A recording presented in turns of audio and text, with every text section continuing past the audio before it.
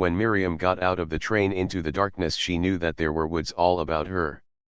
The moist air was rich with the smell of trees' wet bark and branches, moss and lichen, damp dead leaves. She stood on the dark platform snuffing the rich air. It was the end of her journey. Anything that might follow would be unreal compared to that moment. Little bulbs of yellow light further up the platform told her where she must turn to find the things she must go to meet. How lovely the air is here. The phrase repeated itself again and again, going with her up the platform towards the group of lights. It was all she could summon to meet the new situation. It satisfied her, it made her happy. It was enough, but no one would think it was enough. But the house was 2 miles off. She was safe for the present. Throughout the journey from London, the 2-mile drive from the station had stood between her and the house. The journey was a long solitary adventure, endless, shielded from thoughts of the new life ahead and leaving the past winter in the Gunnersbury villa far away, vanquished, almost forgotten. She could only recall the hours she had spent shivering apathetically over small fires, a moment when she had brought a flush of tears to her mother's eyes by suddenly telling her she was maddeningly unreasonable, and another moment alone with her father when she had stood in the middle of the hearthrug with her hands behind her and ordered him to abstain from argument with her in the presence of her mother because it gives her pain when I have to show you that I am at least as right as you are, and he had stood cowed and silent. Then the moment of accepting the new post, the last days of fear and isolation and helplessness in hard winter weather, and the setting off in the main line train that had carried her away from everything into the spring. Sitting in the shabbily upholstered, unexpectedly warm and comfortable main-line train, she had seen through the mild muggy air bare woods on the horizon, warm and tawny, and on the near copses a ruddy purpling bloom. Surprise had kept her thoughtless and rapt. Spring, a sudden pang of tender green seen in suburban roadways in April, one day in the Easter holidays, bringing back the forgotten summer and showing you the whole picture of summer and autumn in one moment, but evidently there was another spring, much more real and wonderful, that she had not known, not a clear green thing, surprising and somehow disappointing you, giving you one moment and then rushing your thoughts on through vistas of leafage, but tawny and purple gleamings through soft mist, promising, a vision of spring in dim rich faint colors, with the noisy real rushing spring still to come, a thing you could look at and forget, go back into winter, and see again and again, something to remember when the green spring came, and to think of in the autumn, spring, coming, perhaps spring was coming all the year round. She looked back, wondering. This was not the first time that she had been in the country in March. 2 years ago, when she had first gone out into the world, it had been March, the night journey from Barnes to London, and on down to Harwich, the crossing in a snowstorm, the afternoon journey across Holland, grey sky, flat bright green fields, long rows of skeleton poplars. But it was dark before they reached the wooded German country. The spring must have been there, in the darkness. And now coming to Newlands she had seen it. The awful blind cold effort of coming to Newlands had brought a new month of spring, there for always. And this was the actual breath of it, here, going through her in the darkness. Someone was at her side, murmuring her name, a footman. She moved with him towards a near patch of light which they reached without going through the station building, and in a moment the door of a little brougham closed upon her with a soft thud. She sat in the softly lit interior, holding her umbrella and her undelivered railway ticket in careful fingers. The footman and a porter were hoisting her Saratoga trunk. Their movements sounded muffled and far off. The brougham bowled away through the darkness softly. The lights of the station flickered by and disappeared. The brougham windows were black. No sound but the faint rumble of the wheels along the smooth road. Miriam relaxed and sat back, smiling. For a moment she was conscious of nothing but the soft-toned, softly lit interior, the softness at her back, the warmth under her feet and her happy smile. Then she felt a sudden strength, the smile coming straight up so unexpectedly from some deep where it had been waiting, was new and strong and exhilarating. It would not allow itself to dimple, it carried her forward, tiding her over the passage into new experience and held her back, at the same time, it lifted her and held her suspended over the new circumstances in rapid contemplation. She pressed back more steadily into the elastic softness and sat with bent head, eagerly watching her thoughts. This is me, this is right, I'm used to dainty broughams, I can take everything for granted. I must take everything absolutely for granted. The moments passed, carrying her rapidly on. There was a life ahead that was going to enrich and change her as she had been enriched and changed by Hanover, but much more swiftly and intimately. She was changed already. Poverty and discomfort had been shut out of her life when the brougham door closed upon her. For as long as she could endure and achieve any sort of dealing with the new situation, they had gone, the worry and pain of them could not touch her. Things that rose warm and laughing and expanding within her now, that had risen to the beauty and music and happiness of Germany and been crushed because she was the despised pupil teacher, that had dried up and seemed to die in the English boarding school, were going to be met and satisfied. She looked down at the hands clasped on her knees, the same hands and knees that had ached with cold through long winter days in the basement schoolroom, chilblains, the everlasting unforgettable aching of her sore throat, things that had made her face yellow and stiff or flushed with fever, gone away forever. Her old self had gone, her governess self. It had really gone weeks ago, got up and left her in that moment when she had read Mrs. Corey's letter in Bennett's villa in the middle of a bleak February afternoon. A voice had seemed to come from the large handwriting scrawling across the faint blue page under the thick neat small address in raised gilt. The same voice, begging her to come for a few weeks and try, seemed to resound gently in the brougham. She had not accepted the situation, she had accepted something in Mrs. Corey's imagined voice coming to her confidently from the big wealthy house. The brougham passed a lamp and swerved in through a gate, bowling along over softly crunching gravel. She pressed reluctantly against the cushioned back. The drive had been too short. Bennett's friends had given the Coreys wrong ideas about her. They wanted a governess. She was not a governess. There were governesses, the kind of person they wanted. It was a mistake, another mistake. The brougham made a beautiful dull humming, going along a tree-lined tunnel. What did the Coreys want of her, arriving in their brougham? What did they expect her to do?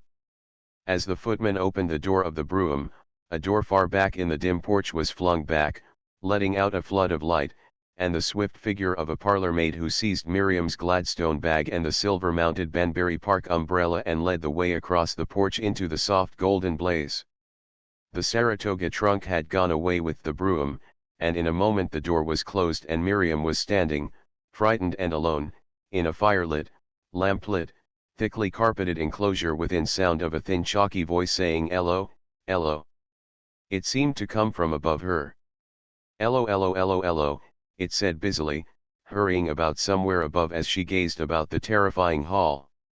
It was somehow like the box office of a large theater, only much better. The lamplight, there seemed to be several lamps shaded with low-hanging old gold silk, and the rosy light from the huge clear fire in a deep grate fell upon a thick pale greeny-yellow carpet, the little sets with their huge cushions, and the strange-looking pictures set low on dull gold walls. In two directions the hall went dimly away towards low archways screened by silently hanging bead curtains. "Ello, Ello, Ello, Ello," said the voice coming quickly downstairs. Half raising her eyes, Miriam saw a pale turquoise blue silk dress, long and slender with deep frills of black chiffon round the short sleeves and a large frill draping the low-cut bodice, a head and face, sheeny bronze and dead white, coming across the hall.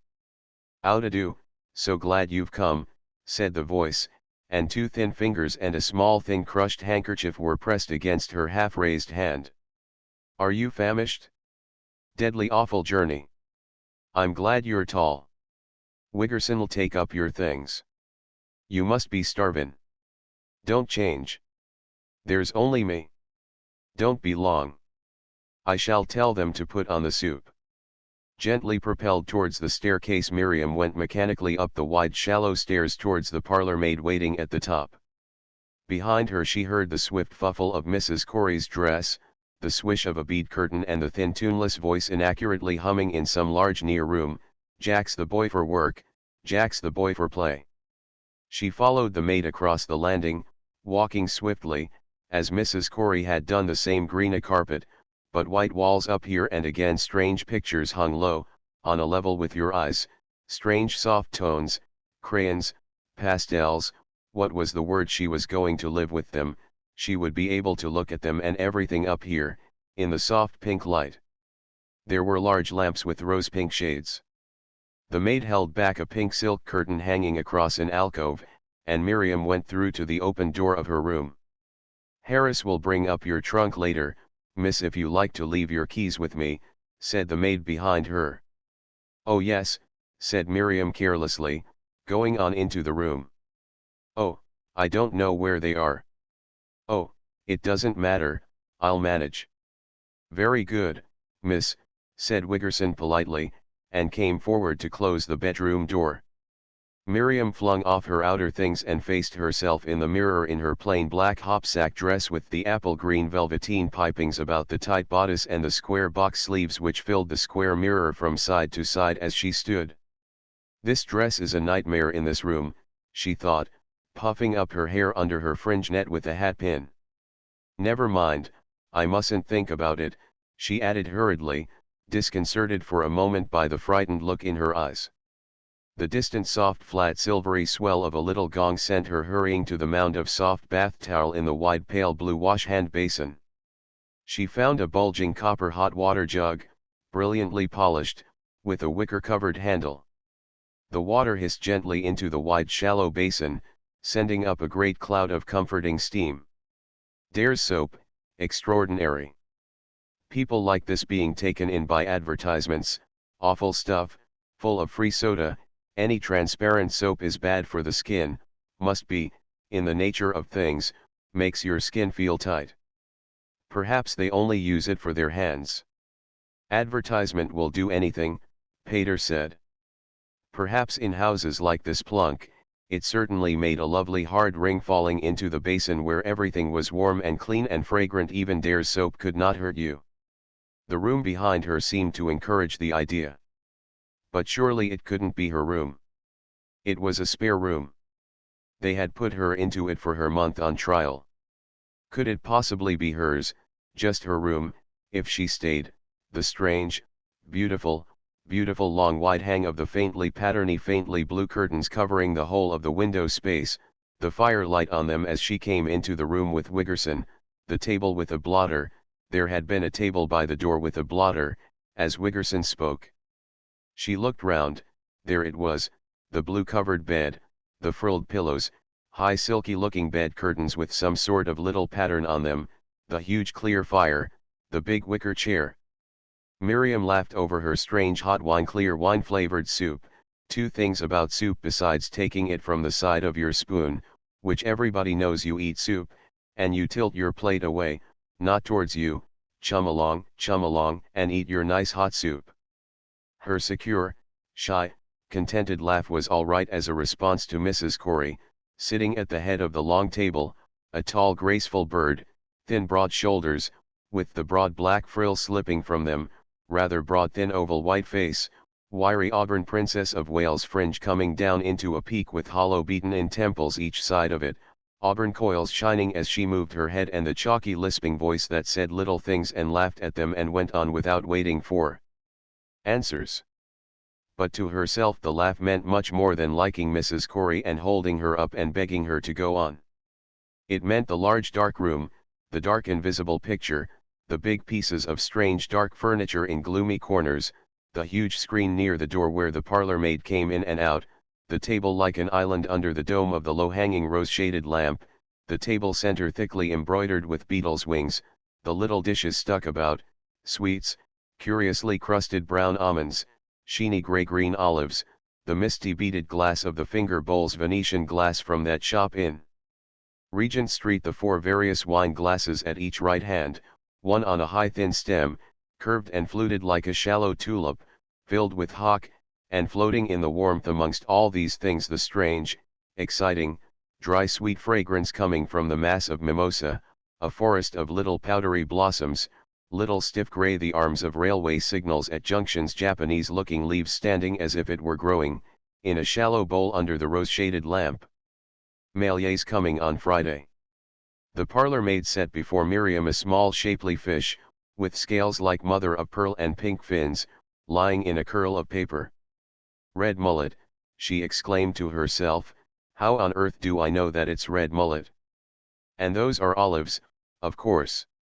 Mrs. Corey was humming to herself about Maillet as the fork in her thin little fingers plucked fitfully at the papered fish. Do you know Planchette? She asked, in a faint sing-song, turning with a little bold pounce to the salt cellar close at Miriam's left hand. "Oh," said Miriam intelligently. Planchette. Planchette. Cloches de Cornevally. Planquette. Is Planchette a part of all this? Planchette, a French dressmaker, perhaps. She turned fully round to Mrs. Corey and waited, smiling sympathetically. It's deadly uncanny, Mrs. Corey went on, I can tell you. Deadly. Her delicate voice stopped fearfully and she glanced at Miriam with a laugh. I don't believe I know what it is, said Miriam, sniffing in the scent of the mimosa and savoring the delicate flavor of the fish. These things would go on after Planchette was disposed of, she thought, and took a sip of hock. It's deadly. I hope Maillet'll bring one. She's a fairy, real Devonshire fairy. She'll make it work.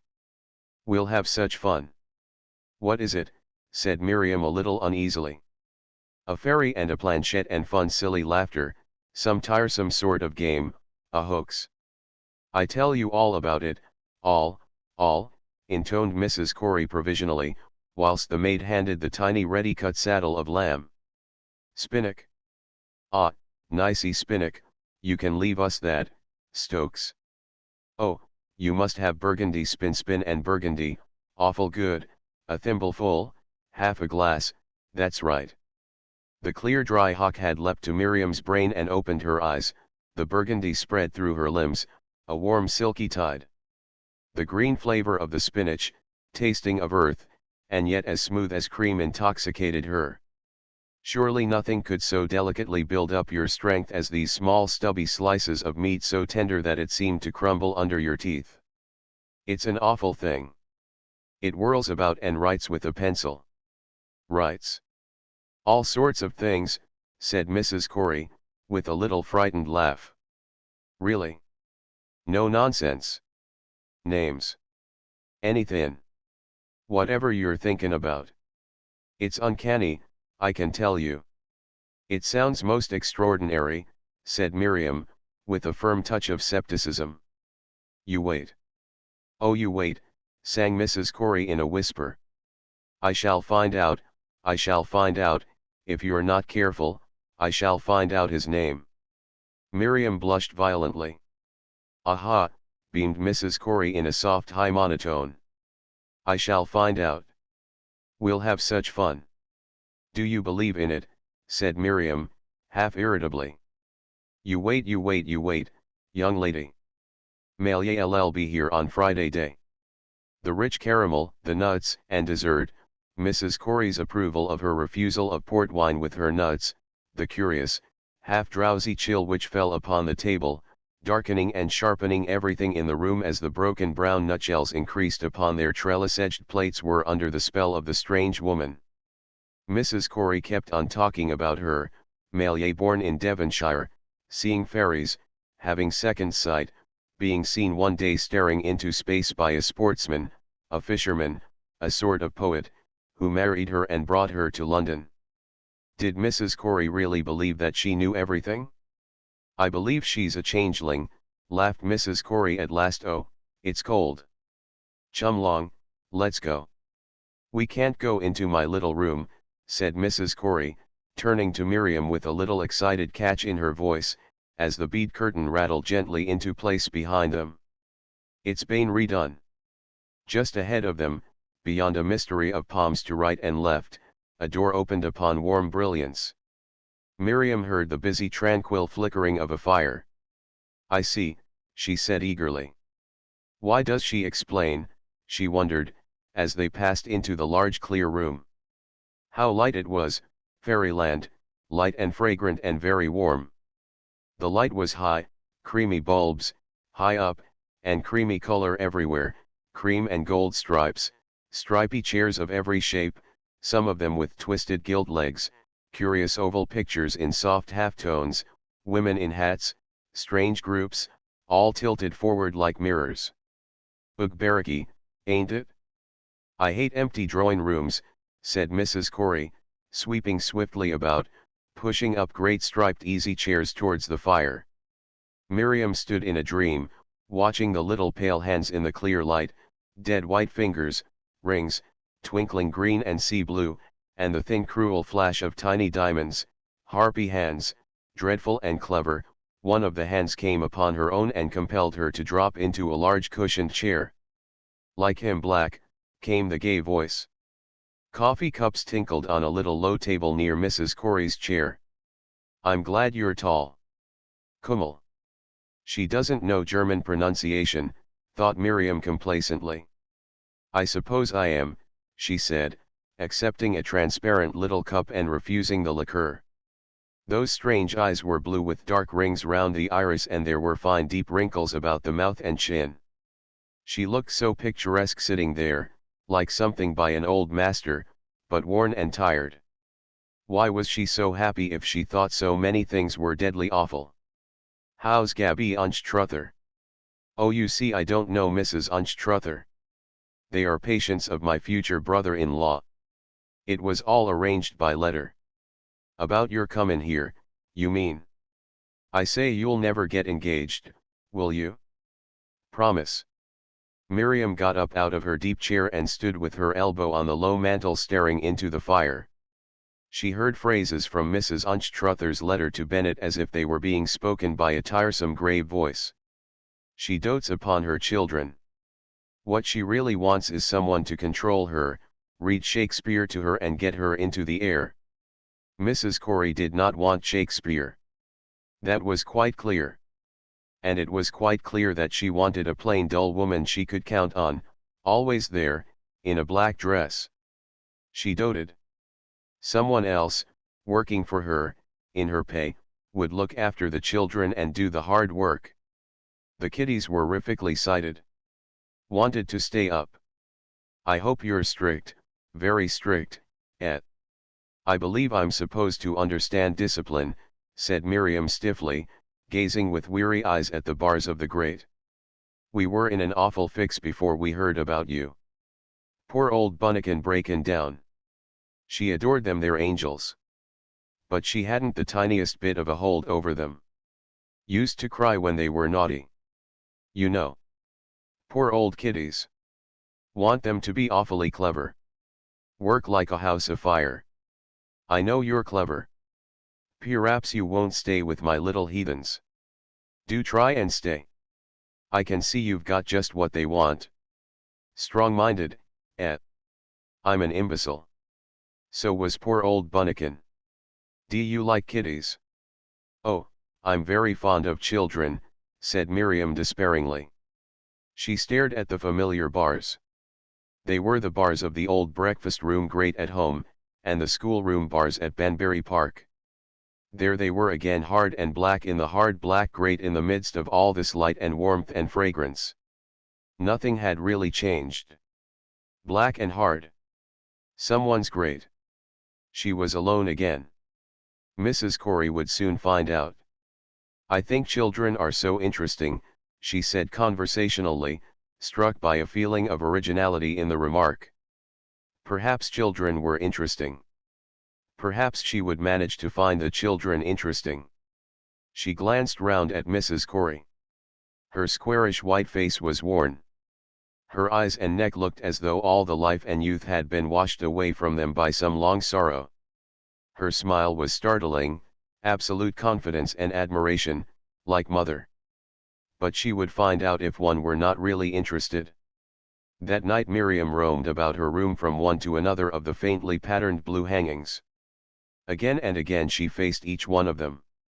For long she contemplated the drapery of the window space, the strange forest-like confusion made in the faint pattern of tiny leaves and flowers by the many soft folds, and turned from it for a distant view of the draperies of the bed and the French wardrobe. Sitting down by the fire at last she had them all in her mind's eye. She was going to be with them all night. If she stayed with them long enough she would wake one day with red bronze hair and a pale face and thin white hands. And by that time life would be all strange draperies and strange inspiring food and mocking laughing people who floated about hiding a great secret and servants who were in the plot, admiring and serving it and despising as much as anybody the vulgar things outside. Her black dress mocked at these thoughts and she looked about for her luggage. Finding the Saratoga trunk behind the draperies of the French wardrobe she extracted her striped flannelette dressing gown and presently sat down again with loosened hair. Entrenched in her familiar old dressing gown, she felt more completely the power of her surroundings. Whatever should happen in this strange house she had sat for one evening in possession of this room. It was added forever to the other things. And this one evening was more real than all the 15 months at Banbury Park. It was so far away from everything, trams and people and noise. It was in the center of beautiful exciting life, perfectly still and secure. Creeping to the window she held back the silk cord rim of a curtain. A deep window seat, a row of oblong lattices with leaded diamond panes. One of the windows was hasped a few inches open. No sound came in, soft moist air and the smell of trees. Nothing but woods all round, everywhere. The next morning a housemaid tapped at Miriam's door half an hour after she had called her to say that her breakfast was laid in the schoolroom. Going out onto the landing she discovered the room by a curious rank odor coming towards her through a half-opened door. Pushing open the door she found a large clear room, barely furnished, carpeted with linoleum and cold in the morning light pouring through an undraped window. In the great smoked a half-ignited fire and one corner of the hearthrug caught by a foot lay turned back. Across one end of the baize-covered table a cloth was laid, and on it stood a small crowded tray, a little teapot, no cozy, some rather thick slices of bread and butter, a small dish of marmalade, a small plate and cup and saucer piled together, and a larger plate on which lay an unfamiliar fish, dark brown, curiously dried and twisted and giving out a strong salt-smoky odor. Miriam sat uncomfortably on the edge of a cane chair getting through her bread and butter and tea and one mouthful of the strong dry fish, feeling, with the door still standing wide, like a traveler snatching a hasty meal at a buffet. She tried to collect her thoughts on education. Little querulous excited sounds came to her from across the wide landing. Presently there came the swift floundering of a print dress across the landing and Wiggerson, long and willowy and capless with a cold red nose and large red hands, her thin small head looking very young with its revealed bunch of untidy hair, appeared in the schoolroom doorway with an unconscious smile hesitating on her pale lips and in her pale blue eyes. "It isn't very comfortable for you," she said in a hurried voice. "I say, my word," she went to the chilly grate and bent down for the poker. Miriam glanced at the solicitous droop of her long figure. "Stokes hasn't half laid it," went on Wiggerson. "If I were you I should have breakfast in my room. They all do, except Mr. Corey when he's at home. The other young lady was Daly." She didn't stop. "I should, if I were you," she finished, getting lightly to her feet. She stood between the door and the fireplace, half turned away, and gazing into space with her pale strong eyes, every line in her long pure unconscious figure waiting for Miriam's response. "Do you like me, Wiggerson?" said Miriam within. "You'll have toothache and neuralgia with that thin head. You're devoted to your relations. You've got a tiresome sickly old mother. You'll never know you're a servant." "I think perhaps I will," she drawled, clearing her throat. "All right," said Wiggerson, with a lit face. "I'll tell them." 2. As Miriam sat having tea with the children in the dining room the brougham drove up to the door. "There's someone arriving," she said, hoping to distract the attention of the children from her fumblings with the teapot and the hot water jug. They had certainly never met anyone who did not know how to pour out tea. But they were taken in by her bored tone.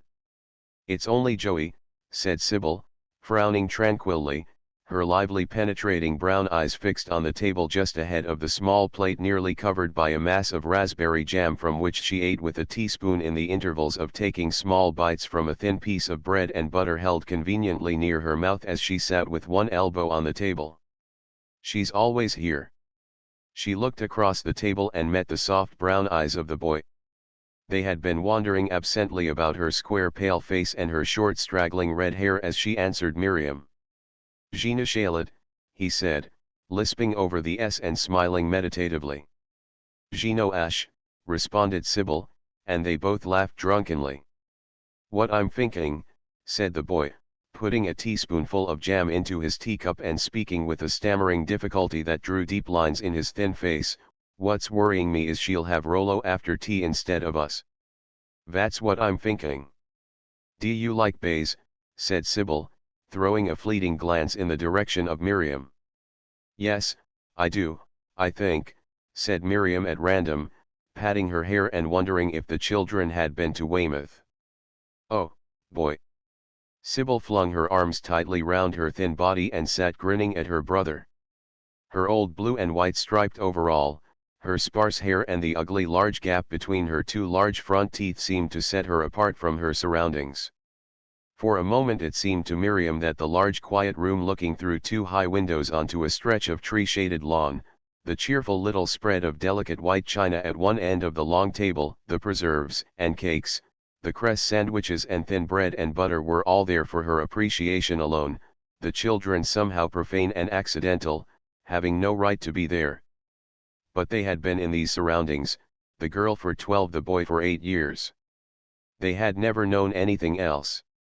For years life had been for them just what it was today: breakfast in bed, chirping at their mother from the dressing rooms where they slept, and scolding at Stokes as she waited on their toilet, jocularly and impatiently learning lessons from little textbooks for an hour or so in the morning, spending their afternoons cantering about the commons and along the sandy roadways with the groom, driving with their mother or walking with the governess, and every day coming in at the end of the afternoon to this cozy, dainty grown-up tea, with their strange untroubled brooding faces. They would grow up and be exactly like their parents. They did not know anything about their fate. It was a kind of prison. Perhaps they knew. Perhaps that was what they were always brooding over. No, they did not mind. Their musings were tranquil. They were waiting. They had silent conversations all the time. To be with them after being so long with the straining, determined, secretly ambitious children at Banbury Park was a great relief. The way they moved their heads and used their hands, the boys' hands were wonderful, the palest fine brown silk, quick eloquent little claws, promising understanding and support. Fine little hands and steady gentle brown eyes. Bays. Bright bays. Roans. Strawberry roans. Chestnuts. Chestnut bays. The children sat facing each other, each with clasped hands, and eyes lit with dreams. Miriam listened. Bay, then, must be that curious liver color that was neither brown nor chestnut. "Our ponies are bay," said Sybil quickly, with flushed face. "Boys and mine, the Brougham and Victoria horses, are chestnut bays, and we've got 2 dogs, a whippet bitch, she's in the stables now, and a Great Dane. I'm going to have a Willoughby pug pup on my birthday." Mrs. Corey was standing in the hall when the little tea party came out of the dining room. She raised her head and stood shaped in the well-cut lines of her long brown and fawn check coat and skirt against the bead curtain that led to the drawing room, looking across at them. The boy tottered blindly across the hall with arms outstretched. "Oh, Rollo, Rollo," he said brokenly, as he reached her, pressing his hands up against her grey suede waistcoat and his face into her skirt, "are we going to have you?" Mrs. Corey began singing in a thin laughing voice, taking the boy by the wrists. "No, no," he said sharply, "let me hold you a minute." But Mrs. Corey danced, forcing his steps as he pressed against her. Up and down the hall they capered while Sybil pranced round them, whirling her skirts and clapping her hands. Miriam sank into a settee. The cold March sunlight streaming in through the thinly curtained windows painted the sharply bobbing figures in faint shadows on the wall opposite her. When the dancers were breathless, the little party strayed into the drawing room. Presently they were gathered at the piano. Mrs. Corey sat on a striped ottoman and peering closely picked out the airs of songs that made Miriam stare in amazement. They all sang. Slowly and stumblingly, with many gasps of annoyance from Mrs. Corey and the children violently assaulting each other whenever either of them got ahead of the halting accompaniment, they sang through all the songs in an album with a brightly decorated paper cover. But in their performance there was no tune, no rhythm, and the words spoken out slowly and separately were intolerable to her. One song they sang 3 times. Its chorus. Stibu stibi. Sti oo. Sti boo. Stibi. Which Sybil could sing without the piano with an extraordinary flourishing rapidity, pirouetting as she sang. They attacked again and again, slowly and waveringly, fitting the syllables note by note into the printed line of disconnected jerkily tailed qua-verse. They thought this was music. Encouraged at last by the fervour of the halting performance, Miriam found herself seated at the piano attacking the score. They went through the songs from the beginning, 3 thin blissful wavering tremulous voices, with a careful perfect monotony of emphasis, uninfluenced by any variation of accent or inflection introduced by Miriam into the accompaniment. Looking round as they reached the end, she saw flushed rapt faces with happy eyes gleaming through the gathering twilight. They smiled at her as they sang. When they had finished they lit the piano candles and sang Stibu once more. Stibu, stibi, stiibidi-oo, stiibidi-boo, stibi, sang Miriam, getting into the large square bodice of her silk-et evening dress. Its great oblong box-like elbow sleeves more than filled the mirror as she stood. They were stiffened with stout muslin, and stood squarely out from shoulder to elbow, so that the little band of silk edged with a piping of salmon pink velveteen which held them round the arm just above the elbow could only be seen when she raised her arms. The piping was repeated round the square neck of her bodice, cutting in front across the bust just below the collar bone and at the back just above her shoulder blades. She sang the little refrain at intervals until her toilet was completed by the pinning of a small salmon pink velvet bow against the left side of the hard mass of her coiled hair and went humming downstairs into the hall. The solace of her new patent leather shoes felt pleasantly smooth against the thick carpet. She went across the hall to prop a foot against the fender and take one more reassuring look at the little disc of steel beads adorning her toe. "Stibu, won't you come in here?" said a soft staccato bass voice, a woman's voice, but deep and rounded like the voice of a deep-chested watchdog barking single soft notes after a furious outbreak. Miriam looked round. Wiggerson was lighting the big lamp in the dining room, peering up under the rose-colored shade.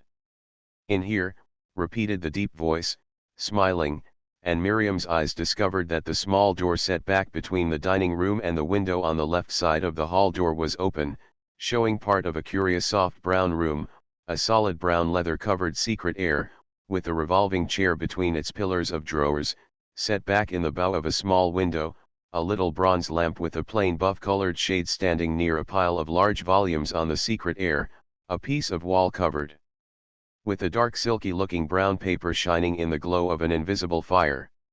She went forward across the hall into the room with a polite, pleased, hesitating smile. There was a faint, rich, exciting odor in the warm little room, cigars, leather, a sort of deep freedom. The rest of the house seemed suddenly far away. Colored drawings of houses on the little brown walls, 2 enormous deep low leather armchairs drawn up on either side of an enormous fire, a littered mantel shelf. "I saw you through the crack," said a lady, fitted deeply into one of the large chairs. She held out a small hand when Miriam was near enough to take it and said softly and lazily, "You're the new governess, aren't you?" "I'm Joey Banks." "Yes, I came yesterday," said Miriam serenely. Sinking into the second armchair, she crossed her knees and beamed into the fire. "What perfect security." She turned to Mr. Corey, unknown and mysteriously away somewhere in London, to thank him for setting her here, protected from the whole world in the deeps of his study chair, all the worry and the noise and the fussing people shut away. If suddenly he came in, she would not thank him, but he would know. He would be sitting in the other armchair, and she would say, "What do you think about everything?" Not so much to hear what he thought, but because some of his thoughts would be her thoughts. Thought was the same in everybody who thought at all. She would sit back and rest and hear an understanding voice. He might be heavy and fat, but a leading QC must have thoughts, and he had been thin once, and there were those books, and he would read newspapers, perhaps too many newspapers. He would know almost at once that she thought he read too many newspapers. She would have to conceal that to hear the voice going on and leaving her undisturbed. Of course people like this wore evening dress every day. You could only rest and think and talk and be happy without collars and sleeves, with the cool beaded leather against one's neck and arms in the firelight. She gazed familiarly into her companion's eyes, taking in her soft crimson silk evening dress with its wide folded belt of black velvet and the little knots of black about the square sleeves, as the eyes smiled long and easily into hers, the smile of one of the girls at the Putney school, the same dark fringed caressing smiling eyes set in delicately bulging pale brown cheeks, the same little frizz of dark hair. She felt for the name, but could only recall the sense of the girl as she had sat, glints of fear and hard watchfulness in the beautiful eyes, trying to copy her neighbor's exercise. This girl's dull hair was fluffed cloudily, and there was no uneasiness in the eyes. Probably she too had been a duffer at school and had had to crib things. But she had left all that behind, and her smile was perfect. "You look like an Oriental princess," said Miriam, gazing. Joey flushed and smiled more deeply, but without making the smallest movement. "Do I, Wheatley?" "Exactly," said Miriam, keeping her own pose with difficulty.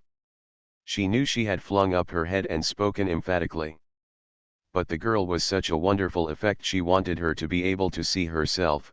She was not quite of the same class as the Coreys, or different, somehow. Miriam gazed on. Raising the large black cushion a little, turning her head and pressing her cheek into it, her eyes still on Miriam's, Joey laughed a short contralto gurgle, bringing the sharp dimples and making her cheeks bulge slightly on either side of the chin. "I brought it in from Rollo's room," she said. "I like Bane in here. Rollo never comes in, but she always has a fire in here when she's got people stoppin'. You can pop in here whenever you like when Felix isn't at home. It's jolly. I like it."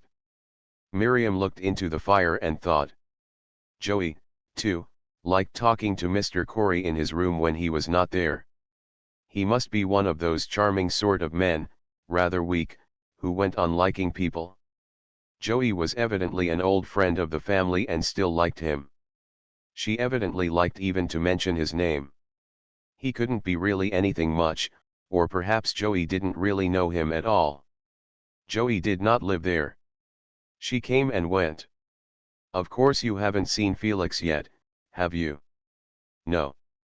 Joey straightened her head on her pillow. "It's not the least use me tryin' to describe him to you," she breathed in broken tones. Miriam struggled uneasily with her thoughts, a leading Q.C. about 40. "Oh, do try," she said, a little fearfully. "How vulgar, just like a housemaid." No, Wiggerson would never have said such a thing, nor asked at all. It was treachery to Mr. Corey. If Joey said anything more about him, she would never be able to speak to him freely. "He's divine," said Joey, smiling into the fire. How nice of Joey to be so free with her and want her to like him too. The gong. They both rose and peered into the little strip of mirror in the small overmantel. Divine might mean anything. Divine, oh, quite too utterly too, greenery yellery Grosvenor Gallery foot in the grave young man. 3. The next day the ground was powdered with snow. Large snowflakes were hurrying through the air, driving to and fro on a harsh wind. The wind snored round the house like a flame and bellowed in the chimneys. An opened window let in the cold air and the smell of the snow. No sound came from the woods. The singing of the birds and the faint sound of the woods had gone. But when Miriam left her room to go across to the schoolroom and wait for the children, she found the spring in the house. The landing was bright with the light streaming through many open doors. Rooms were being prepared. On a large tray on the landing table lay a mass of spring flowers and little flowered bowls of many shapes and sizes filled with fresh water. Stokes and Wiggerson were fluttering in and out of the rooms carrying frilled bed linen, lace-edged towels and flowered bedspreads. People with money could make the spring come as soon as the days lengthened. Clear bright rooms, bright clean paint, soft-colored hangings, spring flowers in the bright light on landings. The warmth from stoves and fires seemed as if it came from the sun. Its glow changed suddenly to the glow of sunlight. It drew the scent of the flowers into the air. And with the new scent of the new flowers something was moving and leaping and dancing in the air. Outside the wintry weather might go on and on as though the spring would never come. In a dull cheap villa there might be a bunch of violets in a bowl on a whatnot. Snuffing very close you could feel the tide of spring wash through your brain. But only in the corner where the violets were. In cold rooms upstairs you could remember the violets and the spring, but the spring did not get into the house. There was an extraordinary noise going on downstairs. Standing inside the schoolroom door Miriam listened. Joey's contralto laugh coming up in gusts, the sound of dancing feet, the children shouting names, Mrs. Corey repeating them in her laughing wavering chalky voice. Joey, certainly Joey was not dancing about. She was probably sitting on the sofa watching them, and thinking. Fancy their being so excited about people coming. Just like any ordinary people. She went into the schoolroom saying over the names to herself. Maillet today. Dad and Mr. Staple Craven tomorrow, the beanpole for Sunday, someone they knew very well. It might be either a tall man or a tall woman. They made the house spring-like because people were coming. Would the people notice that the house was spring-like? Would they realize? People did not seem to realize anything. They would put Ronies the flowers, they ought to feel wild with joy, join hands and dance round the flowers. At lunchtime the door at the far end of the dining room stood open showing the shrouded length of a billiard table, and beyond it at the far end in the gloom a squat oak chimney piece littered with pipes and other small objects. The light, even from the overcast sky, came in so brilliantly that the holland cover looked almost white. There must be several windows, perhaps 3. What a room to have, just for a billiard room. A quiet, mannish room, waiting until it was wanted, the pockets of the table bulging excitingly under the cover, the green glass supports under the squat round stoutly spindling legs, a bit of a huge armchair showing near the fireplace, the end of a sofa, the green shaded lamps low over the table, the dark untidy mantelpiece, tobacco, books, talks, billiards. In there too the spring flowers stood ready on the table. They would be put somewhere on the wide dark mantel, probably on a corner out of the way. We used to play table billiards at home, said Miriam at random, longing to know what part the billiard room played in the weekend. Billy, said Mrs. Corey, oh, we'll have some fun. We'll all play. It was such a bore stretching the webbing, said Miriam critically, avoiding Sybil's eager eyes. It must have been, but how awfully jolly to have billiards. I simply adore billiards, said Joey fervently. Such a fearful business getting them absolutely taught, pursued Miriam, feeling how much the cream caramel was enhanced by the sight of the length, beyond the length of the dining room, of that bright long heavy room. She imagined it lit and people walking about amongst the curious lights and shadows with cues and cigarettes, quiet intent faces. Englishmen. Did the English invent billiards? Poor old Joey. Wish you weren't going to the dentist. You won't be here when Maillet comes. Don't mind the dentist a scrap. I'm looking forward to it. I shall see Maillet tonight. She doesn't like her, thought Miriam, people being together is awful, like the creaking of furniture. Maillet arrived an hour before dinner time. Miriam heard Mrs. Corey taking her into the room next to her own with laughter and many phrases. A panting, determined voice, like a voice out of a play, the thick, smooth, rather common voice of a fair-haired middle-aged lady in a play kept saying, the pores, my dear. I must open my pores after the journey. I'm choked with it. Presently Malier's door closed and Mrs. Corey tapped and put her head inside Miriam's door. She's goin' to have a steam bath on her floor, got an inyarabur tent on the floor and a spirit lamp. She's gettin' inside it? Isn't she an old cure? She's thinking more about her food than anything they're saying, she doesn't really care about them a bit, thought Miriam at dinner, gazing again and again across at Mrs. Staple Craven's fat little shape seated opposite herself in a tightly fitting pale blue silk dress whose sleeves had tiny puffs instead of the fashionable large square sleeves. Watching her cross unconscious face, round and blue-eyed and all pure milk and roses, her large yellow head with a tiny twist of hair standing up like the handle of a jug, exactly on the top of the crown, her fat white hands with thick soft curly fingers and bright pink nails, the strange blue stare that went from thing to thing on the table, hearing her thick smooth heedless voice, with its irrelevant assertions and statements, Miriam wondered how she had come to be Mrs. Staple Craven. She was no more Mrs. Staple Craven than she was sitting at Mrs. Corey's table. She was not really there. She was just getting through, and neither Mrs. Corey nor Joey really knew this. At the same time she was too stout and gluttonous to be still really a fairy in Devonshire.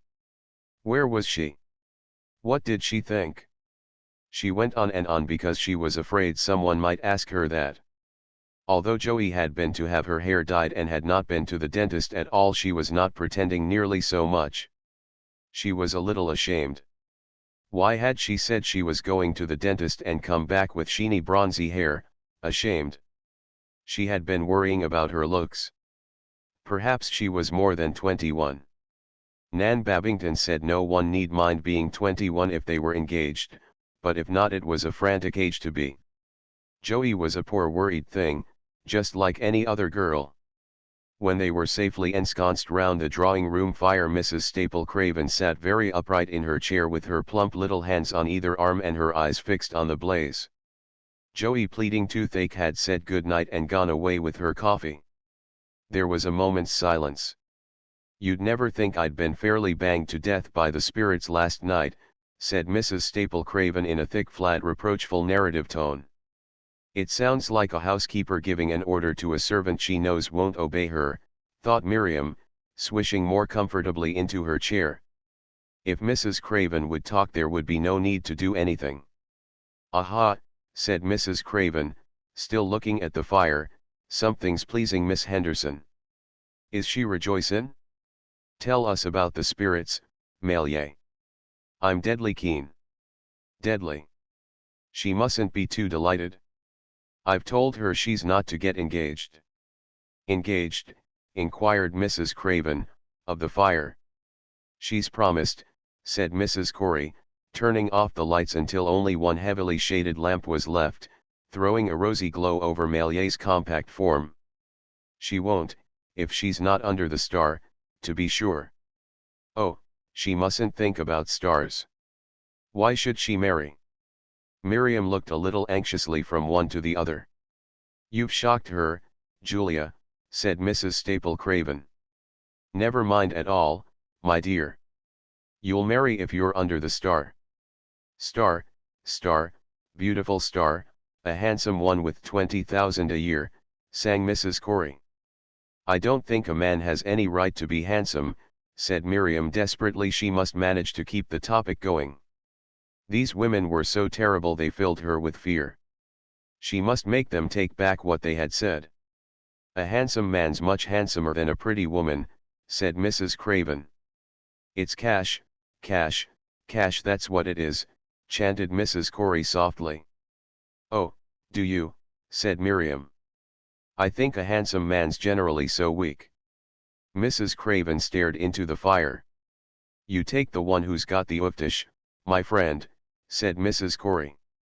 "But you say I'm not to marry." "You shall marry when my poor little old kiddies are grown up. We'll find you a very nice one with plenty of money." "Then you don't think marriage is a failure," said Miriam, with immense relief. Mrs. Corey leaned towards her with laughter in her clear light eyes.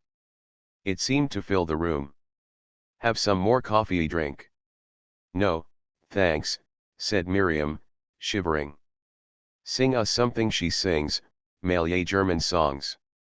Isn't she no end clever? Does she? Said Mrs. Craven. Yes. She's got a singing chin. Sing us a pretty song, my dear.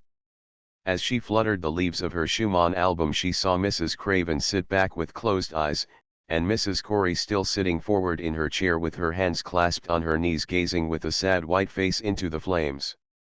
Ich groll nicht, und wenn das Herz aufbricht, sang Miriam, and thought of Germany. Her listeners did not trouble her. They would not understand.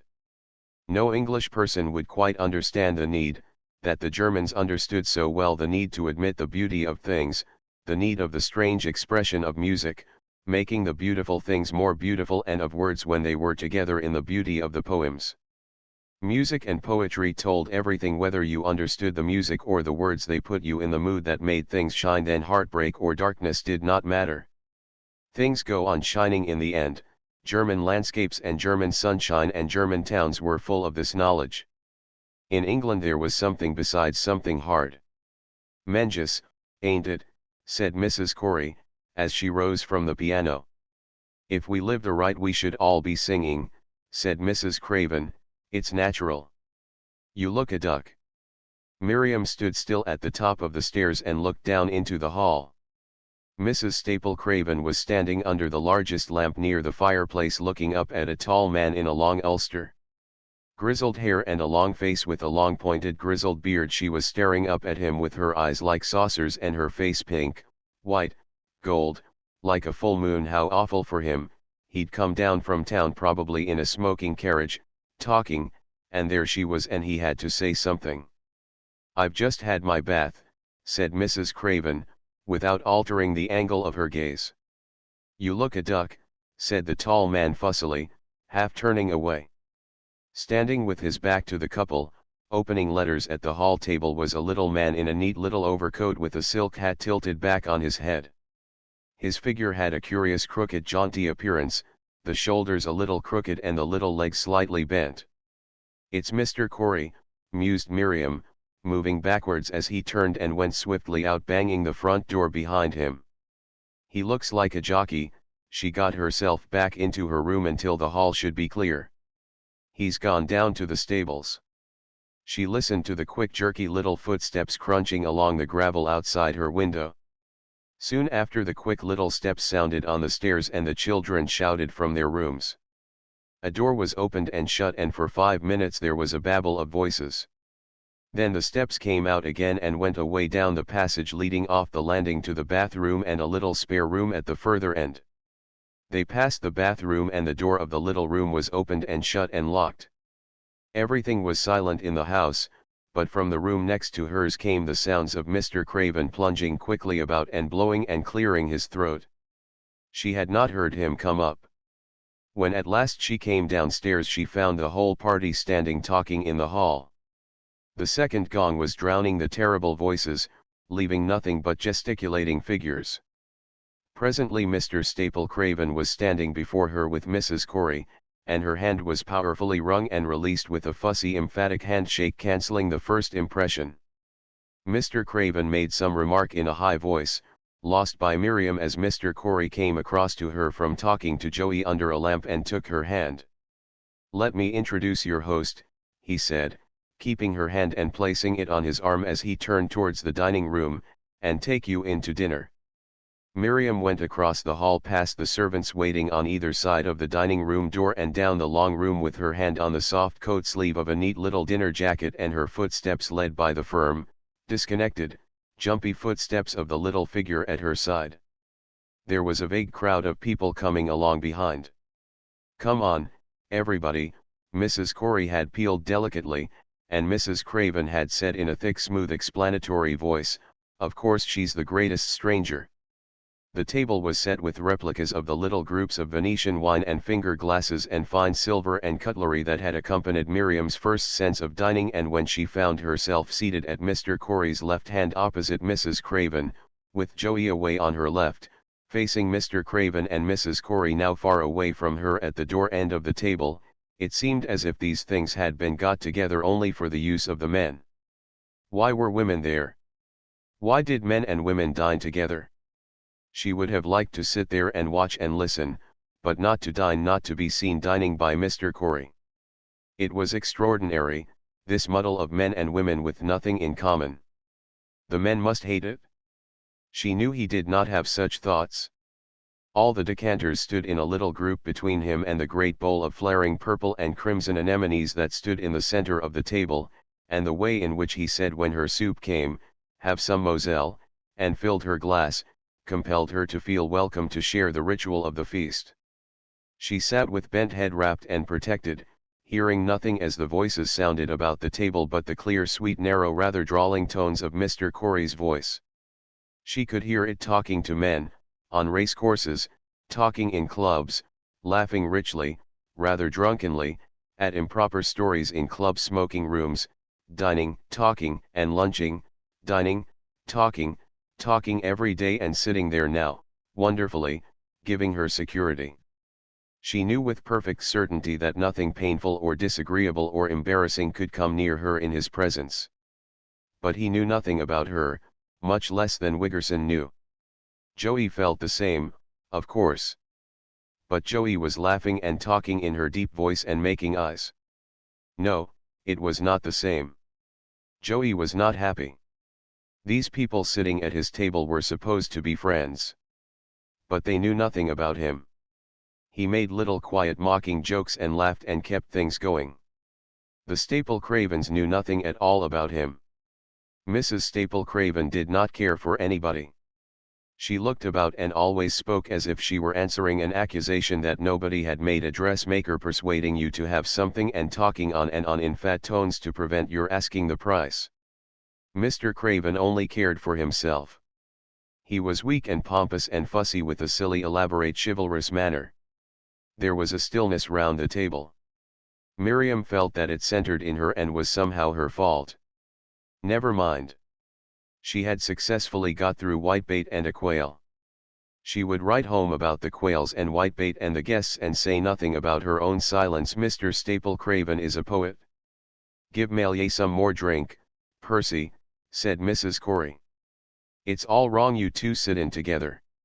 She likes to sit near me, don't you, my duck, said Mr. Craven, looking about for the wine and bowing to and fro from his hips. You've been away so long, murmured Mr. Corey. What sort of a place is Boulogne to stay in? Oh, nothing of a place in itself, nothing of a place. Why do you call it Boulogne? Isn't that right? That's right enough. Come. Miriam waited eagerly, her eyes on Mr. Craven's pink face with the grizzled hair above and below it. How perfectly awful he must look in his nightshirt, she thought, and flushed violently. Boulogne, he was saying carefully, showing his red lips and 2 rows of unnaturally even teeth. Oh, Lord, they mean Boulogne. Both men were talking together. Boulogne is perfectly correct, the correct pronunciation, said Mr. Craven in a loud testy voice, with loose lips. Mrs. Craven gazed up, like a distressed fish, into his flushed face. Mrs. Corey was throwing out her little wavering broken laughs. Keeping his angry voice, Mr. Craven went on. Miriam sat eagerly up and glanced at Mr. Corey. He was sitting with his lips drawn down and his eyebrows raised, his lacquered face. Suddenly his face relaxed and the dark boyish brown head with the clear thoughtful brow and the gentle kind eyes turned towards her. Let's ask Miss Henderson. She shall be umpire. Miriam carefully enunciated the word. The blood sang in her ears as everyone looked her way. The furniture and all the room mimicked her. What did it matter, after all, the right pronunciation? It did matter, not that Boulogne was wrong, but the awfulness of being able to miss the right sound if you had once heard it spoken. There was some awful meaning in the way English people missed the right sound, all the names in India, all the Eastern words. How could an English traveller hear harem, and speak it harem, aswan and say asoun? It made them miss other things and think wrongly about them. That's more like it, she heard Mr. Corey say. There was sheeny braiding round the edges of his curious little coat. "Got you there, Craven, got you there," he was saying somewhere in his mind. His mind went on by itself repeating things wearily. His small austere face shone a little with dining, the corners of his thin lips slackened. "I can read all your thoughts. None of you can disturb my enjoyment of this excellent dinner, none of you can enhance it," but he was not quite conscious of his thoughts. Why did not the others read them? Perhaps they did. Perhaps they were too much occupied to notice what people were thinking. Perhaps in society people always were. The Staple Cravens did not notice. But they were neither of them quite sure of themselves. Mrs. Corey was busy all the time dancing and singing somewhere alone, wistfully. Joey kept throwing her smile at Mr. Corey lounging a little, easily, over the table and saying in her mind, "I understand you, the others don't, I do," and he smiled at her, broadened the smile that had settled faintly all over his face, now and again in her direction. But she did not understand him. Divine, perhaps he was, or could be. But Joey did not know him. She only knew that he had a life of his own and no one else at the table had quite completely. She did not know that with all his worldly happiness and success and self-control he was miserable and lost and needing consolation, but neither did he. Perhaps he never would not find it out because he had so many thoughts and was always talking. So he thought he liked Joey. Because she smiled and responded. "Jabez Balfour," he was saying slowly, savoring the words and smiling through his raised wine glass with half-closed eyes. That was for Mr. Staple Craven, there was some exciting secret in it. Presently they would be two men over their wine and nuts. Mr. Staple Craven took this remark for himself at once, scorning the women with a thick polite insolence. His lips shot out. "Ah," he said busily, "Jabez Balfour, Jabez Balfour, ah," he swung from side to side from his waist. "Let me see, Jabez." "The Liberator scheme," said Mr. Corey interestedly with a bright young eye. "They've got him this time, fairly got him on the hop. Jabez Balfour, what a beautiful name. He could not have done anything wrong." There was a soft glare of anger in Mr. Corey's eyes, as if he were accusing Mr. Staple Craven of some crime, or everybody. Perhaps one would hear something about crime, crime. That's crime, somebody taking down a book and saying triumphantly, "That's crime," and people talking excitedly about it, in the warm, at dinners, like that moment at Richmond Park, the ragged man with panting mouth, running, the quiet grass, the scattered deer, the kindly trees, the gentlemen with triumphant faces, running after him. Enough, enough, he had suffered enough, his poor face, their dreadful faces. He knew more than they did. Crime could not be allowed. People murdering you in your sleep. But criminals knew that the running man knew. He was running away from himself. He knew he had spoiled the grass and the trees and the deer. To have stopped him and hidden him and let him get over it? His poor face. The awful moment of standing up trying to say or do something, feeling so weak, trembling at the knees, the man's figure pelting along in the distance, the two gentlemen passing, their white waistcoats, homes, wives, bathrooms, stuffiness, indigestion. It comes perfectly into line with biblical records, my dear Corey, a single couple, two cells originating the whole creation. I'm maintaining that's not the Darwinian idea at all. It was not a single couple, but several different ones. We're not descended from monkeys at all. It's not natural, said Mrs. Craven loudly, across the irritated voices of the men. Their faces were red. They filled the room with inaccurate phrases, pausing politely between each and keeping up a show of being guest and host. How nice of them. But this was how cultured people with incomes talked about Darwin. The great thing Darwin did, said Miriam abruptly, was to point out the power of environment in evolving the different species selecting. That's it, sang Mrs. Corey. Let's all select ourselves into the drawing room. Now I've offended the men and the women too, thought Miriam. Mr. Staple Craven joined the ladies almost at once. He came in leaving the door open behind him and took a chair in the center of the fireside circle and sat giving little gasps and sighs of satisfaction, spreading his hands and making little remarks about the colors of the fire, and the shape of the coffee cups. There he was, and he would have to be entertained, although he had nothing at all to say and was puzzling about himself and life all the time behind his involuntary movements and polite smiles and gestures. Perhaps he was uneasy because he knew there was someone saying all the time, "You're a silly pompous old man and you think yourself much cleverer than you are." But it was not altogether that. He was always uneasy, even when he was alone, unless he was rapidly preparing to go and be with people who did not know what he was. If he had been alone with the other three women he would have forgotten for a while and half liked, half despised them for their affability. "The great man's always at work, he said suddenly, in a desperate sort of way. They were like some sort of needlework guild sitting round, just people. In the end, it made the surroundings seem quite ordinary.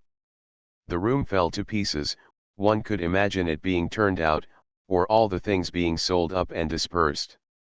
"All work and no play," scolded Mrs. Craven, "makes Jack." Miriam heard the swish of the bead curtain at the end of the short passage. "Here he is," smiled Joey. "A miracle," breathed Mrs. Craven, glancing round the circle. Evidently he did not usually come in. Mr. Corey came quietly into the room with empty hands. In the clear light he looked older than he had done in the dining room, fuller in the face, grey threads showed in his hair. Everyone turned towards him. He looked at no one. His loose little smile had gone. The straight chair into which he dropped with a dreamy, careless, preoccupied air was set a little back from the fireside circle. No one moved. "Absorbed the evidence, M. Ludd," squeaked Mr. Craven. "I am," growled his host, clearing his throat. "Why can't they let him alone?" Miriam asked herself, "and leave him to me," added her mind swiftly. She sat glaring into the fire. The room had resumed its strange magic. "Do you think it is wrong to teach children things you don't believe yourself?" said Miriam, and her thoughts rushed on. "You're an unbeliever and I'm an unbeliever and both of us despise the thoughts and opinions of people. You're a successful wealthy man and can amuse yourself and forget. I must teach and presently die, teach till I die. It doesn't matter. I can be happy for a while teaching your children, but you know, knowing me a little, what a task that must be. You know I know nothing and that I know that nobody knows anything. Comfort me." She seemed to traverse a great loop of time waiting for the answer to her hurried question. Mr. Corey had come into the drawing room dressed for dinner and sat down near her with a half smile as she closed the book she was reading and laid it on her knee and looked up with sentences from a human document ringing through her, and by the time her question was out she knew it was unnecessary. But she had flung it out and it had reached him and he had read the rush of thoughts that followed it. She might as well have been silent, better. She had missed some sort of opportunity. What would have happened if she had been quite silent? His answer was swift, but in the interval they had said all they would ever have to say to each other. "Not in the least," he said, with a gentle decisiveness.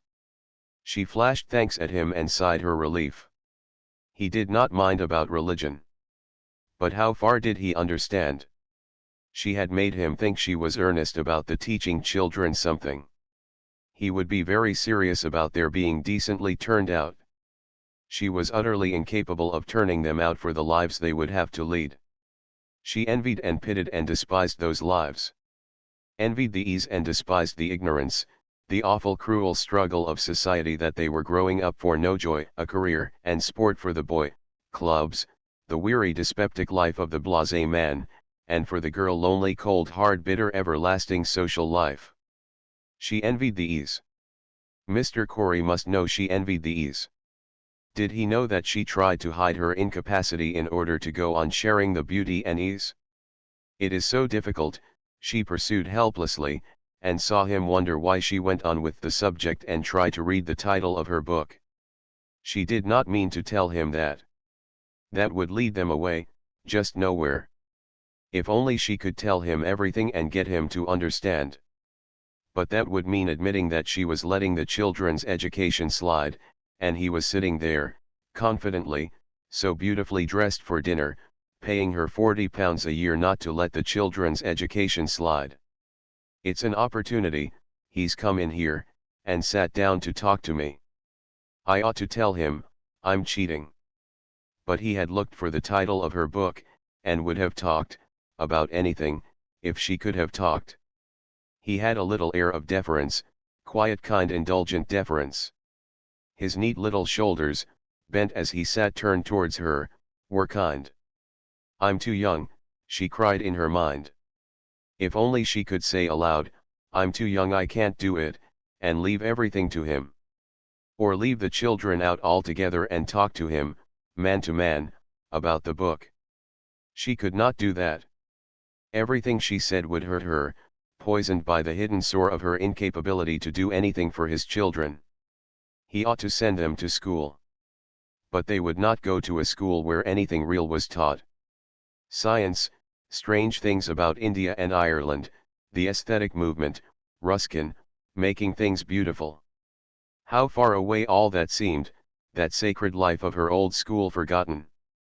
The thought of it was like a breath in the room. Did he know of these things? That sort of school would take the children away, out of this kind of society life. Make them think for themselves. He did not think or approve of thought. Even the hard Banbury Park people would be nearer to him than any of those things. That was the world. Nearly everyone seemed to be in it. He was whimsically trying to read the title of her book with the little half-smile he shared with the boy. People came in and they both rose. It was over.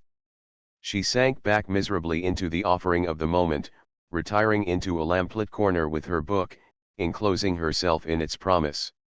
She sat long that night over her fire, dipping into the strange book, reading passages here and there, feeling them come nearer to her than anything she had read before.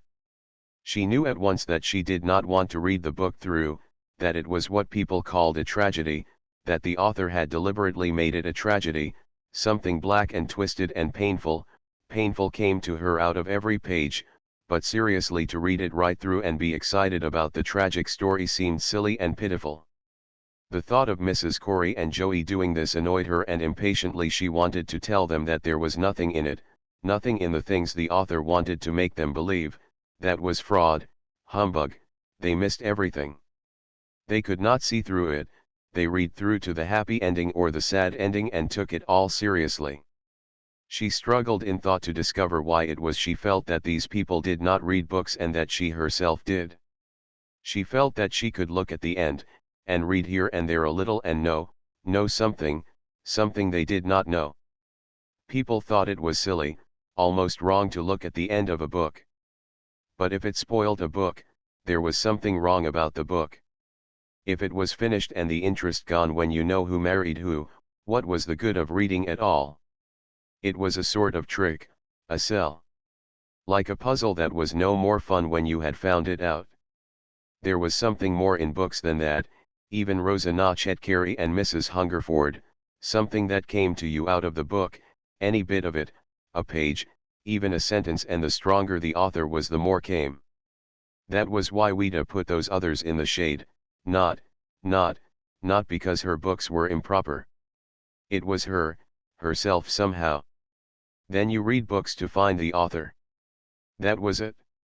That was the difference, that was how one was different from most people. Dear Eve, I have just discovered that I don't read books for the story, but as a psychological study of the author. She must write that to Eve at once, tomorrow. It was rather awful and strange. It meant never being able to agree with people about books, never liking them for the same reasons as other people. But it was true and exciting. It meant, things coming to you out of books, people, not the people in the books, but knowing, absolutely, everything about the author.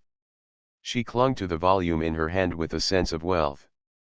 It's very binding, the feeling of it, the sight of the slender serried edges of the closed leaves came to her as having a sacredness, and the world was full of books. It did not matter that people went about talking about nice books, interesting books, sad books, stories. They would never be that to her. They were people. More real than actual people. They came nearer. In life everything was so scrappy and mixed up. In a book the author was there in every word. Why did this strange book come so near, nearer than any others, so that you felt the writing, felt the sentences as if you were writing them yourself? He was a sad pained man, all wrong, bothered and tragic about things, believing in sad black horror. Then why did he come so near? Perhaps because life was sad. Perhaps life was really sad. No, it was somehow the writing, the clearness. That was the thing. He himself must be all right, if he was so clear. Then it was dangerous, dangerous to people like Mrs. Corey and Joey who would attend only to what he said, and not to him. Sadness or gladness, saying things were sad or glad did not matter, there was something behind all the time, something inside people. That was why it was impossible to pretend to sympathize with people. You don't have to sympathize with authors, you just get at them, neither happy nor sad, like talking, more than talking. Then that was why the people who wrote moral stories were so awful. They were standing behind the pages preaching at you with smarmy voices. Bunyan. No. He preached to himself too, crying out his sins. He did not get between you and himself and point at a moral. An author must show himself. Anyhow, he can't help showing himself. A moral writer only sees the mote in his brother's eye. And you see him seeing it. A long letter to Eve. Eve would think that she was showing off. But she would be excited and interested too, and would think about it a little. If only she could make Eve see what a book was, a dance by the author, a song, a prayer, an important sermon, a message. Books were not stories printed on paper, they were people, the real people. I prefer books to people. I know now why I prefer books to people. I do wish you'd tell me more about your extraordinary days. You must have extraordinary days. I do. Perhaps everyone has. Only they don't seem to know it. This morning, the green common lying under the sun, still and wide and silent, with a little breeze puffing over it, the intense fresh green near the open door of the little Catholic church, the sandy pathway running up into the common, hummocky and twisting and winding, its sand particles glinting in the sun, always there, going on, whoever died or whatever happened, winding amongst happy greenery, in and out amongst the fresh smell of the common. Inside the chapel the incense streaming softly up, the 7 little red lamps hanging in the cloud of incense about the altar, the moving of the thick forest of embroidery on the cope of the priest. Funny when he bobbed, but when he just moved quietly, taking a necessary step, all the color of the forest on his cope moving against the still high white colors of the chancel. If only anyone could express how perfect life was at those moments, everyone must know, everyone who was looking must know that life was perfectly happy. That is why people went to church, for those moments with the light on all those things in the chancel. It meant something. Priests and nuns knew it all the time, even when they were unhappy. That was why they could kiss dying people and lepers. They saw something else, all the time. Nothing common or unclean. That was why Christ had blazing eyes. Christianity, the sanctification of bread and wine and lepers and death, the body, the resurrection of the body. Even if there was some confusion and squabbling about Christ, there must be something in it if the things that showed were so beautiful. Hard cold vows, of chastity and poverty. That did it. Emptiness, in face of an unspeakable glory. If one could not, was too weak or proud, verily they have their reward. Everyone got something somehow, in hell, thou art there also, that shows there is no eternal punishment. Earth is hell, with everyone going to heaven. What was the worldly life? The gay bright shimmering lunch, the many guests, the glitter of the table, mayonnaise red and green and yellow, delicate bright wines, strolling in the woods in the afternoon. T. Everyone telling anecdotes of the afternoon's walk as if it were a sort of competition, great bursts of laughter and abrupt silences and then another story. The moments of laughter were something like those moments in church, whilst there was nothing but laughter in the room. Everybody was perfectly happy and good, everybody forgot everything and ran back somewhere, to the beginning, to the time when they were first looking at things, without troubling about anything. But when the laughter ceased, everyone ran away, and the rest of their day together showed in a flash, an awful tunnel that would be filled with the echo of the separate footsteps unless more laughter could be made, to hide the sad helpless sounds. Dinners were like all the noise and laughter of tea time grown steadier, a pillow fight with harder wax and more time for the strokes, no bitterness, just buffeting and shouts, and everyone laughing the same laugh as if they were all in some high secret. They were in some high secret, the great secret of the worldly life, and if you prevented yourself from thinking and laughed, they seemed to take you in. That was the way to live the worldly life. To talk absurdly and laugh, to be lost in laughter. Why had Mrs. Corey seemed so vexed? Why had she said suddenly and quietly in the billiard room that it seemed rummy to go to mass and play billiards in the evening? Be goody if you are. It had spoiled the day. Mrs. Corey would like her to be goody. But then it was she who had pushed her down the steps in the afternoon and called after the actor to take care of her in the woods. There was something too sad about the worldliness and too difficult about goodness. Perhaps one had not gone far enough with worldliness. Take each fair mask for what it shows itself. Nor strive to look beneath it. That was what she had done, drifting about in the wood with the actor listening to his pleasant voice. It was an excursion into pure worldliness. He had never thought for a moment in his life of the world as anything than what it appeared to be. He had no suspicion that anyone ever did. He had accepted her as one of the house party and talked, on and on busily, about his American tour and his hope of a London engagement, getting emphatic about his chance, the chanciness of everything. And she had drifted along, delighting in the pleasant voice sounding through the wood, seeing the wood clear and steady through the pleasant tone, not caring about chance or chanciness but ready to pretend she was interested in them so that the voice might go on, pretending to be interested when he stopped. That was feminine worldliness, pretending to be interested so that pleasant things might go on. Masculine worldliness was refusing to be interested so that it might go on doing things. Feminine worldliness then meant perpetual hard work and cheating and pretense at the door of a hidden garden, a lovely hidden garden.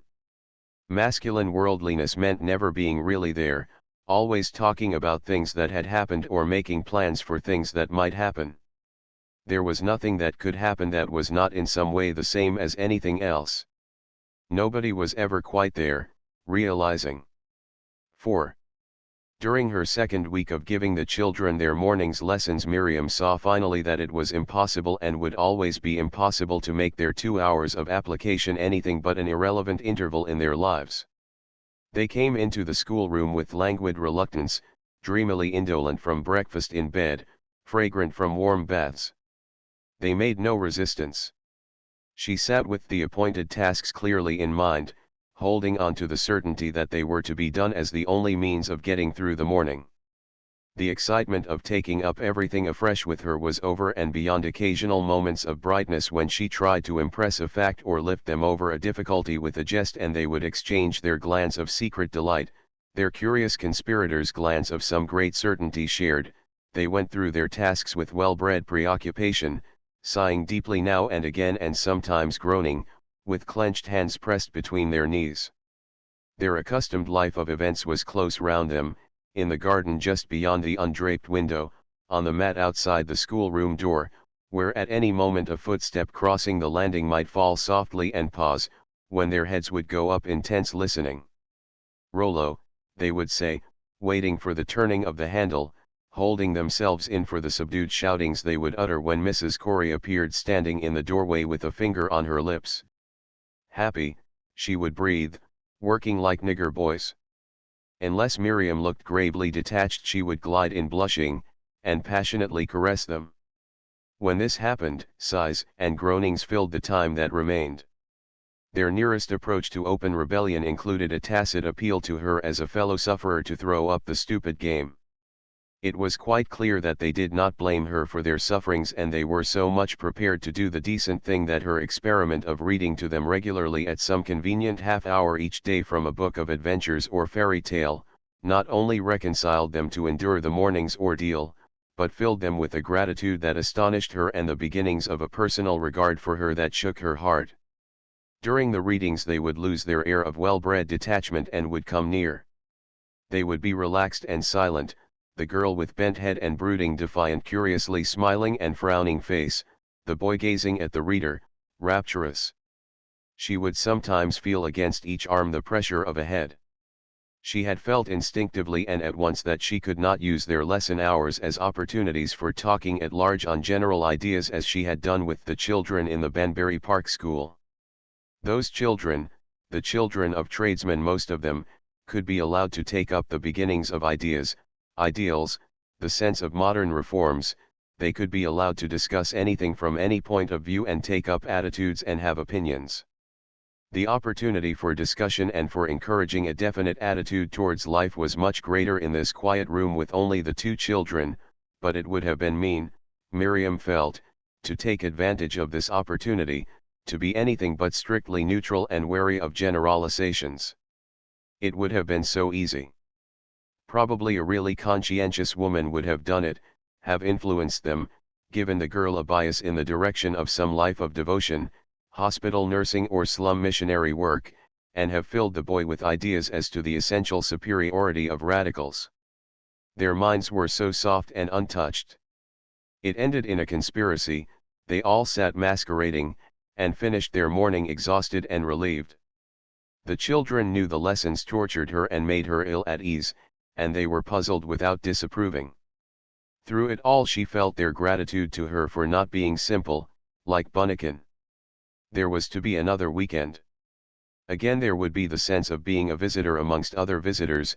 Visitor was not the word, there was a French word which described the thing, convive, les convives, people sitting easily about a table with flushed faces, someone standing drunkenly up with eyes blazing with friendliness and a raised wine-glass, women and wine, the roses of Heliogabalus. But he was a Greek and dreadful in some way. Convives were Latin, Roman, fountains, water flowing over marble, white-robed, strong-faced people reclining on marble couches, feasting, taking each fair mask for what it shows itself. That was what this kind of wealthy English people did, perhaps what all wealthy people did. The maimed, the halt, the blind, compel them to come in, but that was after the others had refused. The thing that made you feel jolliest and strongest was to forget the maimed, to be a fair mask, to keep everything else out and be a little circle of people knowing that everything was kept out. Suppose a skeleton walked in? Offer it a glass of wine. People have no right to be skeletons, or if they are to make a fuss about it. These people would be all the brighter if they happened to have neuralgia, some strong pain or emotion made you able to do things. Taking each fair mask was a fine grown-up game. Perhaps it could be kept up to the end. Perhaps that was the meaning of the man playing cards on his deathbed. Defying God. That was what Satan did. He was brave, defying a tyrant. Nothing to do but curse God and die. Who said that? There was something silly about it, giving in, not real defiance. It didn't settle anything. If the new ideas were true, the thing went on. The love of God was like the love of a mother, always forgiving you, ready to die for you, always waiting for you to be good. Why? It was mean. The things one wanted one could not have if one were just tame and good. It is morbid to think about being good, better the fair mask anything. But it did not make people happy. These people were not happy. They were not real. Spring, everywhere, inside and outside the house. The spring outside had a meaning here. It came in through the windows without obstruction and passed into everything. At home it had sent one nearly mad with joy and anticipation and passed and left you looking for it for the rest of the year. In Germany it had brought music and wild joy. The secret had passed from eye to eye, all the girls had known it. At Wordsworth House it had stood far away, like a picture in a dream, something that could be seen from windows, and found for a moment in the park, but powerless to get into the house. Here it came in, you could not forget it for a moment, and it was a background for something more wonderful than itself, something that made it wonderful, something there were no words for, voices, movements from room to room, strange food, the soft chink of Venetian glass, amber wine, the light drowned in wine, through the window a sharp gleam on things that reflected, day and night, into everything, even into one's thoughts. Why was the spring suddenly so real? Why was it that you could stand as it were in a shaft of it all the time, feeling in your breathing, hearing in your voice the sound of the spring, the blood in your fingertips seeming like the roses that they would touch soon in the garden? How ignorant the man was who said, each fair mask for what it shows itself. Life is not a mask, it is fair, the gold in one's hair is real. Friday brought an atmosphere of expectation. Mr. Cronin, an old friend of the Coreys, was coming down, with a new Mrs. Cronin. By the early afternoon the house was full of fragrance. Coming downstairs dressed for an errand in the little town 2 miles away, Miriam saw the hall all pink and saffron with azaleas. Coming across the hall she found a scent in the air that did not come from the azaleas, a sweet familiar syrupy distillation.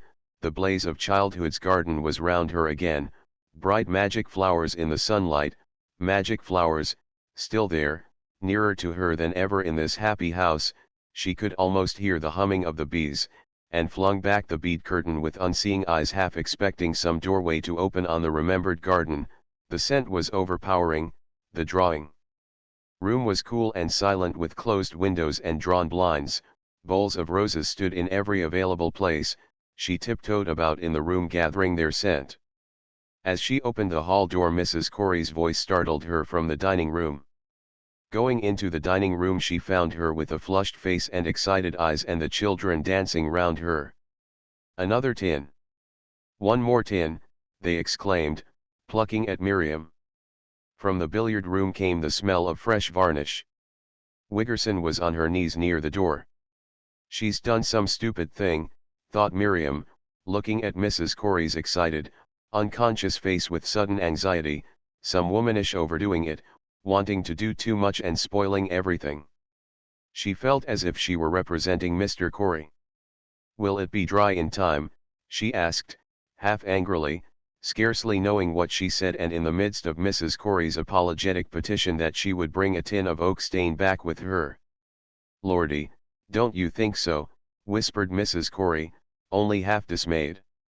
Miriam had not patience to follow her as she went to survey the floor ruefully chanting, oh, Wiggerson, Wiggerson. Anyhow I'm sure it oughtn't to have any more on as late as when I come back, she scolded boldly. How annoyed Mr. Corey would be. As she was going down the quiet road past the high oak garden palings of the nearest house she heard the bumping and scrabbling of a heavy body against the palings, and a dog leapt into the road almost at her feet, making the dust fly. It was an Irish terrier.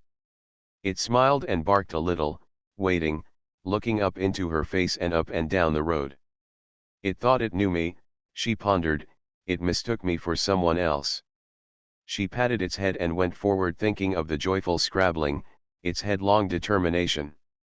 The dog jerked back its head with a wide smile, tore down the road and came back leaping and smiling.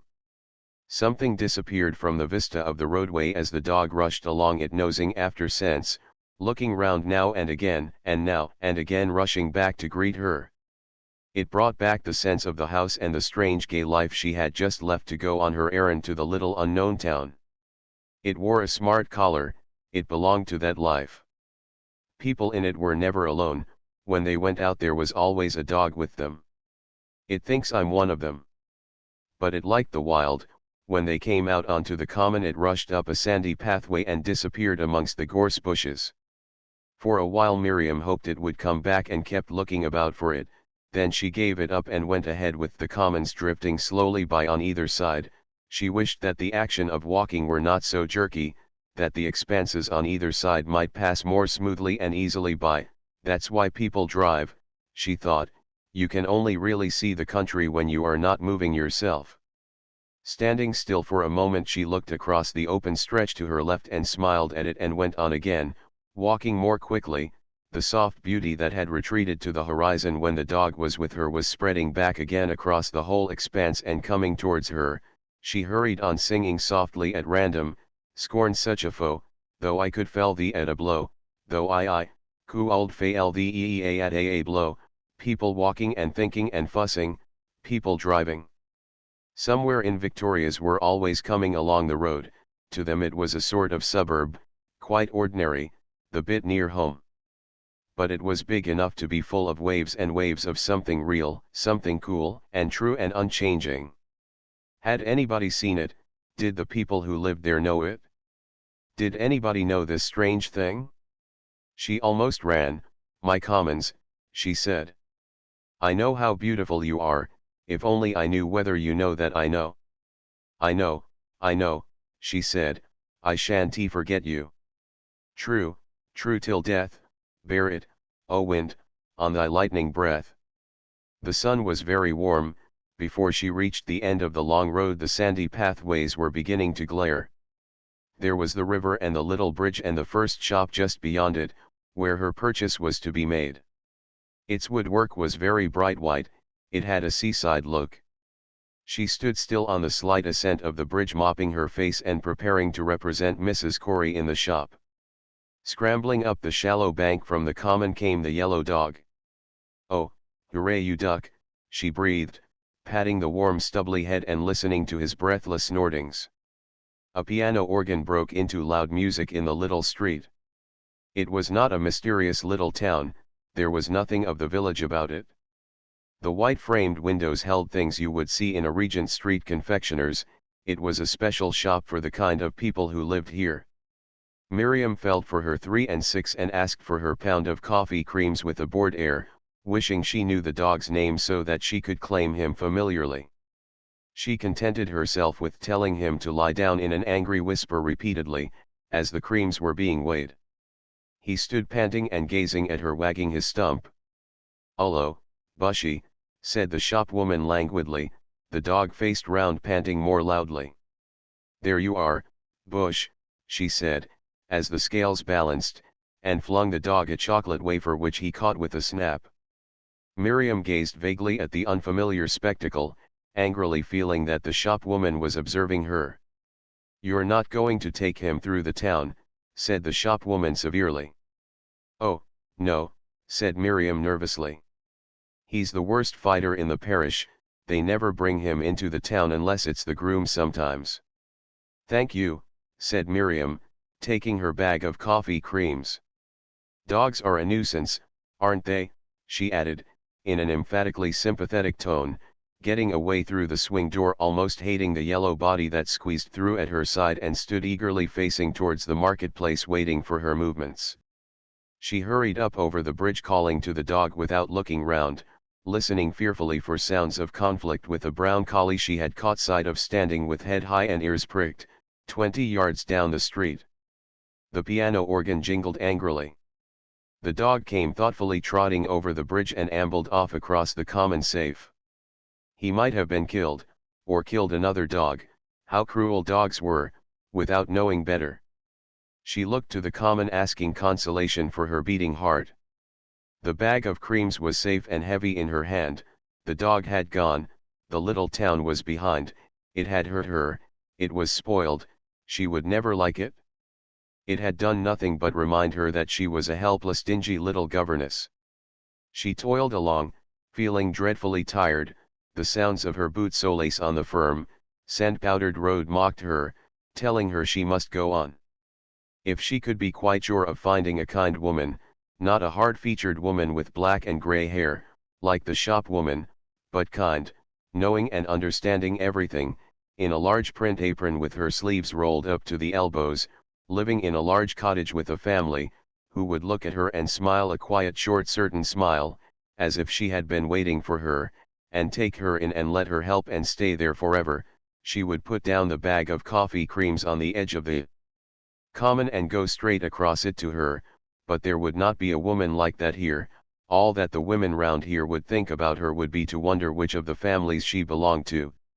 If a Victoria came along and in it a delicate, lonely old gentleman who had a large empty house with deep quiet rooms and a large sunny garden with high walls and wanted someone to be about there singing and happy till he died, she would go. He would drive away with her and shut her up in the quiet beautiful house, protecting her and keeping people off, and she would sing all day in the garden and the house and play to him and read sometimes aloud, and he would forget he was old and ill, and they would share the great secret, dying of happiness. Die of happiness. People ought to be able to die of happiness if they were able to admit how happy they were. If they admitted it aloud they would pass straight out of their bodies, alive. Unhappiness was the same as death, not suffering, but letting suffering make you unhappy. Curse God and die, curse life, that was letting life beat you, letting God beat you. God did not want that. No one admitted it. No one seemed to know anything about it. People just went on fussing. The violent beating of her heart died down. The sun was behind her, the commons glowed. She must have been looking at them for some time because she could close her eyes and see exactly how they looked, all alive in steady color, gleaming and fresh. The thumping and trilling of the distant piano organ offered itself equally to everybody. It knew the secret and twirled and swept all the fussing away into a tune. Quietly the clock of the church in the little town struck 4. She would be late for tea. The children would have tea with Mrs. Corey. Wiggerson would make a fresh pot for her when she got in. There would be a little tray in her quiet room, a cup and saucer, the little sprigged silk tea cozy, the human document. It would be the beginning of the weekend. It would link her up again with the early afternoon, the rose-filled drawing room, the excited dining room, the smell of varnish from the billiard room floor. Mrs. Corey and the children were dancing in a lingering patch of sunlight at the far end of the lawn as Miriam came up the drive with her chocolates. They waved and shouted to her, trumpeting questions through their hands. She held up the bag. "Go and have tea, you poor soul," sang Mrs. Corey. How excited they were. In the flower-filled hall Stokes, muttering excitedly to herself, was lighting the fire. The crackling of wood came from the dining room. Wiggerson was swishing about in the dining room clearing away tea. Sitting in her low basket chair with her dismantled tea tray at her side and a picture in her mind of the new Mrs. Cronin coming down from London in the train in bright new clothes and a dust cloak, Miriam was startled by hearing frightened footsteps rush across the landing and a frightened voice calling for Wiggerson. Something's happened, she told herself angrily. It always does when everybody's so excited. Tel qui rit vend ridi dimanche pleura. Opening the door she found the landing empty and quiet, the setting sun streamed across its colored spaces, the flowers blazed as if they were standing in a garden. Joey always went for walks if she were feeling thick and fat, she always went for a long walk, in coats with skirts to match, a costume, never a jacket with a different skirt. The long cool passage leading away to the invisible door of Mr. Corey's room was full of wreathing smoke. Wiggerson rushed across the landing along the passage, followed by Mrs. Corey, with her head up and her handkerchief to her nose and all her figure tense and angular and strong. Both had passed silently, but there were shriekings on the stairs and the children came at Miriam with cries and screams. "Roll'll be killed, go to her, go and save them," the children shrieked and leaped up and down in front of her. The boy's white features worked as if they must dislocate, his eyes were black with terror, he wrung his hands. Sybil's face, scarlet and shapeless and streaming with tears, blazed wrath at Miriam through her green eyes. "Be quiet," Miriam said in loud tones. "I shall do nothing till you are quiet." With a shriek the girl lashed at her with the dog whip. Save them," shrieked the boy, twisting his arms in the air. "Will you both be quiet instantly," shouted Miriam, as the blood rose to her head, catching and holding the boy.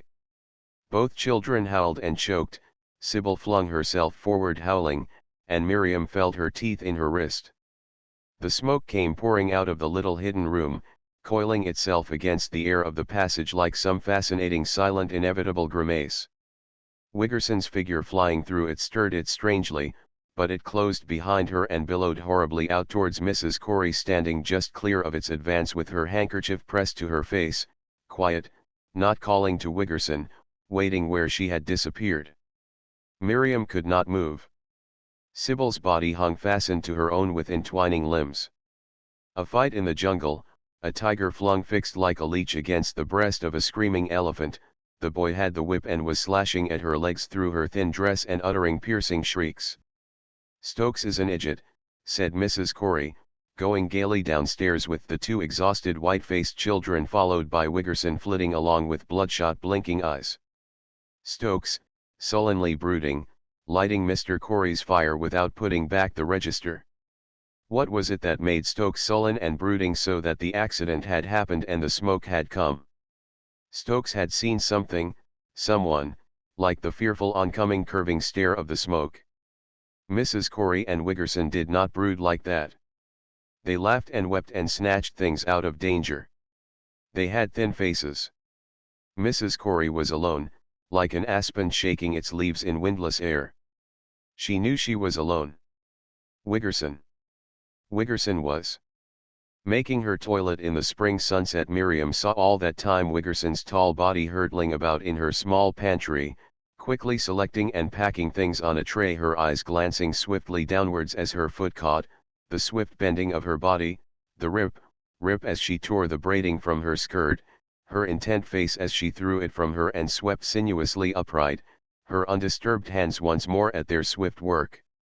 What a strange photograph, a woman in Grecian drapery seated on a stonework chair with a small harp on her knees, one hand limply tweaking the strings of her harp, her head thrown back, her eyes, hard and bright, staring up into the sky, inspiration printed in ink on the white margin under the photograph.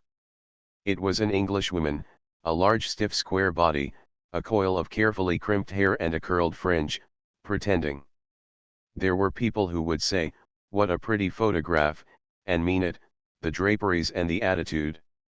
How easy it was to take people in, just by acting. Not the real people. There were real people. Where were they? That horrid thing could get itself onto Mrs. Corey's drawing room table and sit there unbroken. All women were inspired in a way.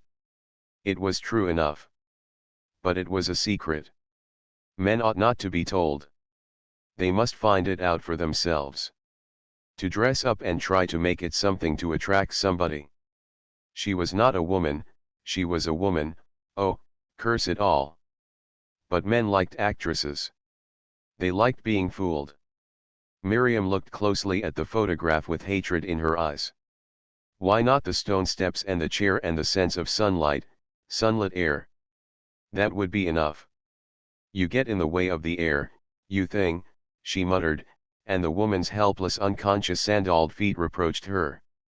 Voices were shouting to each other on the upper landing. It was Mrs. Cronin's photograph, of course. Miriam moved quickly away, ashamed of having stared. But it was too late, she had done a horrid thing again. She saw, as if it were in the room with her, the affair of the taking of the photograph, a cross face coming down from its pose to argue with the photographer, and then flung upwards again, waiting. And she had put or let someone put it, in a frame, at once on a strange drawing room table. Perhaps her husband had put it there. But if he valued it he would hide and shelter it. When we meet, she will know I have stared at her photograph. Mrs. Cronin came suddenly in with Mrs. Corey, talking in a rich deep thick voice that moved, with large intervals, up and down a long scale and yet produced a curious effect of toneless flatness, just as if she were speaking a narrow nasal cockney. There was a cockney sound somewhere in her voice. She began at once loudly praising everything in the room, hardly pausing when Miriam was introduced to her, and giving no sign of having seen her. If I were alone with her, thought Miriam, I should want to say "'Ullo, 'ow's yourself," and grin. It would be the only thing one could genuinely do. Mrs. Corey almost giggled at the end of each of Mrs. Cronin's exclamations, but she was very gay and animated, and so was Mr. Corey when he came in with Mr. Cronin. They all went in to dinner talking and laughing loudly. And they went on laughing and joking and talking loudly against each other through dinner. Mr. and Mrs. Corey looked thin and small and very young. Once or twice they laughed at the same moment and glanced at each other. Mr. Corey's face was flushed. Mr. and Mrs. Cronin looked like brother and sister, only that she said South Africa as if it were a phrase in a tragic recitative from an oratorio, and he as if it were something he had behind him that gave him a sort of advantage over everyone. It seemed to be all he had. They had both been in South Africa, traveling in bullock wagons blinded by the fierce light and choked with sand. It seemed to linger in the curious brickish look of their complexions and the hard yellow of their hair. The talk about South Africa lasted all dinner time. It seemed to interest Mr. Corey. His eyes gleamed strangely as he talked about I.D.B.S. Everybody at the table said, "Illicit diamond ba," at least once with a little thrill of the face. Why was it illicit to buy diamonds? Strange people out there in the glare buying gleaming stones from miners, and this curious feeling about it all round the table, everybody with hot glinting excited eyes, and somebody, some man, a businessman who had handed round diamonds like chocolates to his friends in his box at the opera, a stock exchange man in a frock coat throwing himself into the sea somewhere between England and South Africa. Ah, what a pity, worried to death, with an excited head. He wanted diamonds. And when Mr. Corey handed Mrs. Cronin a dish of fruit and said, "A banana, a bite of a barnato," they all laughed, so comfortably. Something illicit seemed to creep into the very pictures and flow over the walls. The poor man's body falling desperately into the sea. He could not endure his own excited eyes. Early on Monday morning Miriam heard Mrs. Cronin singing in the bathroom. She tried not to listen and listened. The bold sound had come in through her open door when Stokes brought her breakfast tray. With it had come the smell of a downstairs breakfast, coffee, a curious fresh, sustaining odor of coffee and freshly frying rashers. There was coffee on her own tray this morning and a letter addressed to her in a bold unknown hand. She sipped her coffee at once and put the overwhelming letter aside on her blue coverlet. It was an overweight, something thrown in on the surface of the tide on which she had awakened in the soft fresh harmonies of rose and blue of her curtained room. It could wait.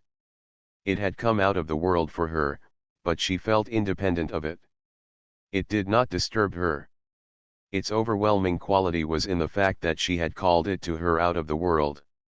It was as if she had herself addressed the large bold envelope. She left it.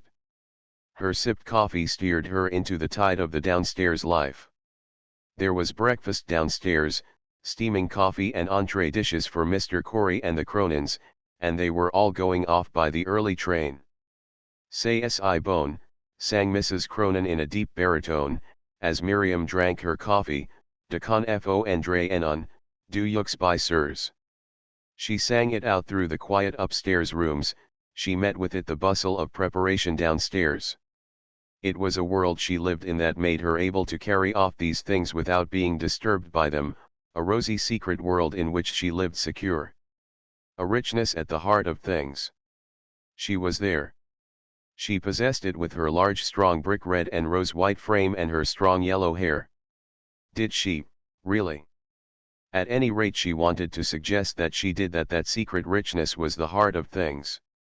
She flung out boldly that it was and that she was there, but a sort of soft horrible slurring flatness in her voice suggested evil, as if a sort of restless acceptance of something evil was the price of her carelessness. Perhaps that was how things were. Perhaps that was part of taking each fair mask for what it shows itself. She made everyone else seem cloudy and shriveled and dim. Miriam took up the stupendous envelope and held its solid weight in her hand as Mrs. Cronin sang on. "All right," she said, and smiled at it, feeling daring and strong. Its arrival would have been quite different if Mrs. Cronin had not been there. This curious, powerful, independent morning in the rose-blue room would not have happened in the same way without Mrs. Cronin. "Live, don't worry. I've always been worrying and bothering. I'm going to be like Mrs. Cronin, but quite different, because she hasn't the least idea how beautiful things really are. She doesn't know that everyone is living a beautiful strange life that has never been lived before. If she did, she would not be ashamed of herself. Miriam gave a great sigh and smiled. Her breakfast was a feast. Sitting back under the softly tinted canopy with the soft folds of the bed curtains hanging near on either side, she stared at the bright light pouring in through the lattices. Her room was a great square of happy light, happy, happy. She gathered up all the sadness she had ever known and flung it from her. All the dark things of the past flashed with a strange beauty as she flung them out. The light had been there all the time, but she had known it only at moments. Now she knew what she wanted. Bright mornings, beautiful bright rooms, a wilderness of beauty all round her all the time at any cost. Any life that had not these things she would refuse. Roses in her blood and gold in her hair, it was something belonging to them, something that made them gleam. It was her right, even if they gleamed only for her. They gleamed, she knew it. Youth, the glory of youth. So strong. She had got herself into this beautiful life, found her way to it, she would stay in it forever, work in it, make money, and when she was old, have soft, pink curtains and fragrant things to remind her, as long as she could lift her hand. No more ugliness, no more schools or mean little houses. Luxuries, beautiful gleaming things, a secret happy life. She smiled securely, with her eyes, the strange happy smile that had come in the brougham. How strong Mrs. Cronin was! How huge and strong she had looked standing in the hall while Mr. Corey said cruel laughing little things about the billiard room floor. She'll paint Madonna lilies on the table next. Mrs. Cronin saying nothing, smiling more and more without moving her face, growing bigger and stronger and taller as Mr. Corey grumbled and Mr. Cronin fidgeted, cross and disappointed by the hall fire, and then suddenly lifting her head and singing, a great flourish of clear strong notes filling the hall and pealing up through the house as she swept into the drawing room. Singing song after song to her own loud accompaniment, great emphatic sweeps of song, so that everyone came and sat about in the room listening and waiting, the men staring at the back of her head as she sat at the piano. Waiting, for music. They did not know they were waiting for music, waiting for her to stop getting between them and the music. They admired her, her magnificent singing, and waited, unsatisfied, in the sweetness of the lamplit flower-filled room that her music did not touch. She sang on, and they all grew smaller and smaller in the great sea of sound, more and more hopelessly waiting. And Mrs. Corey had sat deep in her large chair, dead and drowned. Dead because of something she had never known. Dead in ignorance and living bravely on, her sweet thin voice rising above the gloom where she lay hid, a gloom where there were no thoughts. Nearly all women were like that, living in a gloom where there were no thoughts. If anyone could persuade her that she was alive, she would do nothing but rush about and dance and sing. How irritating that would be, making men smile and trot about and look silly, no room for ideas, except in smoking rooms and laboratories. She was a good woman, a God woman, the sweetness of her bones and her thin sweet voice of tears and laughter were of God. Everyone knew that and worshipped her. Men's ideas were devilish, clever and mean. Was God a woman? Was God really irritating? No one could endure God really. Men could not. Women were of God in some way.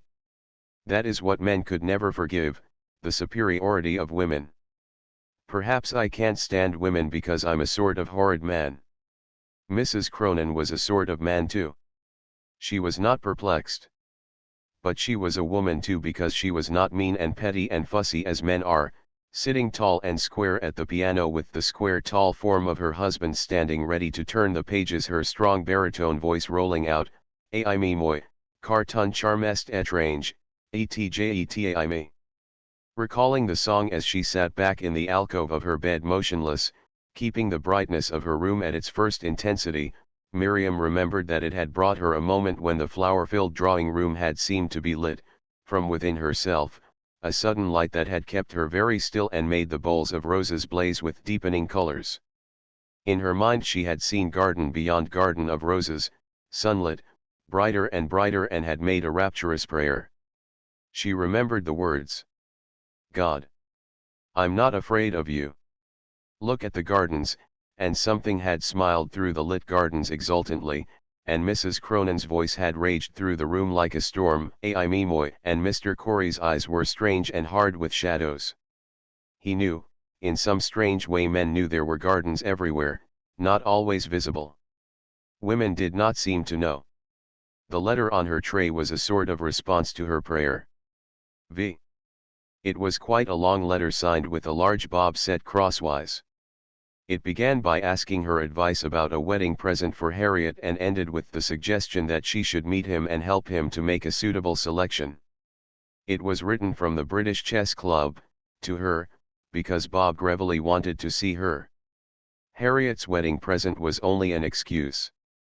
She flung the envelope and the 2 sheets of notepaper, spread loose, on her blue coverlet and smiled into her cup as she finished her coffee. Old Bob did not know that he had clad her in armor. He wanted to meet her alone. They 2 people were to meet and talk, without any reason, because they wanted to. But what could she have to say to anyone who thought that Mrs. Caudle's curtain lectures, even a nice edition bound in calf, or How to Be Happy Though Married, suitable for a wedding present for Harriet, or for anybody? Still, they might write to each other. It was right that letters, secret letters, should be brought into her blue room in the morning with her breakfast. She dropped out of bed smiling and sniffed at the roses she had worn the day before, standing in a glass on her washstand, freshened, half faded, half fresh, intoxicating as she bent over them. She dressed, without drawing back her curtains, in the soft rose-blue light, singing Mrs. Cronin's song in an undertone. At 11 o'clock Mrs. Corey swept into the schoolroom. Miriam looked easily up at her from the dreamy thicket where she and the children had spent their hour, united and content, speaking in undertones, getting easily through books that had seemed tiresome and indifferent the day before. She had felt the play of her mind on theirs and their steady adult response. They had joined as conspirators in this mad contemptible business of mastering the trick of the textbook, each dreaming the while his own dream. "You darlings," cried Mrs. Corey, "how sweet you all look." They raised drunken eyes and beamed drowsily at her. "Give them a holiday," said Mrs. Corey, raising her hands over the table like a conductor about to start an orchestra. "Give them a holiday, a picnic, and come and buy hats." In a moment the room was in an uproar of capering figures. "Hats? A new hat for Rollo. Heaps of cash. I've got heaps of cash." Miriam blinked from her thicket. This was anarchy, she felt herself sliding. But they were so old. All so old and experienced. She so young, by so far the youngest of the 4. Mrs. Corey sat back in the Victoria, her face alight under the cream lace veil she had twisted round her soft winter hat, and talked in quiet clipped phrases, soft shouts. They were driving swiftly through the fresh warmth of the April midday. They were off for the afternoon. The commons gleamed a prelude. Miriam saw that Mrs. Corey did not notice them nor think of sweeping back across them later on through the afternoon air and seeing them move and gleam in the afternoon light. She did not think of the bright shops, the strangely dyed artificial flowers with their curious fascinating smell interwoven with the strange warm smell of velvet and chenille and straw. Miriam had once bought a hat in a shop in Kensington. As long as it lasted it had kept for her whenever she looked at its softly dyed curiously plaited straw something of the exciting fascination of the shop, the curious faint flat odors of millinery, the peculiar dim warm smell of silks and velvets, silk, China and Japan, silkworms weaving shining threads in the dark. Even when it had become associated with outings and events and shabby with exposure, it remained each time she took it afresh from its box of wrappings, a mysterious sacred thing, and the soft blending of its colors, the coiled restraint of its shape, the texture of its snuggled trimmings were a support, refreshing her thoughts. She had never known anyone who went regularly to Good Hats hops. The sense of them as a part of life was linked only with Mrs. Cronin. Mrs. Cronin's little close toque made of delicately shaded velvet violets and lined with satin, her silky peacock blue straw shining with rich filmy tones, its mass of dull shot blue-green ribbon and the soft rose pink of its velvet roses. These hats had excited Mrs. Corey. The hats and the sand-colored silk dust cloak explained her check and her sudden happiness. But they only made her want to buy hats. The going and the shops were nothing to her. She talked about the Cronins as they drove, speaking as though she wanted Miriam to hear without answering. She knows Mrs. Cronin fascinates me, thought Miriam. Ain't they a pair, lordy, him divorced and her divorced and then marryin' each other. Ain't it scandalous, eh? People like the Coreys disapproved of people like the Cronins, but had them to stay with them and were excited about their clothes. Miriam returned to listen to the singing of her body. It would sing until they got to the station. As she listened, she held firmly clasped the letter she had addressed to the British Chess Club to say she would be nowhere near London until the weddings. She doesn't care a rap about him, not a teeny rap. She's a wise lady. Dollars, that's the thing, whispered Mrs. Corey gaily. What does she want me to say? Thought Miriam. What would she say if I pretended to agree? Should she tell her about the weddings? Perhaps not. It would be time enough, she reflected rapidly, when she had to ask permission to go home for them.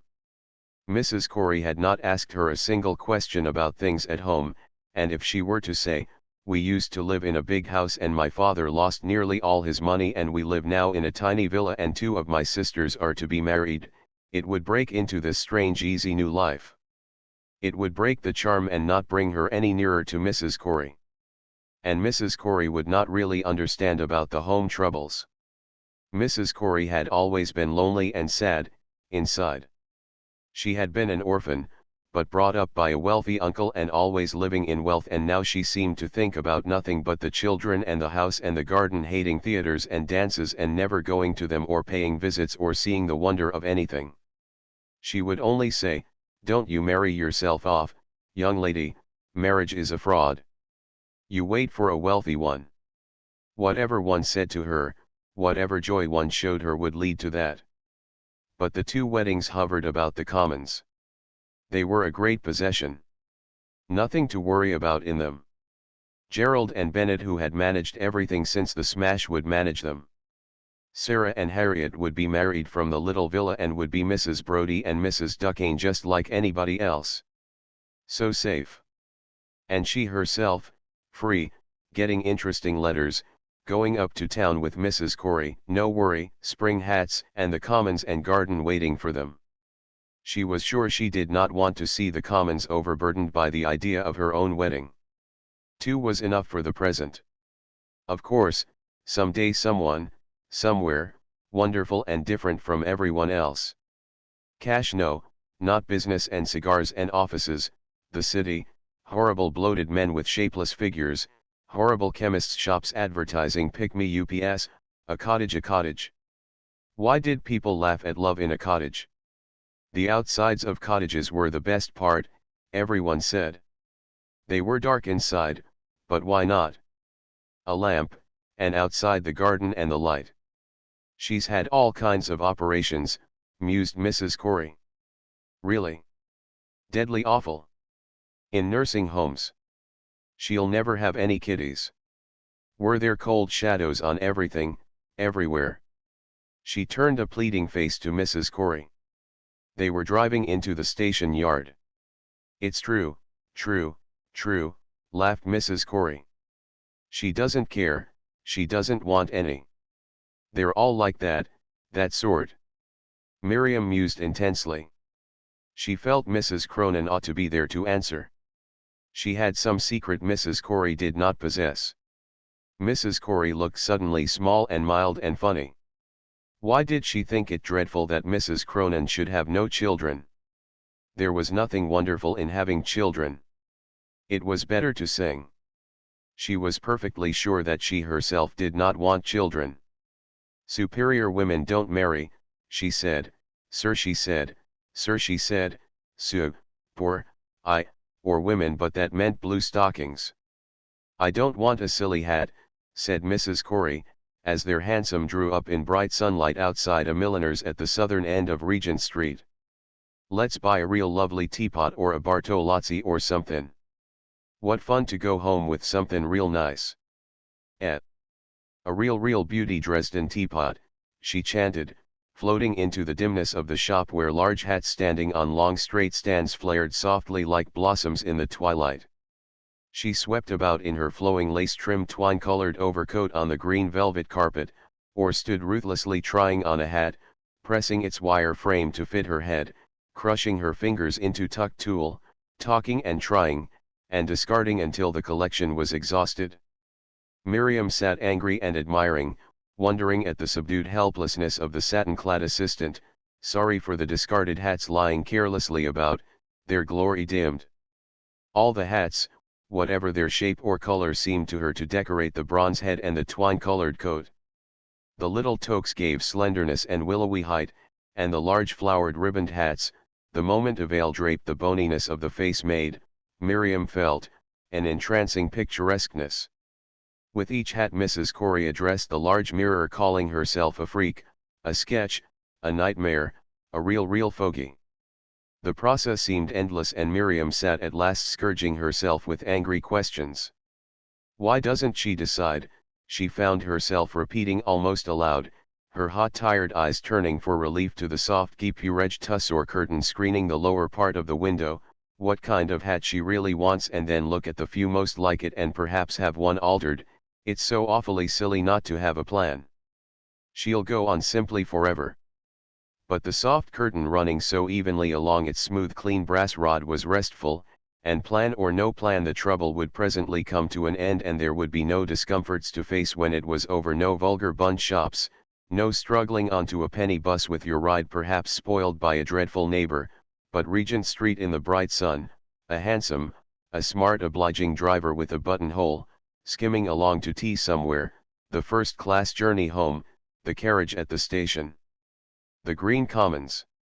Perhaps, said the assistant at last in a cheerful, suggestive, furious voice, flinging aside with just Mrs. Corey's cheerful abandon, a large cream lace hat with a soft fresh mass of tiny Banksia roses under its left brim, perhaps Madame will allow me to make her a shape and trim it to her own design. Mrs. Corey stood arrested in the middle of the green velvet floor. Wearily Miriam faced the possibility of the development of this fresh opportunity for going on forever. Wouldn't that be lovely, said Mrs. Corey, turning to her enthusiastically. Yes, said Miriam eagerly.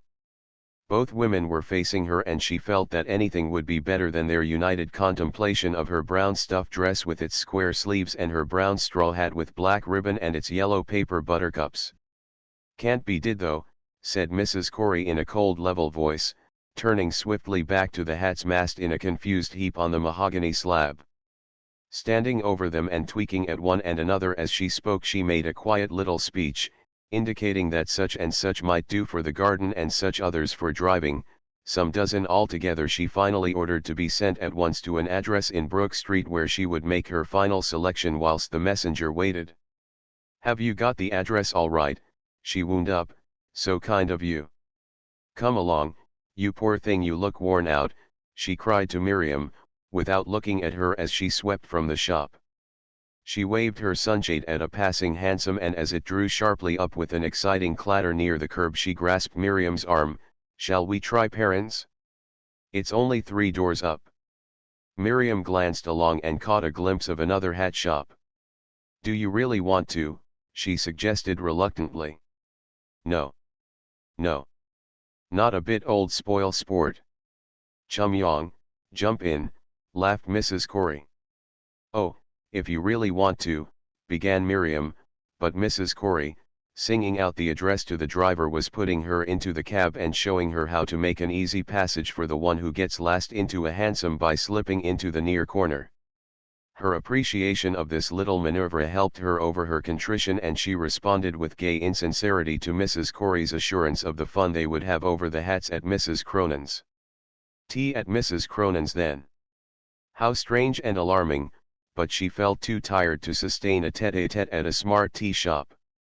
After tea we'll drop into a china shop and get something real nice, said Mrs. Corey excitedly, as they bowled up Regent Street. They found Mrs. Cronin in a mauve and white drawing room, reclining on a mauve and white striped settee in a pale mauve tea gown.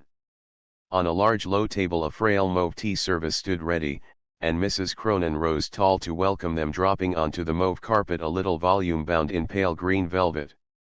On a second low table were strawberries in a shallow wide bowl, a squat jug brimming with cream, dark wedding cake hiding a pewter plate, a silken bag unloosed, showing marvelous large various sweetmeats heavy against its silk lining. As Mrs. Cronin slurred her fingers across Miriam's hand, she ordered the manservant who had dipped and gathered up the green velvet volume to ask for the tea cakes. Then this was society. To come so easily up from the Coreys' beautiful home, via the West End hat shop to this wonderful West End flat and eat strawberries in April. If only the home people could see. Her fatigue vanished. Secure from Mrs. Cronin's notice, she sat in a mauve and white striped chair and contemplated her surroundings. While they were waiting for the tea cakes, Mrs. Cronin trailed about the mauve floor reciting her impressions of the weather. "So lovely," she intoned in her curious half-cockney.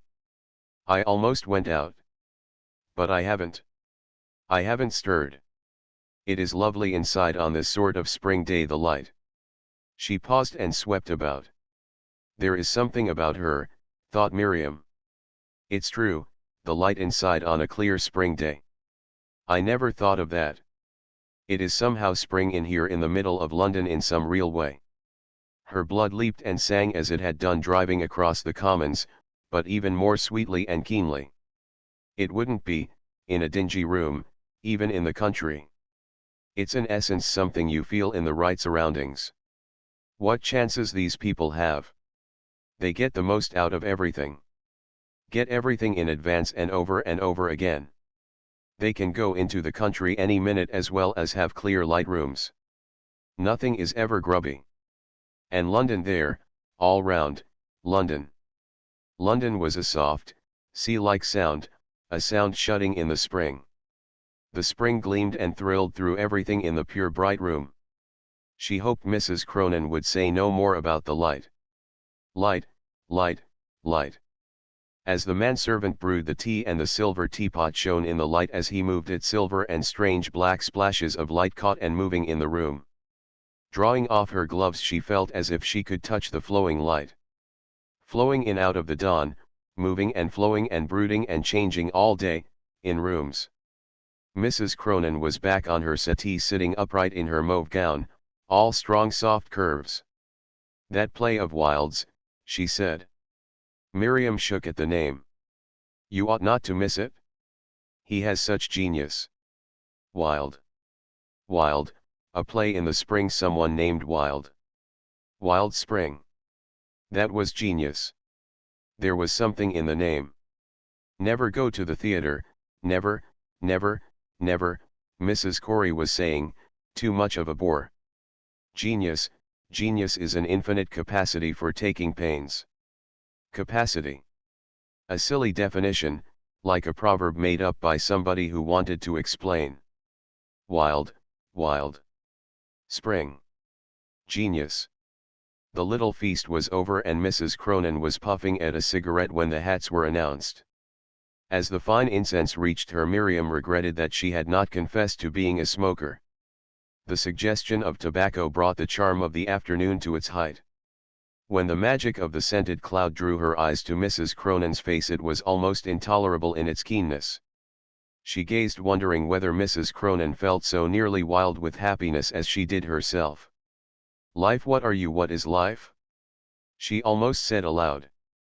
The face was uplifted as it had been in the photograph, but with all the color, the firm bows of gold hair, the color in the face and strong white pillar of neck, the eyes closed instead of staring upwards, and the rather full mouth flattened and drooping with its weight into a sort of tragic shapeliness like some martyr. That picture by Rossetti, Beata Beatrix, thought Miriam, perfect reality. She liked Mrs. Cronin for smoking like that. She was not doing it for show. She would have smoked in the same way if she had been alone. She probably wished she was, as Mrs. Corey did not smoke. How she must have hated missing her smokes at Newlands, unless she had smoked in her room. "It's a mistake," said Mrs. Cronin incredulously, in response to the man's announcement of the arrival of the hats. She waved her cigarette imperiously, thought Miriam, how she enjoys showing off, to and fro in time with her words. Mrs. Corey rose laughing and explaining and apologizing. Waving her cigarette about once more, Mrs. Cronin ordered the hats to be brought in and her maid to be summoned, but retained her expression of vexed incredulity. She's simply longing for us to be off now, thought Miriam, and changed her opinion a few moments later when Mrs. Cronin, assuming on the settee the reclining position in which they had found her when they came in, disposed one by one of the hats as Mrs. Corey and the maid freed them from their boxes and wrappings, with a little flourish of the cigarette and a few slow words. I'm possibly not in key with your lines, slightly too ingenue, etc., to 3 or 4 she gave a grudging approval, whereupon Mrs. Corey, who was laughing and pouncing from box to box, would stand upright and pace holding the favored hat rakishly on her head. The selection was soon made and Miriam, whose weariness had returned with the millinery, was sent off to instruct the messenger that 3 hats had been selected and a bill might be sent to Brook Street in the morning. As she was treating with the messenger in the little mauve and white hall, Mrs. Corey came out and tapped her on the shoulder. Turning, Miriam found her smiling and mysterious. We're going by the 5:30, she whispered. Would you like to go for a walk for half an hour and come back here? Rather, said Miriam heartily, with a break in her voice and feeling utterly crushed. The beautiful clear room. She loved it and belonged to it.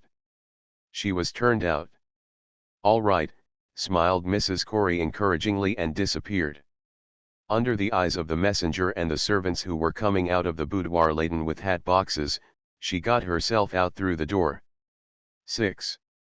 The West End Street, grey buildings rising on either side, feeling a way into the approaching distance, angles sharp against the sky, softened angles of buildings against other buildings, high molded angles soft as crumb, with deep undershadows, creepers fraying from balconies, strips of window blossoms across the buildings, scarlet, yellow, high up, a confusion of lavender and white pouching out along a dipping sill, a wash of green creeper up a white painted house front. Patches of shadow and bright light. Sounds of visible near things streaked and scored with broken light as they moved, led off into untraced distant sounds, chiming together. Wide golden streaming Regent Street was quite near. Some near narrow street would lead into it. Flags of pavement flowing along smooth clean grey squares and oblongs, faintly polished, shaping and drawing away sliding into each other. I am part of the dense smooth clean paving stone, sunlit, gleaming under dark winter rain, shining under warm sunlit rain, sending up a fresh stony smell, always there, dark and light, dawn, stealing. Life streamed up from the closed dense stone. With every footstep she felt she could fly. The little dignified high-built cut-through street, with its sudden walled-in church, swept round and opened into brightness and a clamour of central sounds ringing harshly up into the sky. The pavement of heaven. To walk along the radiant pavement of sunlit Regent Street forever. She sped along looking at nothing. Shops passed by, bright endless caverns screened with glass, the bright teeth of a grand piano running along the edge of its darkness, a cataract of light pouring down its raised lid, forests of hats, dresses, shining against darkness, bright headless crumpling stalks, sly, silky, ominous furs, metals, cold and clanging, brandishing the light, close prickling fire of jewels, strange people who bought these things, touched and bought them. She pulled up sharply in front of a window. The pavement round it was clear, allowing her to stand rooted where she had been walking, in the middle of the pavement, in the midst of the tide flowing from the clear window, a soft fresh tide of sunlit colors, clear green glass shelves laden with shapes of fluted glass, glinting transparencies of mauve and amber and green, rose pearl and milky blue, welded to a flowing tide, freshening and flowing through her blood, a sea rising and falling with her breathing. The edge had gone from the keenness of the light. The street was a happy, sunny, simple street, small. She was vast. She could gather up the buildings in her arms and push them away, clearing the sky, a strange darkling, and she would sleep. She felt drowsy, a drowsiness in her brain and limbs and great strength, and hunger. A clock told her she had been away from Brook Street 10 minutes. 20 minutes to spare. What should she do with her strength? Talk to someone or write? Bob, where was Bob? Somewhere in the West End. She would write from the West End a note to him in the West End. There were no cheap shops in Regent Street. She looked about. Across the way a little side street showing a small newspaper shop offered help. Thoroughly frightened she hurried with clenched hands down the little mean street ready to give up her scheme at the first sight of an unfriendly eye. We went through those awful side streets off the West End. I was terrified, I didn't know where he was driving us, Mrs. Poole had said about a cabman driving to the theatre, and her face as she sat in her thick pink dress by the dining room fire had been cunning and mean and full of terror. A small shop appeared close at hand. There were newspaper posters propped outside it and its window was full of flyblown pipes, toilet requisites, stationery and odd-looking books. Letters may be left here, said a dirty square of cardboard in the corner of the window. That's all right, thought Miriam, it's a sort of agency. She plunged into the gloomy interior. Yes, shouted a tall stout man with a red coarse face coming forward, as if she had asked something that had made him angry. I want some notepaper, just a little, the smallest quantity you have and an envelope, said Miriam, quivering and panic-stricken in the hostile atmosphere. The man turned and whisked a small packet off a shelf, throwing it down on the counter before her. 1 penny, bellowed the man as she took it up. Oh, thank you, murmured Miriam ingratiatingly putting down 2d. Do you sell pencils? The man's great fingers seemed an endless time wrenching a small metal-sheathed pencil from its card. The street outside would have closed in and swallowed her up forever if she did not quickly get away. Dear Mr. Greveley, she wrote in a clear bold hand. He won't expect me to have that kind of handwriting, like his own, but stronger. He'll admire it on the page and then hear a man's voice, Pater's voice talking behind it and not like it. Me. He'd be a little afraid of it. She felt her hard self standing there as she wrote, and shifted her feet a little, raising one heel from the ground, trying to feminize her attitude, but her hat was hard against her forehead, her clothes would not flow. Just imagine that I am in town. I could have helped you with your shopping if I had known I was coming. The first page was half filled. She glanced at her neighbors, a woman on one side and a man on the other, both bending over telegram forms in a careless preoccupied way, wealthy, with expensive clothes with West End lines. Regent Street was Salviati's. It was Liberty's and a music shop and the shop with the chickens. But most of all it was Salviati's. She feared the officials behind the long grating could see by the expression of her shoulders that she was a scrubby person who was breaking the rules by using one of the little compartments with its generosity of ink and pen and blotting paper, for letter writing. Someone was standing impatiently just behind her, waiting for her place.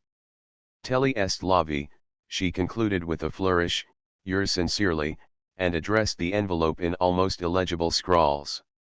Guiltily she bought a stamp and dropped the letter with a darkening sense of guilt into the box. It fell with a little muffled plop that resounded through her as she hurried away towards Brook Street. She walked quickly, to make everything surrounding her move more quickly. London revelled and clamoured softly all round her, she strode her swiftest heightening its clamorous joy. The West End people, their clothes, their carriages and hansoms, their clean bright spring-filled houses, their restaurants and the theatres waiting for them this evening, their easy way with each other, the mysterious something behind their faces, was hers. She, too, now had a mysterious secret face, a West End life of her own. 7. The next morning there was a letter from Bob containing a page of description of his dull afternoon at his club within half a mile of her. Let me know, my dear girl, it went on, whenever you escape from your jailers, and do not suffer the thought of old Bob's making himself responsible for all the telegrams you may send to cloud your joyous young independence. Miriam recoiled from the thought of a dull bored man looking to her for enlivenment of the moving colored wonder of London and felt that Mr. and Mrs. Corey were anything but jailers. She was not sorry that she had missed the opportunity of seeing him. Meanwhile, write and tell me your thoughts, was the only sentence that had appealed to her in the letter, but she was sure she could not wholeheartedly offer her thoughts as entertainment to a man who spent his time feeling dull in a club. He's blasé, that's it, she reflected. Perhaps it would be better not to write again. He's not my sort of bit, she pondered with a sudden dim sense of his view of her as a dear girl. But she knew she wanted to retain him to decorate her breakfast tray with letters. The following day Mrs. Corey decided that she did not want to keep the hats. She would spend the money intended for them on sketching lessons. An artist should come once a week and teach them all to paint from nature. This decision excited Miriam deeply, putting everything else out of her mind. It promised the satisfaction of a desire she had cherished with bitter hopelessness ever since her school days, when every Friday had brought the necessity of choking down her longing to join the little crowd of girls who took extras and filed carelessly in to spend a magic afternoon amongst easels and casts in the large room.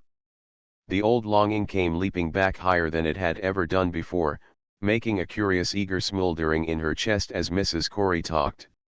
An old sketchbook was brought out and Mrs. Corey spent the morning making drawings of the heads of the children as they sat at lessons. The book was almost full of drawings of the children's heads. Besides the heads there were rough sketches of people Miriam did not know. The first half-dozen pages were covered with small outlines, hands, feet, eyes, thumbs, a few lines suggesting a body. These pages seemed full of life. But the sketches of the children and the unknown people, sitting posed, in profile, looking up, looking down, full face, quarter face, three-quarters, depressed her. Learning to draw did not seem worthwhile if this was the result. The early pages haunted her memory as she sat over the children's lessons. Feet, strange things stepping out, going through the world, running, dancing, the silent feet of people sitting in chairs pondering affairs of state. Eyes, looking at everything, looking at the astonishingness of everything. That's the half-crown Mrs. Corey gave me for the cabman, and the shilling for my tea, said Miriam, handing the coins to her companion as they bowled over Waterloo Bridge. Seagulls were rising and dipping about the rim of the bridge, and the sunlight lay upon the water and shimmered and flashed along the forms of the seagulls as they hovered and wheeled in the clear air. Miriam glanced at them through the little side window of the hansom with the remote keen part of her consciousness, light flashing from the moving wing of a seagull, the blue water, the brilliant sky, the bite of sun-scorched air upon her cheek, the sound about her like the sound of the sea. As she turned back to the shaded enclosure of the hansom, these things shriveled and vanished and left her dumb, helplessly poised between two worlds.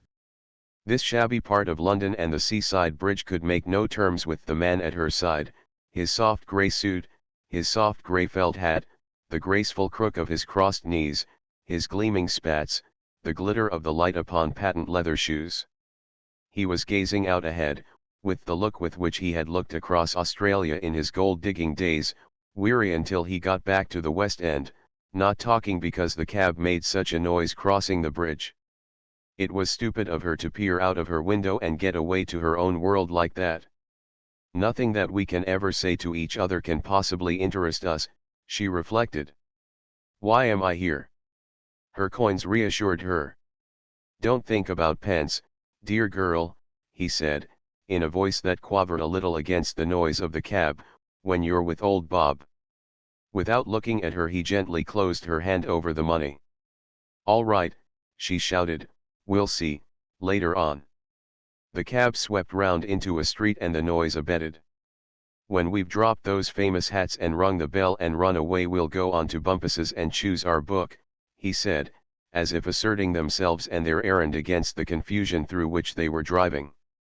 Mrs. Caudle's curtain lectures, thought Miriam, glancing with loathing at the pointed corner of the collar that stuck out across the three firm little folds under the clean-shaven chin. How funny I am. I suppose I shall get through the afternoon somehow. We shall go to the bookshop and then have tea, and then it will be time to go back. The cabman is to take the hats into the shop and leave them. Isn't it extraordinary? Bob laughed with a little fling of his head. The vagaries of the fair, dear girl, he said presently, in a soft blurred tone. That's one of his phrases, thought Miriam. That's old-fashioned politeness, courtliness. Behind it he's got some sort of mannish thought. The unaccountability of women, who can understand a woman she doesn't even understand herself. Thought he'd given up trying to make out. He's gone through life and got his own impressions, all utterly wrong, talking about them with an air of wisdom to young men like Gerald. My dear boy, a woman never knows her own mind. How utterly detestable mannishness is, so mighty and strong and comforting when you have been mewed up with women all your life, and then suddenly, in a second, far away, utterly imbecile and aggravating with a superior self-satisfied smile because a woman says one thing one minute and another the next. Men ought to be horsewhipped, all the grown men, all who have ever had that self-satisfied smile, all, horsewhipped until they apologize on their knees. They sat in a curious oak settee, like a high-backed church pew. The waitress had cleared away the tea things and brought cigarettes, large flat Turkish cigarettes. Responding to her companion's elaborate apologetic petition for permission to smoke, it did not occur to Miriam to confess that she herself occasionally smoked. She forgot the fact in the completeness of her contentment. On the square oak table in front of them was a bowl of garden anemones, mauve and scarlet with black centers, flaring richly in the soft light coming through the green-tinted diamond panes of a little low square deep-silled window. On either side of the window short red curtains were drawn back and hung in straight, close folds, scarlet geraniums, against the creamy plaster wall. Bowls of flowers stood on other tables placed without crowding or confusion about the room, and there was another green window with red curtains near a far-off corner. There were no other customers for the greater part of their time, and when the waitress was not in the room it was still, a softly shaded stillness. Bob's low blurred voice had gone on and on undisturbingly, no questions about her life or her plans, just jokes, about the tea service and everything they had had, making her laugh. Whenever she laughed, he laughed delightedly. All the time her eyes had wandered from the brilliant anemones across to the soft green window with its scarlet curtains. 8. When May came, life lay round Miriam without a flaw. She seemed to have reached the summit of a hill up which she had been climbing ever since she came to Newlands. The weeks had been green lanes of experience, fresh and scented and balmy and free from lurking fears. Now the landscape lay open before her eyes, clear from horizon to horizon, sunlit and flawless, past and future. The present, within her hands, brought her, whenever she paused to consider it, to the tips of her toes, as if its pressure lifted her. She would push it off, smiling, turning and shutting herself away from it. With laughter and closed eyes, she found herself deeper in the airy flood, and drawing breath swam forward. The old troubles, the things she had known from the beginning, the general shadow that lay over the family life and closed punctually in whenever the sun began to shine, her own personal thoughts, the impossibility of living with people, poverty, disease, death in a dark corner, had moved and changed, melted and flowed away. The family shadow had shrunk long ago, back in the winter months they had spent in Bennett's little bachelor villa, to a small black cloud of disgrace hanging over her father. At the time of its appearance, when the extent of his embarrassment was exactly known, she had sunk for a while under the conviction that the rest of her life must be spent in a vain attempt to pay off his debts. Her mind revolved round the problem hopelessly. Even if she went on the stage she could not make enough to pay off one of his creditors. Most women who went on the stage, Gerald had said, made practically nothing, and the successful ones had to spend enormous sums in bribery whilst they were making their way. Even the orchestra expected to be flattered and bribed. She would have to go on being a resident governess, keeping £10 a year for dress and paying over the rest of her salary. Her bitter rebellion against this prospect was reinforced by the creditor's refusal to make her father a bankrupt. The refusal brought her a picture of the creditors, men on the stock exchange, sitting in a circle, in frock coats, talking over her father's affairs. She winced, her blood came scorching against her skin. She confronted them. "Stop," she shouted, "stop talking, you smug ugly men. You shall be paid. Stop. Go away, but Gerald had said, they like the old boy, it won't hurt them, they're all made of money. They liked him.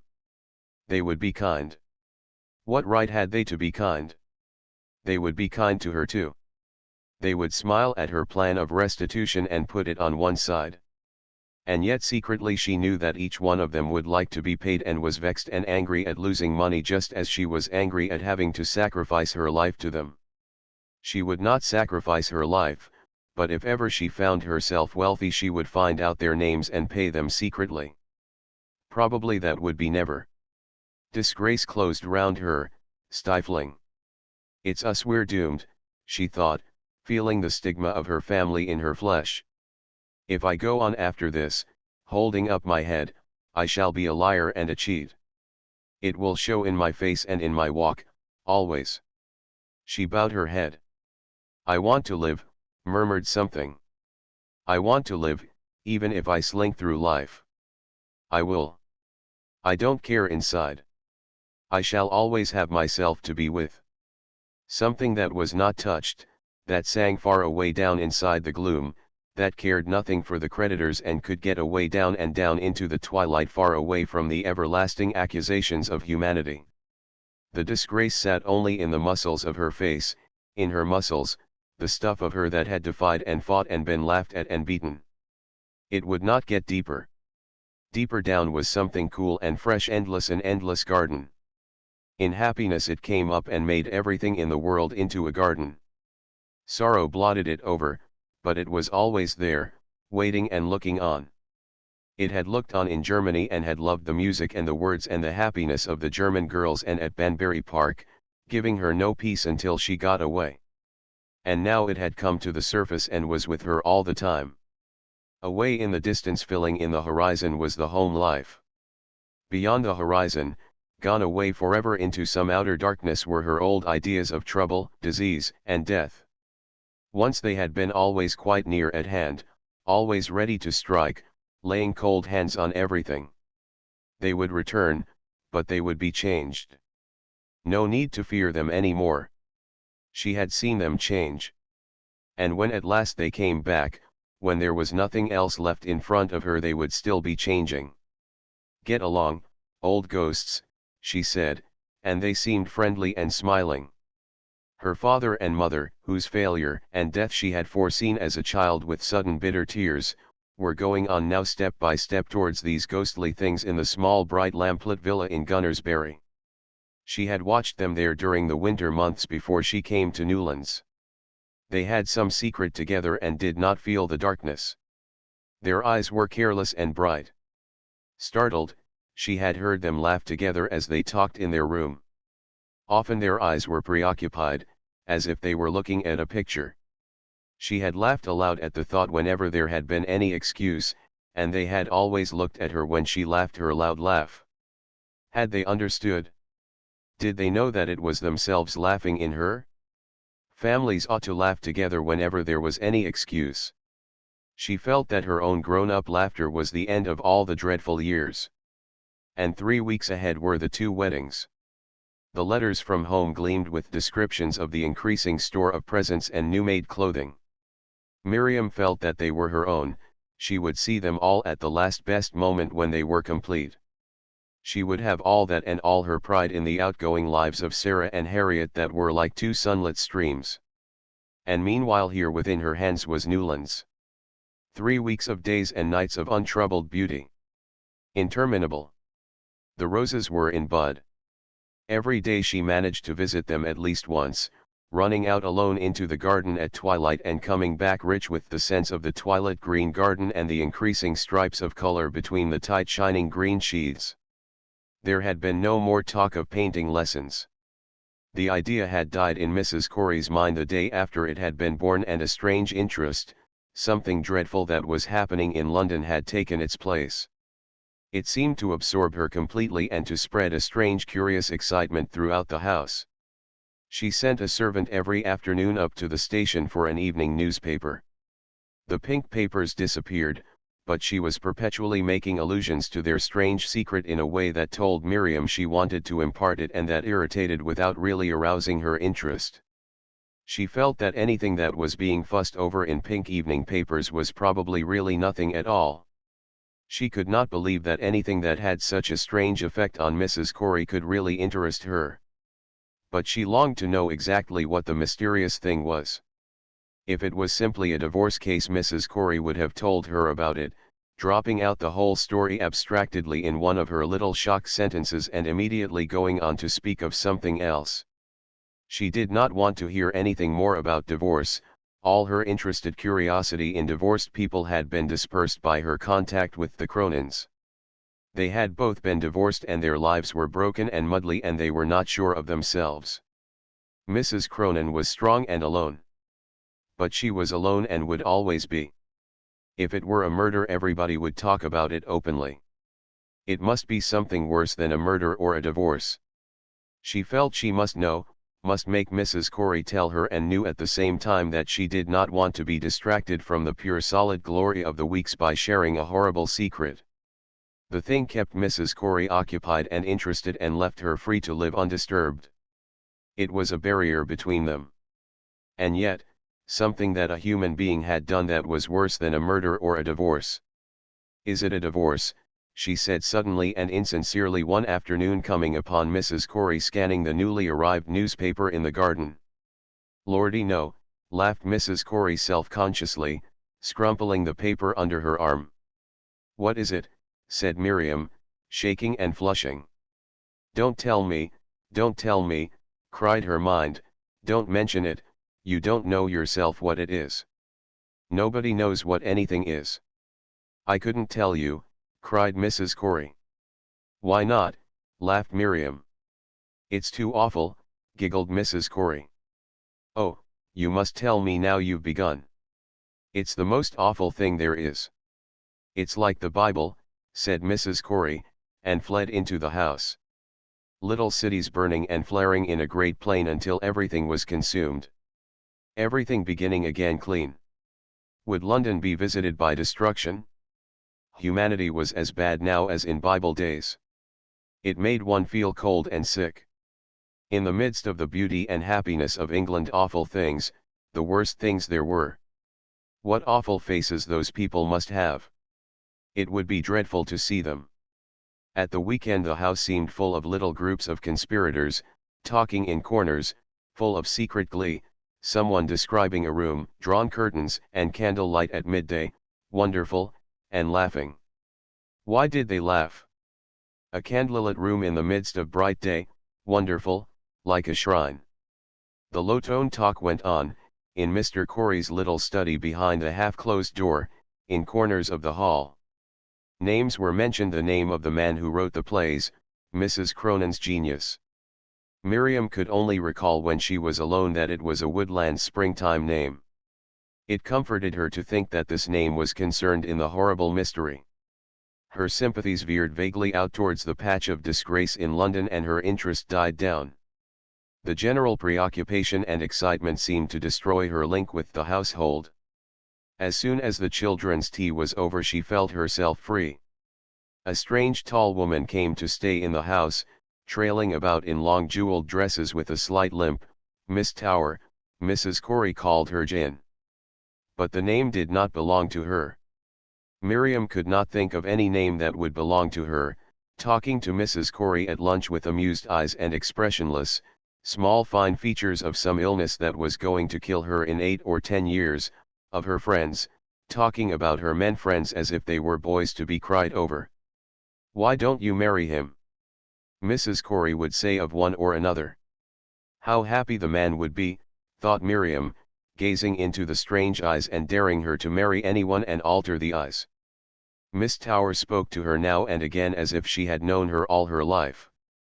One day after lunch she suddenly said, "You ought to smile more often, you've got pretty teeth, but you forget about them."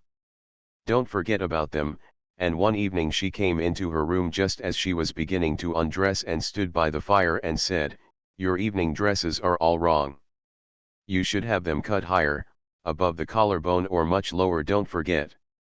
"Don't forget," You could be charming. Mrs. Corey came in herself the next evening and gave Miriam a full-length cabinet photograph of herself, suddenly. Afterwards she heard her saying to Kate on the landing, "Let the poor thing rest when she can," and they both went into Kate's room. Every day as soon as the children's tea was over she fled to her room. The memory of Mrs. Corey's little sketchbook had haunted her for days.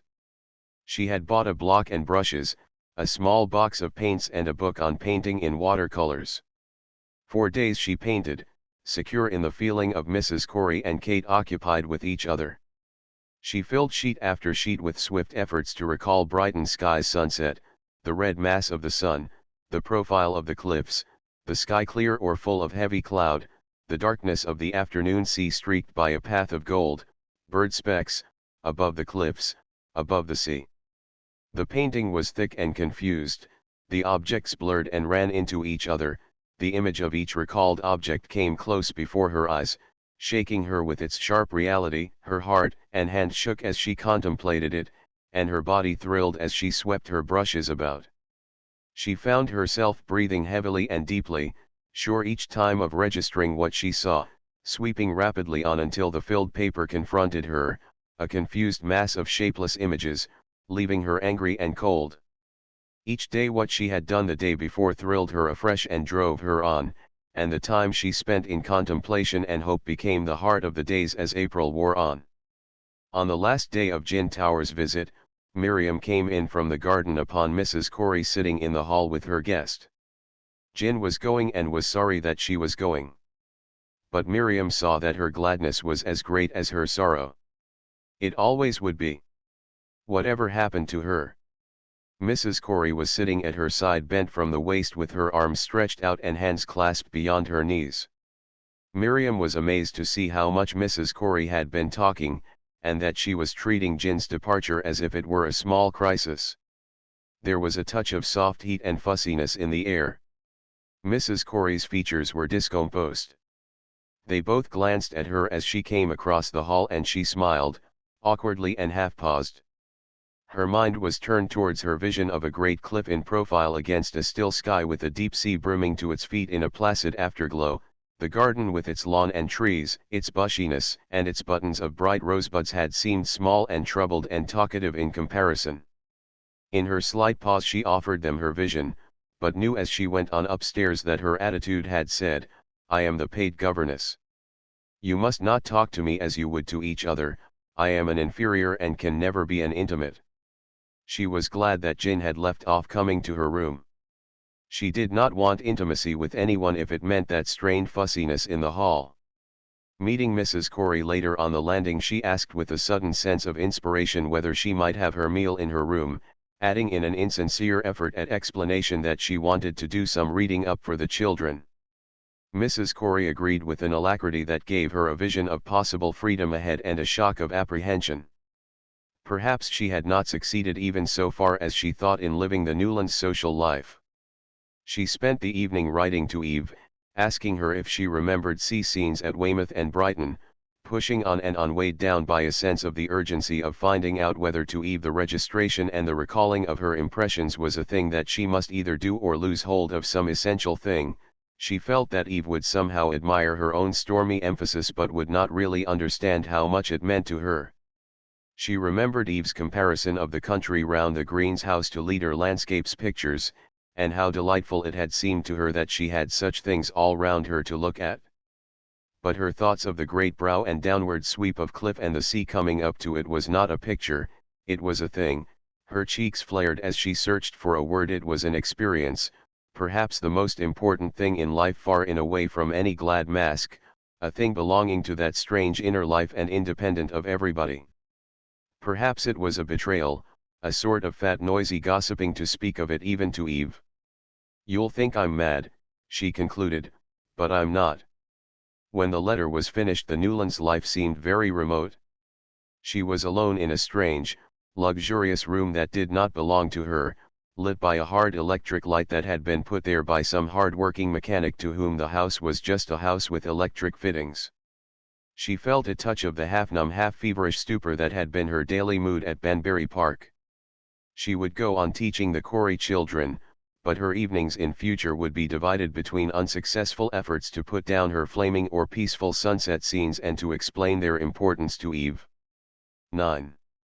But the next evening when Mr. Corey came down for the weekend with a party of guests, Mrs. Corey appeared with swift suddenness in Miriam's room and glanced at her morning dress. "I say, Missy, you'll have to hurry up." "Oh, I didn't dress, the house is full of strangers." "No, it isn't, there's Maillet and Tom." "Tommy and Maillet." "Yes, but I know there are crowds." She did not want to meet the Cravens again, and the strangers would turn out to be some sort of people saying certain sorts of things over and over again, and if she went down she would not be able to get away as soon as she knew all about them. She would be fixed, obliged to listen. When anyone spoke to her, grimacing as the Pudroni's governess or saying what she thought and being hated for it.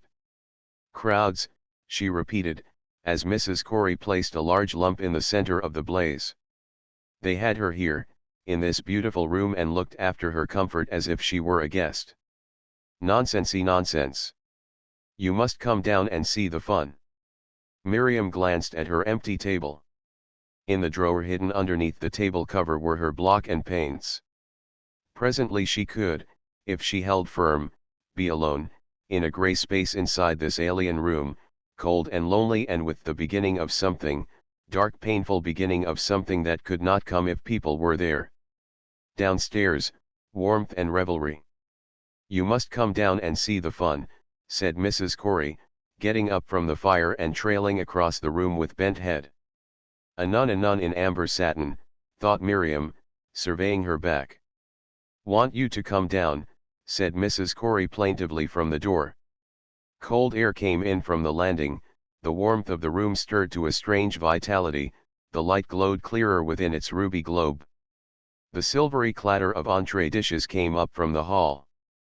"All right," said Miriam, turning exultantly to the chest of drawers. "A victory over myself or some sort of treachery." The long drawer which held her evening things seemed full of wonders. She dragged out a little homemade smocked blouse of pale blue nun's veiling that had seemed too dowdy for Newlands and put it on over her morning skirt. It shone upon her. Rapidly washing her hands, away from the glamour of the looking-glass, she mentally took stock of her hair, untouched since the morning, the amateur blouse, its crude clear blue hard against the harsh black skirt. Back again at the dressing table as she dried her hands she found the miracle renewed. The figure that confronted her in the mirror was wrapped in some strange harmonizing radiance. She looked at it for a moment as she would have looked at an unknown picture, in tranquil disinterested contemplation. The sound of the gong came softly into the room, bringing her no apprehensive contraction of nerves.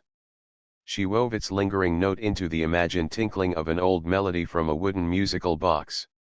Opening the door before turning out her gas she found a small bunch of hothouse lilies of the valley lying on the writing table. "Mrs. Corey, you must come." Tucking them into her belt she went slowly downstairs, confused by a picture coming between her and her surroundings like a filmy lantern slide, a Portland bill lying on a smooth sea in a clear afterglow. "Quite a Madonna," said Mrs. Staple Craven querulously. She sat low in her chair, her round gold head on its short stalk standing firmly up from billowy frills of green silk. "A fat water lily," mused Miriam, and went wandering through the great steamy glass houses at Kew, while the names that had been murmured during the introductions echoed irrelevantly in her brain. "She must wear her host's colors sometimes," said Mr. Corey quickly and gently. Miriam glanced her surprise and smiled shyly in response to his shy smile. It was as if the faint radiance that she felt all round her had been outlined by a flashing blade. Mrs. Craven might go on resenting it, she could not touch it again. It steadied and concentrated, flowing from some inexhaustible inner center, it did not get beyond the circle outlined by the flashing blade, but flowed back on her and out again and back until it seemed as if it must lift her to her feet. Her eyes caught the clear brow and smooth innocently sleek dark hair of a man at the other end of the table. Under the fine level brows was a loudly talking, busily eating face, all the noise of the world, and the brooding grieving unconscious brow above it. Everyone was talking. She glanced. The women showed no foreheads, but their faces were not noisy, they were like the brows of the men, except Mrs. Craven's. Her silent face was mouthing and complaining aloud all the time. Old Felix has secured himself the best partner, Miriam heard someone mutter as she made her fluke, a resounding little cannon and pocket in one stroke. Wandering after her ball, she fought against the suggesting voice. It had come from one of the men moving about in the gloom surrounding the radiance cast by the green-shaded lamps upon the long green table. Faces moving in the upper darkness were indistinguishable. The white patch of Mrs. Corey's face gleamed from the settee as she sat bent forward with her hands clasped in front of her knees. Beyond her, sitting back under the shadow of the mantelpiece and the marking board, was Mrs. Craven, a faint mass of soft green and mealy white. All the other forms were standing or moving in the gloom, standing watchful and silent, the gleaming stems of their cues held in rest, shifting and moving and strolling with uncolliding ordered movements and little murmurs of commentary after the little drama, the sudden snap of the stroke breaking the stillness, the faint thundering roll of the single ball, the click of the concussion, the gentle angular explosion of pieces into a new relation, and the breaking of the varying triangle as a ball rolled to its hidden destination, held by all the eyes in the room until its rumbling pilgrimage ended out of sight in a soft thud. It was pure joy to Miriam to wander round the table after her ball, sheltered in the gloom, through an endless grand chain of undifferentiated figures that passed and repassed without awkwardness or the need for forced exchange, held together and separated by the ceremony of the game. Comments came after each stroke, words and sentences sped and smoothed and polished by the gloom like the easy talking of friends in a deep twilight, but between each stroke were vast intervals of untroubled silent intercourse. The competition of the men, the sense of the desire to win, that rose and strained in the room could not spoil this communion. After a stroke, pondering the balls while the room and the radiance and the darkness moved and flowed and the dim figures settled to a fresh miracle of grouping, it was joy to lean along the board to her ball, keeping punctual appointment with her partner, whose jaunty little figure would appear in supporting opposition under the bright light, drawing at his cigarette with a puckering half-smile, awaiting her suggestion and ready with counsel. Doing her best to measure angles and regulate the force of her blow, she struck careless little lifting strokes that made her feel as if she danced, and managed 3 more cannons and a pocket before her little break came to an end. "It must be jolly to smoke in the in-between times," said Miriam, standing about at a loss during a long break by one of her opponents. "Yes, you ought to learn to smoke," responded Mr. Corey judicially.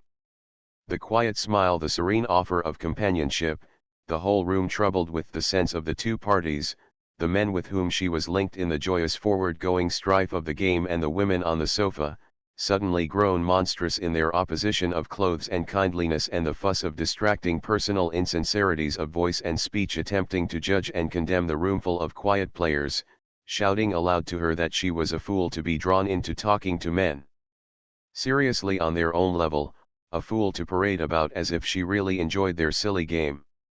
"I hate women and they've got to know it," she retorted with all her strength, hitting blindly out towards the sofa, feeling all the contrivances of toilet and coiffure fall in meaningless horrible detail under her blows. "I do smoke," she said, leaving her partner's side and going boldly to the sofa corner. "Rag bags, bundles of pret-ins," she thought, as she confronted the women. They glanced up with cunning eyes. They looked small and cringing. She rushed on, sweeping them aside. Who had made them so small and cheated, and for all their smiles so angry? What was it they wanted? What was it women wanted that always made them so angry? "Would you mind if I smoked?" she asked in a clear gay tone, cutting herself from Mrs. Corey with a wrench as she faced her glittering frightened eyes. "Of course not, my dear lady, I don't mind, if you don't," she said, tweaking affectionately at Miriam's skirt. "Ain't she a gay dog, Malie, ain't she a gay dog?"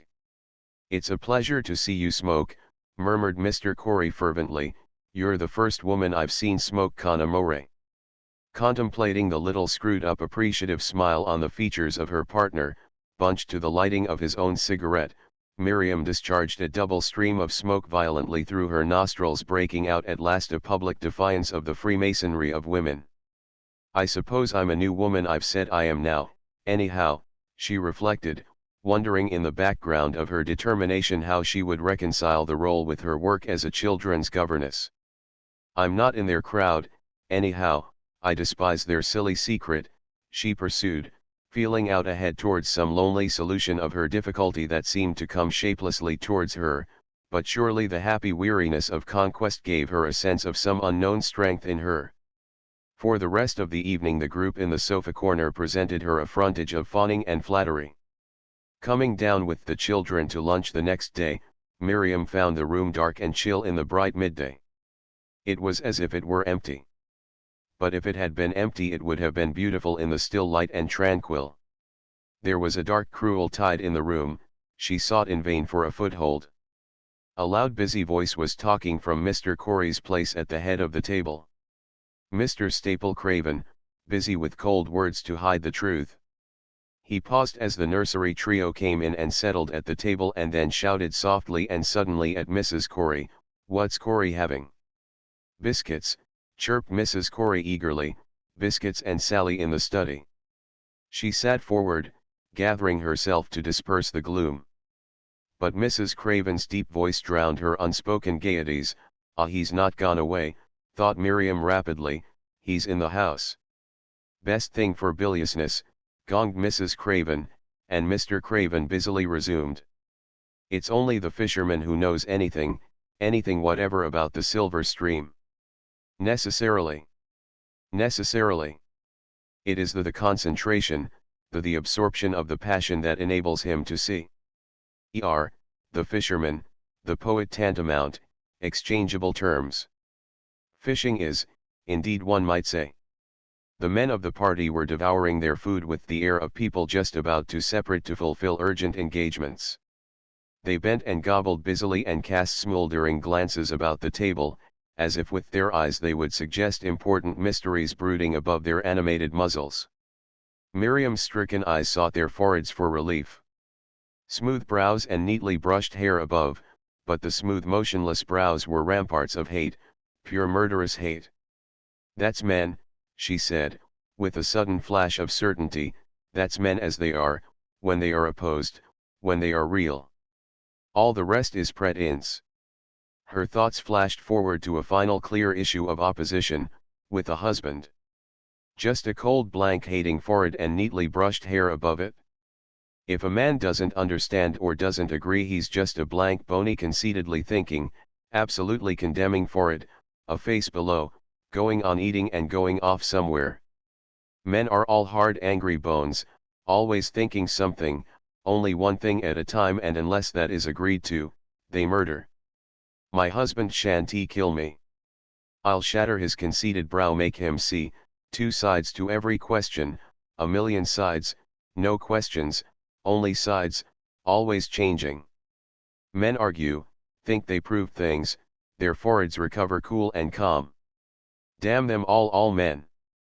Fee ought to be out here," said Mrs. Corey, moving her basket chair to face away from the sun. The garden blazed in the fresh warm air. But there was no happiness in it. Everything was lost and astray. The house party had dispersed and disappeared. Mrs. Corey sat and strolled about the garden, joyless, as if weighed down by some immovable oppression. If Mr. Corey were to come out and sit there too, it would be worse. It was curious to think that the garden was his at all. He would come feebly out, looking ill, and they would all sit, uneasy and afraid.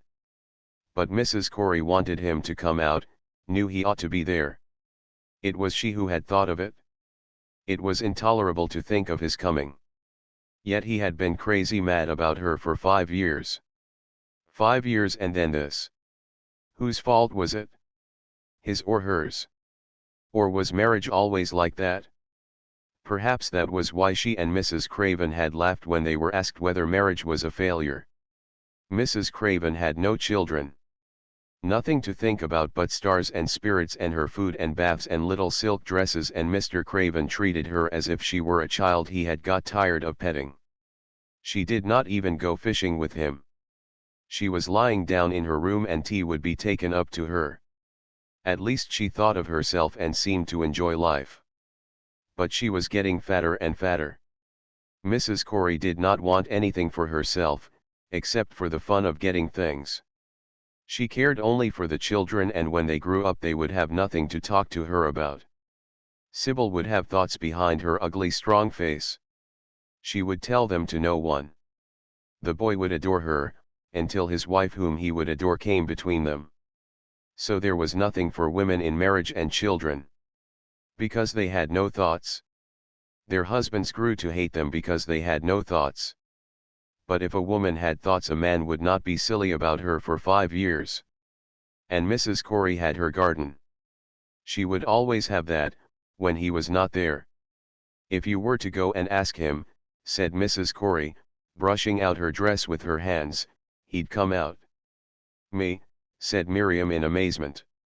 Yes, go on, my dear, you see, he'll come. But perhaps he doesn't want to, said Miriam, suddenly feeling that she was playing a familiar part in a novel and wanting to feel quite sure she was reading her role aright. You go and try, laughed Mrs. Corey gently. Make him come out. I'll tell him you wish him to come, said Miriam gravely, getting to her feet. All right, she thought, if I have more influence over him than you, it's not my fault, not anybody's fault, but how horrid you must feel. Miriam's trembling fingers gave a frightened fumbling tap at the study door. Come in, said Mr. Corey officially, and coughed a loose, wheezy cough. He was sitting by the fire in one of the huge armchairs and didn't look up as she entered. She stood with the door half closed behind her, fighting against her fear and the cold heavy impression of his dull grey dressing gown and the grey rug over his knees. It's so lovely in the garden, she said, fervently fixing her eyes on the small white face, a little puffy under its grizzled hair. He looked stiffly in her direction. The sun is so warm, she went on hurriedly. Mrs. Corey thought she stopped. Of course the man was too ill to be worried. For an eternity she stood, waiting.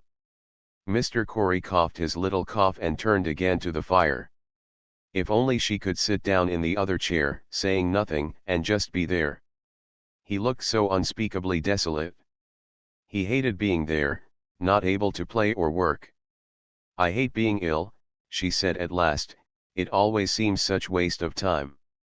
She knew she had borrowed that from someone and that it would only increase the man's impatience.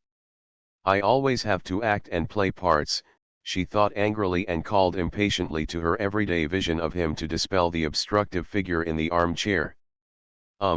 Said Mr. Corey judicially. You could have a chair, she ventured, and just sit quietly. No thanks, I'm not coming out. He turned a kind face in her direction without meeting her eyes. You have such a nice room, said Miriam vaguely, getting to the door. Do you like it? It was his everyday voice, and Miriam stopped at the door without turning. It's so absolutely your own, she said. Mr. Corey laughed. That's a strange definition of charm. I didn't say charming. I said your own. Mr. Corey laughed out. Because it's mine it's nice, but it is, for the same reason, not charming. You're tying me up into something I haven't said. There's a fallacy in what you have just said, somewhere. You'll never be tied up in anything, mademoiselle, you'll tie other people up. But there was no fallacy. No verbal fallacy, said Miriam eagerly, a fallacy of intention, deliberate misreading. No wonder you think the sun would do me good. How do you mean? I'm such a miscreant. Oh no, you're not, said Miriam comfortingly, turning round. I don't want you to come out, she advanced boldly and stirred the fire. I always like to be alone when I'm ill. That's better, said Mr. Corey. Goodbye, breathed Miriam, getting rapidly to the door, poor wretched man, wanting quiet kindness. Thank you, goodbye, said Mr. Corey gently. Then you'd say, Corey, said Mr. Staple Craven, as they all sat down to dinner on Sunday evening, Now comes flattery, thought Miriam calmly. Nothing mattered, the curtains were back, the light not yet gone from the garden, and birds were fluting and chirruping out there on the lawn where she had played tennis all the afternoon. At home there was the same light in the little garden, and Sarah and Harriet were there in happiness. She would see them soon, and meantime, the wonder, the fresh rosebuds, this year's, under the clear soft lamplight. You'd say that no one was to blame for the accident. The cause of the accident was undoubtedly the signalman's sudden attack of illness. Pause. It sounds, thought Miriam, as if he were reading from the Book of Judgment. It isn't true either. Perhaps a judgment can never be true. She pondered to the singing of her blood. In other words, said one of the younger men, in a narrow nasal sneering clever voice, it was a purely accidental accident. Purely, gurgled Mr. Corey, in a low, pleased tone. They think they're really beginning, mused Miriam, rousing herself. A genuine accident within the meaning of the act, blared Mr. Craven. An accident, murmured Mr. Corey. In that case, said another man, I mean since the man was discovered ill, not drunk, by a doctor in his box, all the elaborate legal proceedings would appear to be rather superfluous. Not at all, said Mr. Corey testily. Miriam listened gladly to the anger in his voice, watching the faint movement of the window curtains and waiting for the justification of the law. The thing must be subject to a detailed inquiry before the man can be cleared.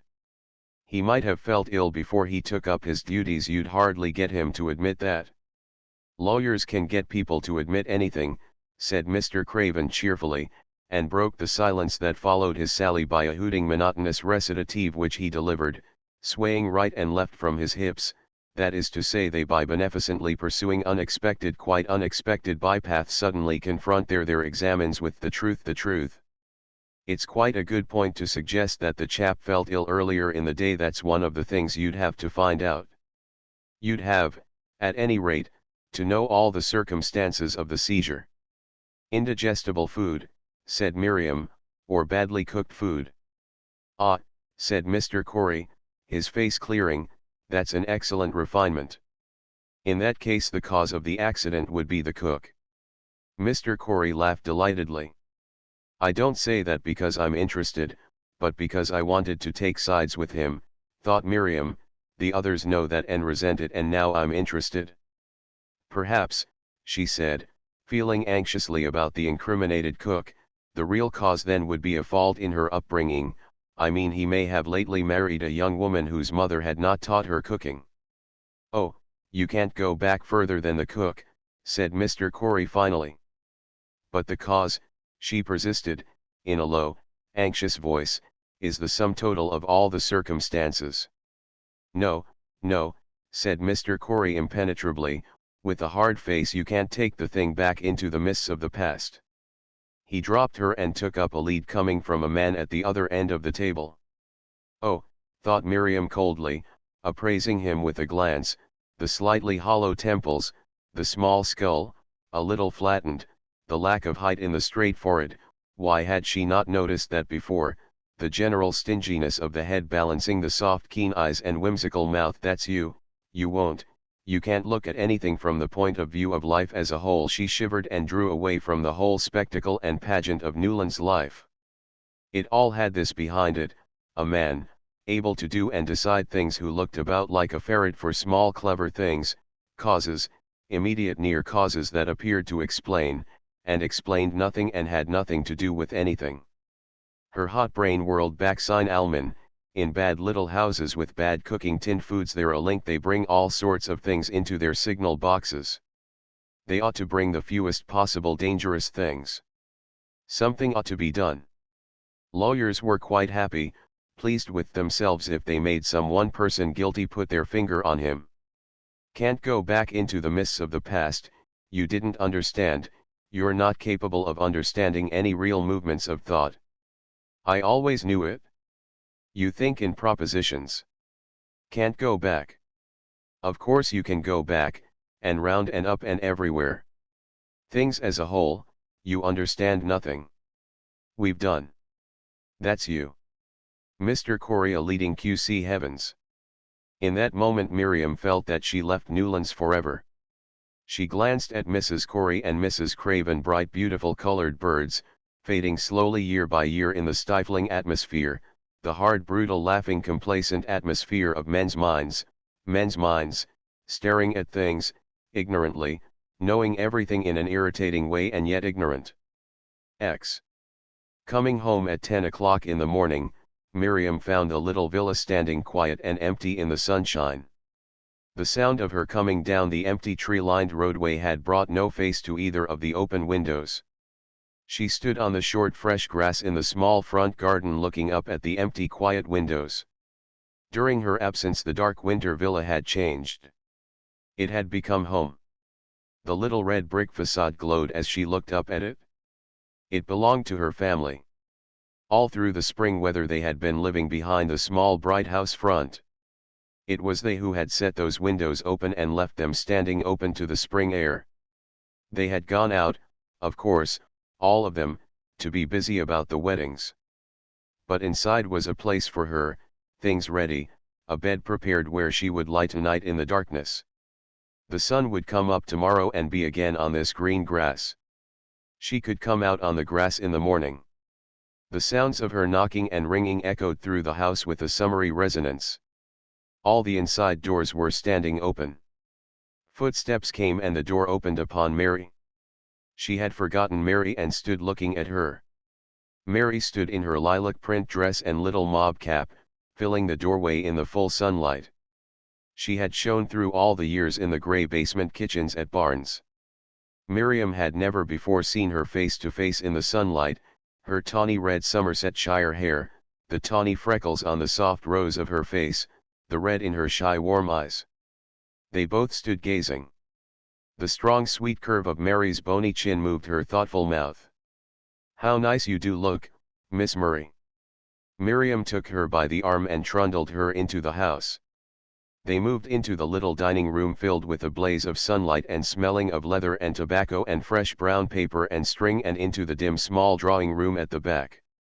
The tiny greenhouse plastered on its hindmost wall was full of growing things. Mary dropped phrases, offering Miriam her share of the things that had happened while she had been away. She listened deferentially, her heart rising high. After all these years she and Mary were confessing their love to each other. She went down the road with a bale of art muslin over her shoulder and carrying a small bronze table lamp with a pink silk shade. The bright bunchy green heads of the little lopped acacia trees bobbed against their background of red brick villa as she walked, little moving green lampshades for Harriet's life. They were like Harriet, like her delicate laughter and absurdity. The sounds of the footsteps of passers-by made her rejoice more keenly in her burdens. She felt herself a procession of sacred emblems, in the sunshine. The sunshine streamed about her from an immense height of blue sky. The sky had never been so high as it was above Harriet's green acacias. It had gone soaring up today for them all, their sky. That eldest Wheeler girl, going off to India, to marry a divorced man. Julia seemed to think it did not matter if she were happy. How could she be happy? Coming home from the second, Mrs. Tanqueray Bennett had asked Sarah if she would have married a man with a past. It was not only that his studies had kept him straight. It was himself, and Gerald too. It was, there were two kinds of men. You could tell them at a glance. Life was clean and fresh for Sarah and Harriet. There were two kinds of people. Most of the people who were going about ought to be shut up, somehow, in prison. Eve came into the little room with her arms full of Japanese anemones. Behind her came a tall man with red-brown hair, a stout fresh face and beautifully cut clothes. Miriam bowed him a greeting without waiting for introduction and went on arranging her festoons of art muslin about the white wooden mantelpiece. He was carrying a trayful of little fluted green glasses, each half filled with water. He came into the room on a holiday, a little interval in his man's life, delighted to be arranging the tray of glasses, half contemptuous and very happy. Pleased and surprised at himself and ready for miracles. He was not married, but he was a marrying man, a ladies' man, a man of the world, something like Bob Greveley, with the same sort of attitude towards women. The vagaries of the fair, a special manner for women and a clubby life of his own, with men. Women meant sex to him, the reproduction of the species, my dear chap, and his comforts and a little music on Sunday afternoon. He loved his mother, that was certain, Miriam felt, from something in his voice, and respected all mothers, the sort of man who would look after a woman properly, but would never know anything about her. And there was something in himself that he knew nothing about. Some woman would live with him in loneliness, maddened, waiting for that something to speak. Secretly he would be half contemptuous, half afraid of her, and would keep on always with that mocking, obsequious, patronizing manner. Horrible and so easy to deceive, and yet cruel to deceive. Hit him awake. He put down the tray of glasses near the heap of anemones that Eve had flung on the table and inquired whether they were to put one bloom in each glass. He had a secret, indulgent life of his own. Did he imagine that no one knew? Eve giggled and tittered, this new giggling way of Eve's, perhaps it was the way the Greens treated young men, arch and silly, like the girls at the tennis club. He must see through it. He was not in the least like the tennis club young men, most of whom needed to be giggled at before they could be anything but just sneery and silly. But it was fascinating, like something in a novel come true, the latest tableau in all the wedding tableaus, their own. Bennett and Gerald had swept the lonely Henderson family into this. One was going to be a sister-in-law for certain, tomorrow. Held up by this dignity, Miriam concentrated on her folds and loops, adjusting and pinning with her back to the room, listening to the sparring and giggling, the sounds of the tinkling glasses, the scissors snipping and dropping with a rattle onto the table, the soft flurrying of shifted blossoms. The moment was coming. The man was being impudently patronizing to Eve, but really talking at her, trying to make her turn round. She did not want him. There was something, some quality in men that this kind of man did not possess, something she knew, who. It was somewhere, but not in him. Still, his being there gave an edge to her freedom and happiness. She owed him some kind of truth, some blow or shock. Holding her last festoon in place, she consulted some jumbled memory and found a phrase, "Will you people leave off squabbling and just see if this is all right before I nail it up?" She spoke in a cool, even tone that filled the room. It startled her, making her feel sad, small, and guilty. Still with her back to the room, she waited during the moment of silence that followed her words. "It's simply lovely, Murray," said Eve. Had she been more vulgar than Eve? She knew her decoration was all right and did not want an opinion. She wanted to crush the man's behavior, trample on it and fling it out of the room. Eve was sweeter and more lovable than she. Mother said it was natural and right to laugh and joke with young men. No, no, no. She glanced, asking Eve to hold the corner while she went for the hammer and nails. Eve came eagerly forward. The man was standing upright and motionless by the table, looking quietly at her as she stood back for Eve to substitute a supporting hand. Let me do that," he said gravely, "or go for the hammer." He was at the door. "Oh thanks," said Miriam, in a hard tone, "you will find it in the kitchen." Eve remained holding the muslin with downcast face and conscious lips. Seizing a vase of anemones, Miriam put it on the marble, bunching up the muslin to hide the vase. "This is their smoking room," she said, her voice praying for tolerance. Eve beamed sadly and gladly. "Yes, isn't it jolly?" Joining hands they waltzed about the room. Eve did not really mind, she fought, but there was something in her that did not mind. Through the French windows of the new drawing room Miriam saw a group of figures moving towards the end of the garden. In a moment they would have reached the low brick wall at the end of the garden. They might stand talking there with their heads outlined against the green painted trellis work that ran along the top of the wall, or they might walk back towards the house and see her at the window. She hid herself from view. The room closed round her. She could not sit down on one of the new chairs. The room was too full. Things were speaking to her.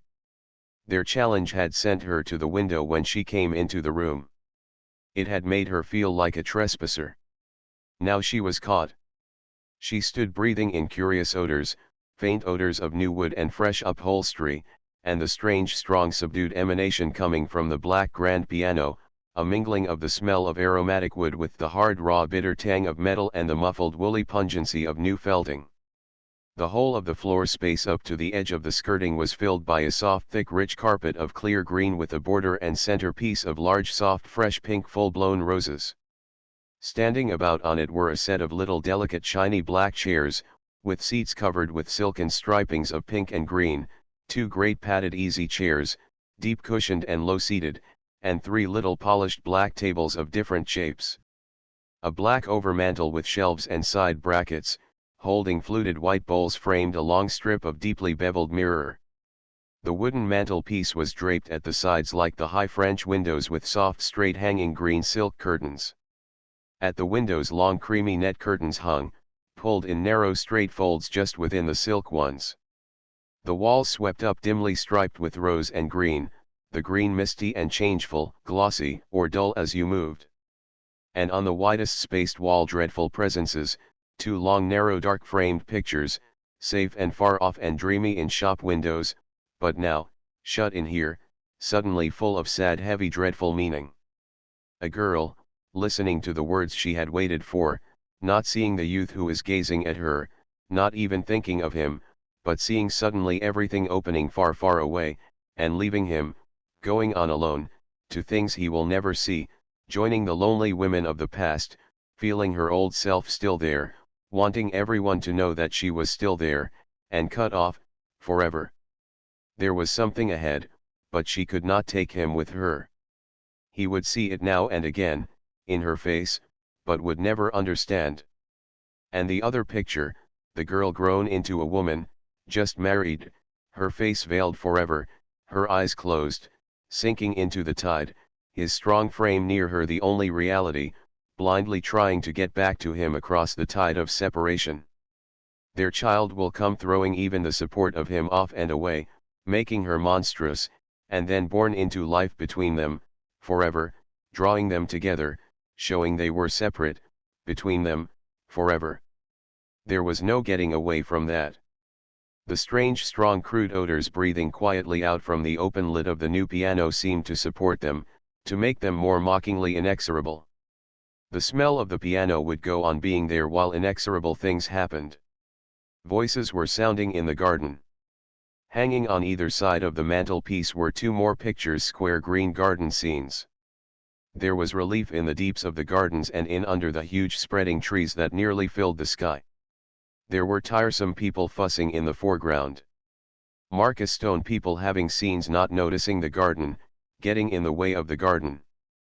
But the garden was there, blazing, filled with some particular time of day, always being filled with different times of day. There would be in-between times for Harriet, her own times. Times when she would be at peace in this room near the garden. Away from the kitchen and strange-eyed servants, and from the stern brown and yellow pigskin dining room. In here she would have fragrant little teas, and talk as if none of those other things existed. There were figures standing at the French window. She opened the window upon Harriet and Gerald. Standing a little aloof from them was a man. As Harriet spoke to her, Miriam met his strange eyes, wide and dark, unseeing, no, glaring at things that did not interest him, desperate, playing a part. His thin squarish frame hung loosely, whipped and beaten, within his dark clothes. His eyes passed expressionlessly from her face to Harriet.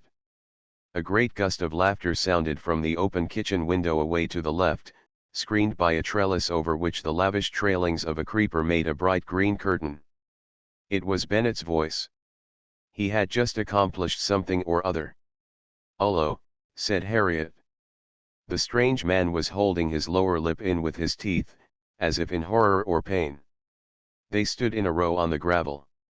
"Let me introduce Mr. Grove," said Harriet, with a shy movement of her head and shoulders, keeping her hands clasped. Her face was all broken up. She could either laugh or cry. But there was something, a sort of light, chiseling it, holding everything back. Miriam bowed. "What's Bennett doing?" she said hurriedly. "The last time I saw him he was standing on the kitchen table fighting with the gas bracket," said Gerald. The sallow man drew in his breath sharply and stood aside, staring down the garden. Miriam glanced at him, wondering. He was not criticizing Gerald. It was something else. "I say, Murray, what did you do to old Tremaine this morning?" went on Gerald. "What do you mean?" said Miriam, interested. This was the novel going on. She must read it through even at this strange moment. This moment was the right setting to read through Gerald that little exciting faraway finished thing of the morning, to know that it had been right. She felt decked. Gerald stood confronting her and spoke low, fingering the anemones in her belt. The others were talking. Harriet in high short laughing sentences, the man gasping and moaning his replies, making jerky movements. He was not considering his words, but looking for the right, appropriate things to say. Miriam rejoiced over him as she smiled encouragingly at Gerald. "Well, my dear, he wanted to know who you were, and he swears he's going to be engaged to you before the year is out." "What abominable cheek," said Miriam, flushing with delight. Then she had taken the right line. How easy. This was how things happened. "No, my dear, he didn't mean to be cheeky. I call it the most abominable cheek." "No you don't," Gerald was looking at her with fatherly solicitude. "That's what he said anyhow, and he meant it? Ask Harry." "Frivolous young man. Well, he's an awful flirt, I warn you, but he's struck this time all of a heap, came and raved about you the minute he'd seen you, and when he heard you were Harry's sister that's what he said. I'm sure I'm awfully obliged to His Majesty." Gerald laughed and turned, looking for Harriet and moving to her. Miriam caught at a vision of the well-appointed man, a year, a home full of fresh new things, no more need to make money, a stylish contented devoted sort of man, who knew nothing about one. It would be a fraud, unfair to him, so easy to pretend to admire him. Well, there it was, an offer of freedom, that was admirable, in almost any man, the power to lift one out into freedom. He wanted to lift her out, her, not any other woman. It was rather wonderful, and appealing. She hung over his moment of certainty in pride and triumph. But there was something wrong somewhere, though she felt that someone had placed a jewel in her hair. Gerald had drawn Harriet through the doorway into the drawing room. The sunlight followed them. They looked solid and powerful. The strange terrors of the room were challenged by their sunlit figures. Moving to the side of Gerald's strange friend, Miriam said something about the garden in a determined manner. He drew a sighing breath without answering. They walked down the short garden. It moved about them in an intensity of afternoon color.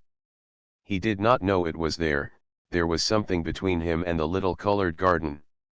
He walked with bent head, his head dipping from his shoulders with a little bob at each step. Miriam wanted to make him feel the garden moving round them, either she must do that or ask him why he was suffering. He walked responsively, as if they were talking. He was feeling some sort of reprieve, perhaps the afternoon had bored him. They had turned and were walking back towards the house. If they reached it without speaking, they would not have courage to go down the garden again. She could not relinquish the strange painful comradeship so soon. They must go on expressing their relief at being together, anything she might say would destroy that. She wanted to take him by the arm and groan, on Harriet's wedding eve, and when she was feeling so happy and triumphant. "Have you known Gerald long?" she said, as they reached the house. He turned sharply to face the garden again. "Oh, for a very great number of years," he said quickly, "a very great number."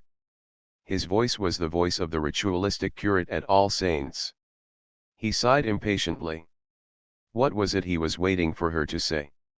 Nothing perhaps. This busy walking was a way of finishing his visit without having to try to talk to anybody. "How different people are," she said airily. "I'm very different," he said, with his rasping, indrawn breath. A darkness coming from him enfolded her. "Are you?" she said insincerely. Her eyes consulted the flowered border. She saw it as he saw it, just a flowered border, meaningless. "You cannot possibly imagine what I am." Her mind leapt out to the moving garden, recapturing it scornfully. "He is conceited about his difficulties and differences. He doesn't think about mine. But he couldn't talk like this unless he knew I were different. He knows it, but is not thinking about me." "Don't you think people are all alike, really?" she said impatiently. "Our common humanity," he said bitingly. She had lost a thread. They were divided. She felt stiffly about for a conventional phrase. "I expect that most men are the average manly man with the average manly faults." She had read that somewhere. It was sly and wrong, written by somebody who wanted to flatter. "It is wonderful, wonderful that you should say that to me." He stared at the grass with angry eyes. His mouth smiled. His teeth were large and even. They seemed to smile by themselves. The dark, flexible lips curled about them in an unwilling grimace.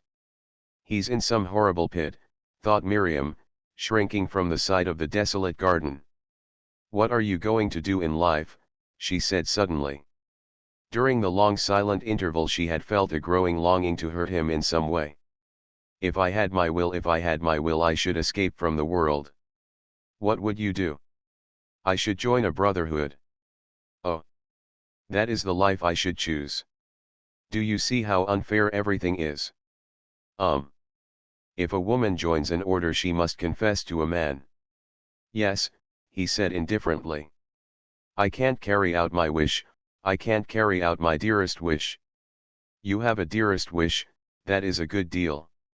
She ought to ask him why not and what he was going to do. But what did it matter? He was going unwillingly along some dreary path. There was some weak helplessness about him. He would always have a grievance and be sorry for himself, self-pity. She remained silent. "I'm training for the bar," he murmured, staring away across the neighboring gardens. "Why in heaven's name?" "I have no choice." "But it's absurd. You are almost a priest." "The bar. That is my born. Lawyers are the most ignorant, awful people. I cannot claim superiority." He laughed bitterly. "But you can, you are. You can never be a lawyer. It is necessary to do one's duty. Occupation does not matter."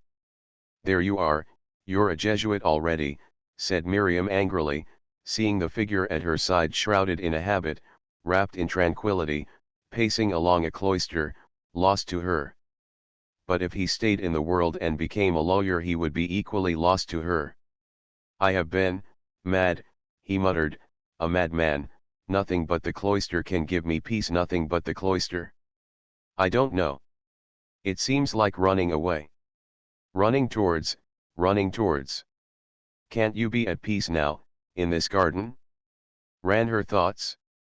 "I don't condemn you for anything. Why can't we stop worrying at things and be at peace?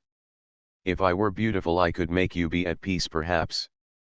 But it would be a trick. Only real religion can help you. I can't do anything.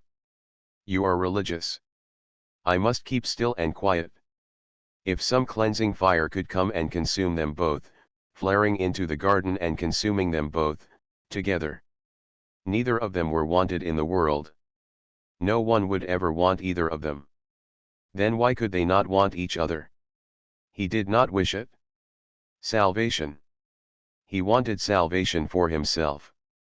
"My people must be considered first," he said speculatively. "They want you to be a barrister.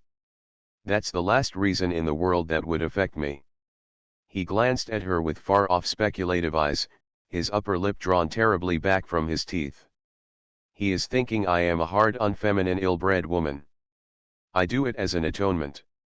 The word rang in the garden, the low tone of a bell. Her thoughts leaned towards the strength at her side.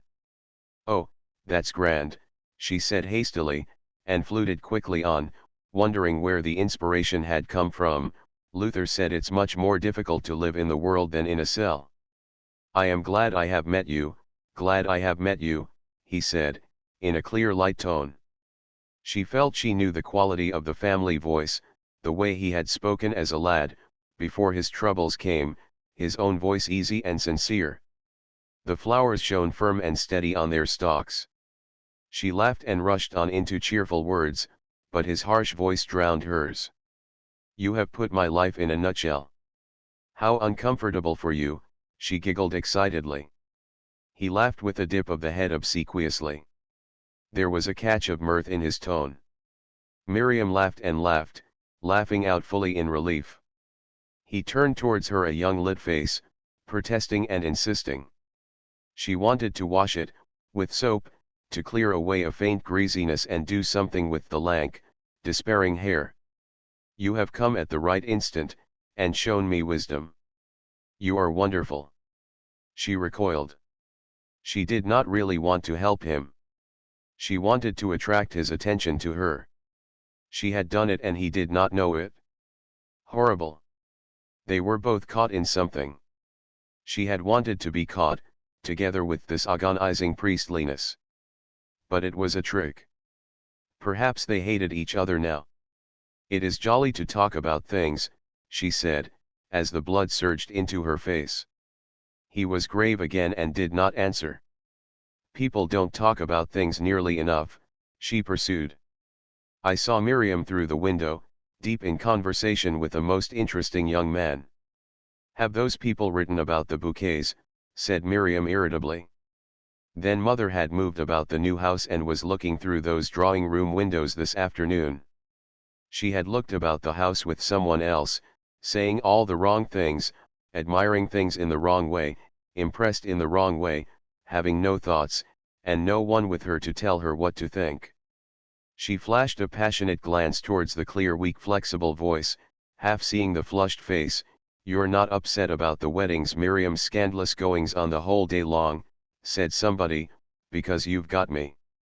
You don't know me. You wouldn't like me if you did. You don't know him. He doesn't know you. But I know you, that's the difference.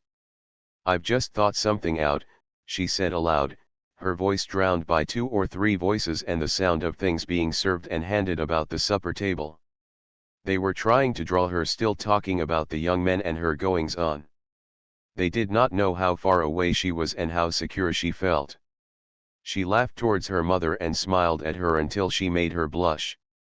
Ah, she thought proudly, it's I who am your husband. Why have I not been with you all your life? All the times you were alone, I knew them all. No one else knows them. I say, she insisted, what about the bouquets?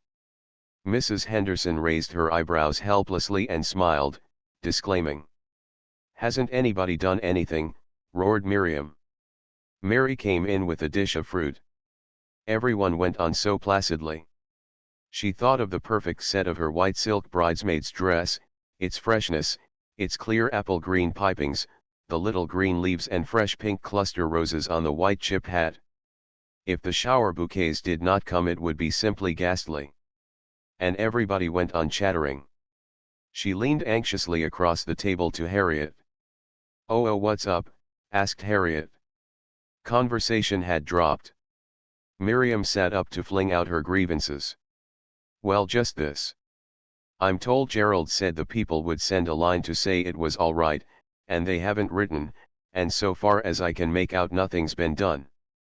Bouquets would appear to be one of the essentials of the ceremony, hooted Mr. Henderson. Well, of course, retorted Miriam savagely, if you have a dress wedding at all. That's the point. Quite so, my dear, quite so. I was unaware that you were depending on a message. I'm not anxious. It's simply silly, that's all. It'll be all right, suggested Harriet, looking into space. They'd have written. Well, it's your old bouquet principally. Me. With a bouquet. Who? Peace I give unto you, my peace I give unto you. Not as the world giveth, give I unto you. Christ said that. but peace came from God, the peace of God that passeth all understanding. How could Christ give that? He put himself between God and man. Why could not people get at God direct? He was somewhere. The steam was disappearing out of the window, the row of objects ranged along the far side of the bath grew clear. Miriam looked at them, seeking escape from the problem: the upright hand glass, the brush bag propped against it, the small bottle of Jockey Club, the little pink box of French face powder. Perhaps one day she would learn to use powder without looking like a Pierrot. How nice to have a thick white skin that never changed and took powder like a soft bloom.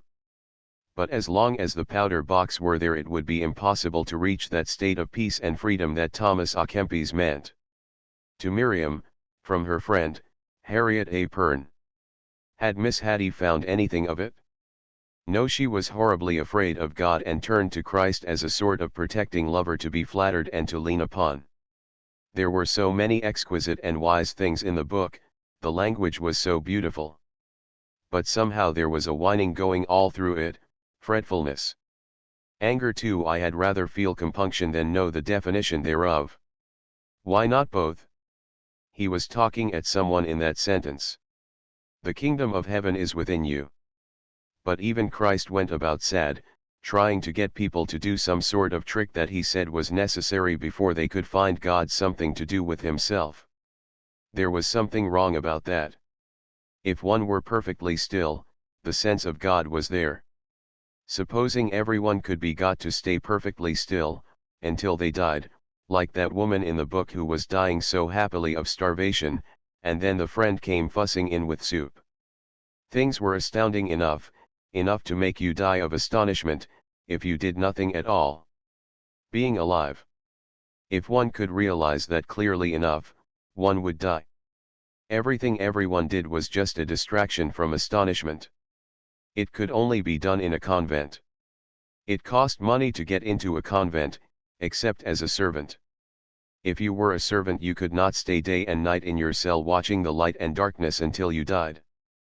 Perhaps in women's convents they would not let you anyhow. Why did men always have more freedom? His head had a listening look.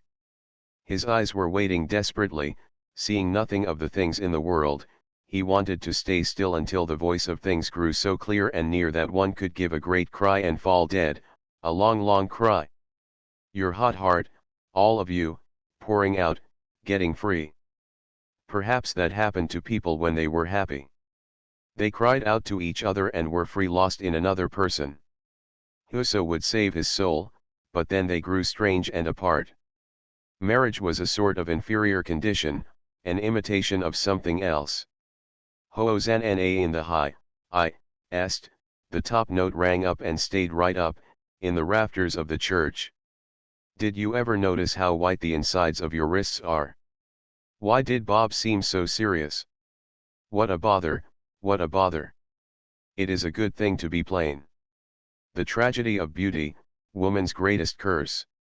Andromeda on a rock with her hair blowing over her face. She was afraid to look at the monster coming out of the sea. If she had looked at it, it would not have dared to come near her. Because Perseus looked and rescued her, she would have to be grateful to him all her life and smile and be Mrs. Perseus. One day they would quarrel and he would never think her beautiful again. Adam had not faced the devil. He was stupid first, and afterwards a coward and a cad. The divine curiosity of Eve, some person had said that. Perhaps men would turn round one day and see what they were like. Eve had not been unkind to the devil, only Adam and God. All the men in the world, and their God, ought to apologize to women. To hold back and keep free, and real. Impossible to be real unless you were quite free. Two married in one family was enough. Eve would marry, too. But money. The chair bed creaked as she knelt up and turned out the gas. I love you, just a quiet manly voice. Perhaps one would forget everything, all the horrors and mysteries, because there would be somewhere then always to be, to rest and feel sure. If only, just to sit hand in hand, watching snowflakes, to sit in the lamplight, quite quiet. Pictures came in the darkness, lamplit rooms, gardens, a presence, understanding. Voices were sounding in the next room. Something being argued. A voice level and reassuring, going up now and again into a hateful amused falsetto. Miriam refused to listen. She had never been so near before. Of course they talked in their room. They had talked all their lives, an endless conversation, he laying down the law, no end to it, the movement of his beard as he spoke, the red lips shining through the fair mustache, splash baths and no soap. Soap is not a cleansing agent, he had a ruddy skin, healthy. A tearful, uncertain voice. Don't mother, don't, he can't understand. Come to me. Come in here. Well, a loud clear tone moving near the door, leave it all to nature, my dear. They're talking about Sally and Harriet. He is amused, like when he says the marriage service begins with dearly beloved and ends with amazement. She turned about, straining away from the wall and burying her head in her pillow. Something seemed to shriek within her, throwing him off, destroying, flinging him away. Never again anything but contempt. She lay weak and shivering in the uncomfortable little bed. Her heart was thudding in her throat and in her hands, beloved, beloved, a voice, singing. So early in the morning. My beloved, my beloved. Silence, darkness, and silence. Waking in the darkness, she heard the fluttering of leafage in the garden and lay still and cool listening and smiling. That went on, flutter, flutter, in the breeze. It was enough, and things happened, as well, in the far off things called days. A fearful clamour, bright sunlight, something sticking sideways through the partly opened door, a tin trumpet. It disappeared with a flash as she leapt out of bed. The idea of Harriet being up first. Harriet stood on the landing in petticoat and embroidered camisole, her hair neatly pinned, her face glowing and fresh. "Get up," she said at once. "You up? You ought hunty to be. I'm going to get your breakfast. You mustn't dress yourself. Rot. You hurry up, old silly, breakfast's nearly ready." She ran upstairs tootling her trumpet. "Hurry up," she said, from the top of the stairs, with a friendly grin. Miriam shouted convivially and retired into her crowded sunlit bathroom, turning on both bath taps so that she might sing aloud. Harriet had made the day strong, silver bright and clean and clear. Harriet was like a clear blade. She splashed into the cold water gasping and singing. 2 o'clock, ages yet before the weddings. There was a smell of bacon frying. They would all have breakfast together. She could smile at Harriet. They had grown up together and could admit it, because Harriet was going away. But not for ages. She flew through her toilet, the little garden was blazing. It was a fine hot day. Bennett and Gerald had turned strained pale faces to meet the brides as they came up the aisle. Now, Bennett's broad white forehead seemed to give out a radiance. It had been fearful to stand behind Harriet through the service listening to the bland hollow voice of the vicar and the 4 unfamiliar low voices responding, and taking the long glove smooth and warm from Harriet's hand, her rustling heavy-scented bouquet. At the sight of Bennett's grave radiant face the fear deepened and changed. Marriage was a reality, fearful, searching reality, it changed people's expressions.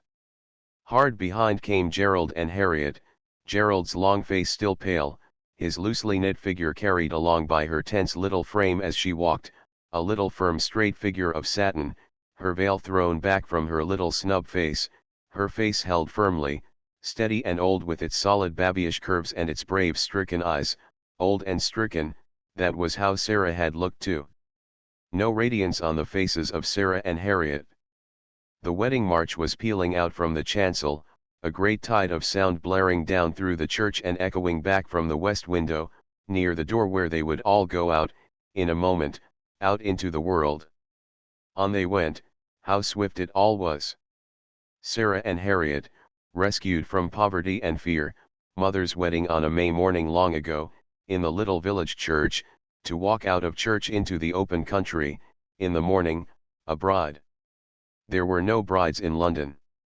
Now to fall in behind Eve and Mr. Tremaine. Mr. Grove walked clumsily. His arm brushed against the shower bouquet. The upturned faces of the pink carnations were fresh and sweet, for nothing. Tomorrow they would be dead. Harriet's bouquet, dead too, a wonderful dead bouquet that meant life. Where are you, my friend, my own friend? A wedding seemed to make everybody happy. The people moving in Harriet's new rooms were happy. Old people were new and young. They laughed. The sad dark man, following with his tray of glasses as she went from guest to guest with Harriet's champagne cup, had laughed again and again. The voices of the grey-clad bridegrooms rang about the rooms full of quiet relieved laughter. The outlines of their well-cut grey clothes were softly penciled with the radiance of marriage. Round about Sarah and Eve was a great radiance. Light streamed from their satin dresses. But they were untouched. Silent and untouched and far away.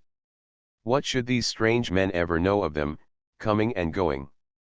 She found herself standing elbow to elbow with Harriet. Warm currents came to her from Harriet's body. She moved her elbow against Harriet's to draw her attention. Harriet turned a scorched cheek and a dilated unseeing eye. Their hands dropped and met. Miriam felt the quivering of firm, strong fingers and the warm metal of rings. She grasped the matronly hand with the whole strength of her own. Harriet must remember, all this wedding was nothing. She was Harriet, not the Mrs. Duquesne Bob Greveley had just been talking to about curtain lectures and the rascality of the genus homo. She must remember all the years of being together, years of nights side by side, night turning to day for both of them, at the same moment. She gave her hand a little shake. Harriet made a little skipping movement and grinned her own ironic grin. It was all right. They were quite alone and irreverent, they two. The festive crowd was playing a game for their amusement. They laughed without a sound as they had so often done in church. The air that encircled them was the air of their childhood. Gerald's voice sounded near. It made no break in their union, though Harriet welcomed it, clearing her throat with a businesslike cough. "Time you changed, Mrs. Lorraine," said Gerald, in a frightened friendly voice. "Oh, Lor, is it?" That kindliness was only in Harriet's voice when she had hurt someone. The edge of Gerald's voice, kind to everyone, would always be broken when he spoke to Harriet. She would always be this young absurd Harriet to him, always. He would go on fastening her boots for her tenderly, and go happily about his hobbies. She would never hear him call her my dear. That old-fashioned mock-polite insolence of men, paterfamilias. The four of them were together in a room again, fastening and hooking and adjusting, standing about before mirrors. "We've all grown up together, we can admit it now, we're admitting it. Everything clear, back to the beginning, happy and good." The room was still with the hush of its fresh draperies, hemming them in. Beautiful immortal forms moved in the room, reaping, voices, steady and secure, said nothing but the necessary things, borne down with wealth, all the wealth there was, all the laughter and certainty. Immortality. Nothing could die. They saw and knew everything. Each tone was a confession and a song of truth. They need never meet and speak again. They had known. The voices of Sarah and Harriet would go on, marked with fresh things. Her own and Eve's would remain, separate, to grow broken and false and unrecognizable in the awful struggle for money. No matter. The low, secure, untroubled tone of a woman's voice. There was nothing like it on earth. If you had once heard it, in your own voice, and the voice of another woman responding, everything was there. Was there anyone who fully realized how amazing it was, a human tone? Perhaps everyone did, really, most people without knowing it. A few knew. Perhaps that was what kept life going. In a few minutes they would go. They avoided each other's eyes. Miriam began to be afraid Eve would say something cheerful, or sing a snatch of song, desecrating the singing that was there, the deep eternal singing in each casual tone. Gerald's whistle came up from the front garden. Miriam opened the door. Bennett's voice came from the hall, calling for Sarah. "Your skirt sets simply perfectly, Sally." Sarah was at the door in her neat soft dark blue traveling dress, and a soft blue straw hat with striped ribbon bands and bows, hurrying forward, her gold hair shining under her hat, seeing nothing but the open door downstairs and Bennett waiting. The garden and pathway was thronged with bright-colored guests. Miriam found herself standing with Gerald on the curb, waiting for Harriet to finish her farewells. He crushed her arm against his side. "Good Lord, Murray, ain't I glad it's all over." Sarah was stepping into the shelter of the first of the two waiting carriages. Her face was clear with relief. Bennett followed, dressed like her in dark blue. On the step he spoke abruptly, something about a small portmanteau. Sarah's voice sounded from inside.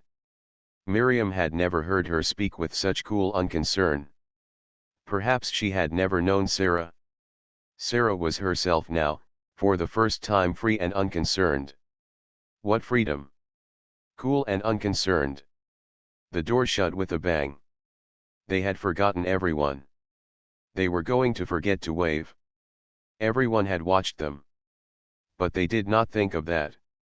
They saw green Devonshire ahead and their little house waiting in the upper Richmond Road with work for them both, work they could both do well, with all their might when they came back. Someone shouted. Rice was being showered. People were running down the road showering rice. The road and pathway were bright with happy marriage, all the world linked in happy marriages. The second carriage swept round the bend of the road with a yellow silk slipper swinging in the rear. Miriam struggled for breath through tears. Gerald and Harriet had taken the old life away with them in their carriage. Harriet had taken it, and gone. But she knew. She would bring it back with her. They would come back. Harriet would never forget. Nothing could change or frighten her. She would come back the same, in her new dresses, laughing. A fat voice. Mrs. Bywater. Proud of your gals, Mrs. Henderson, fat flattering voice. The brightness had gone from the houses and the roadway, unreal people were moving about with absurd things on their heads. Bridesmaids in cold white dresses, moving in pounces, as people spoke to them, the Hendon girls. What bad complexions Harriet's school friends had. Why were they all dark? Why did Harriet like them? Who was Harriet? Why did she have dark, sallow friends? Oh, this dark face, near and familiar, saying something, eyes looking at nothing, haunted eyes looking at nothing, very dear and familiar, relief, the sky seems to lift again, kind harmless bitter features, coming near and speaking. I am obliged to go, rasping voice, curious sawing breath. Oh yes, perhaps there will be a thunderstorm or something will happen. We shall meet again. Yes, oh, yes. There was no reason to feel nervous, at any rate for a night or two. Burglars who wanted the presents would take some time to find out that there was only one young lady in the house and a little servant sleeping in a top room. It was all right. No need to put the dinner bell on the dressing table. Next week the middle-aged servant would have arrived.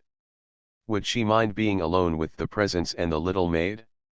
The only way to feel quite secure at night would be to marry. How awful, either you marry and are never alone or you risk being alone and afraid, to marry for safety, perhaps some women did. No wonder, and not to turn into a silly scared nervous old maid, how tiresome, one thing or the other, no choice. She laid her head on the pillow. Thank heaven I'm here and not at home, out of it. I'll come round, first thing, to cut up the cake, that would be jolly too. But here, with all these new things, magical and easy, secure with Gerald and Harriet, chosen to embark on their new life with them. You chuck your job, my dear, and stay with us for a bit. They would like it. That was so jolly. Absurd free days with Harriet, tea in the garden, theaters, people coming, Mr. Tremaine and Mr. Grove.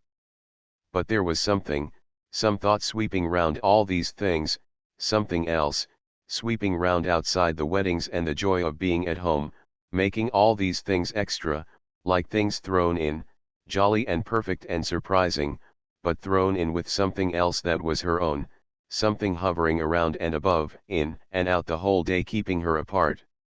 This morning the weddings had seemed the end of everything. They were over, Harriet's and Sarah's lives going forward and her own share in them, and home still there too, 3 things instead of 1, easily hers. And yet they did not concern her. It would be a sham to pretend they did, with this other thing haunting to go on from thing to thing, living with people and for them as if there were nothing else, as people seemed to do, one thing happening after another all the time. Sham. Harriet and Sarah had rushed out into life. They had changed everything. Things did not seem to matter now that they had achieved all that.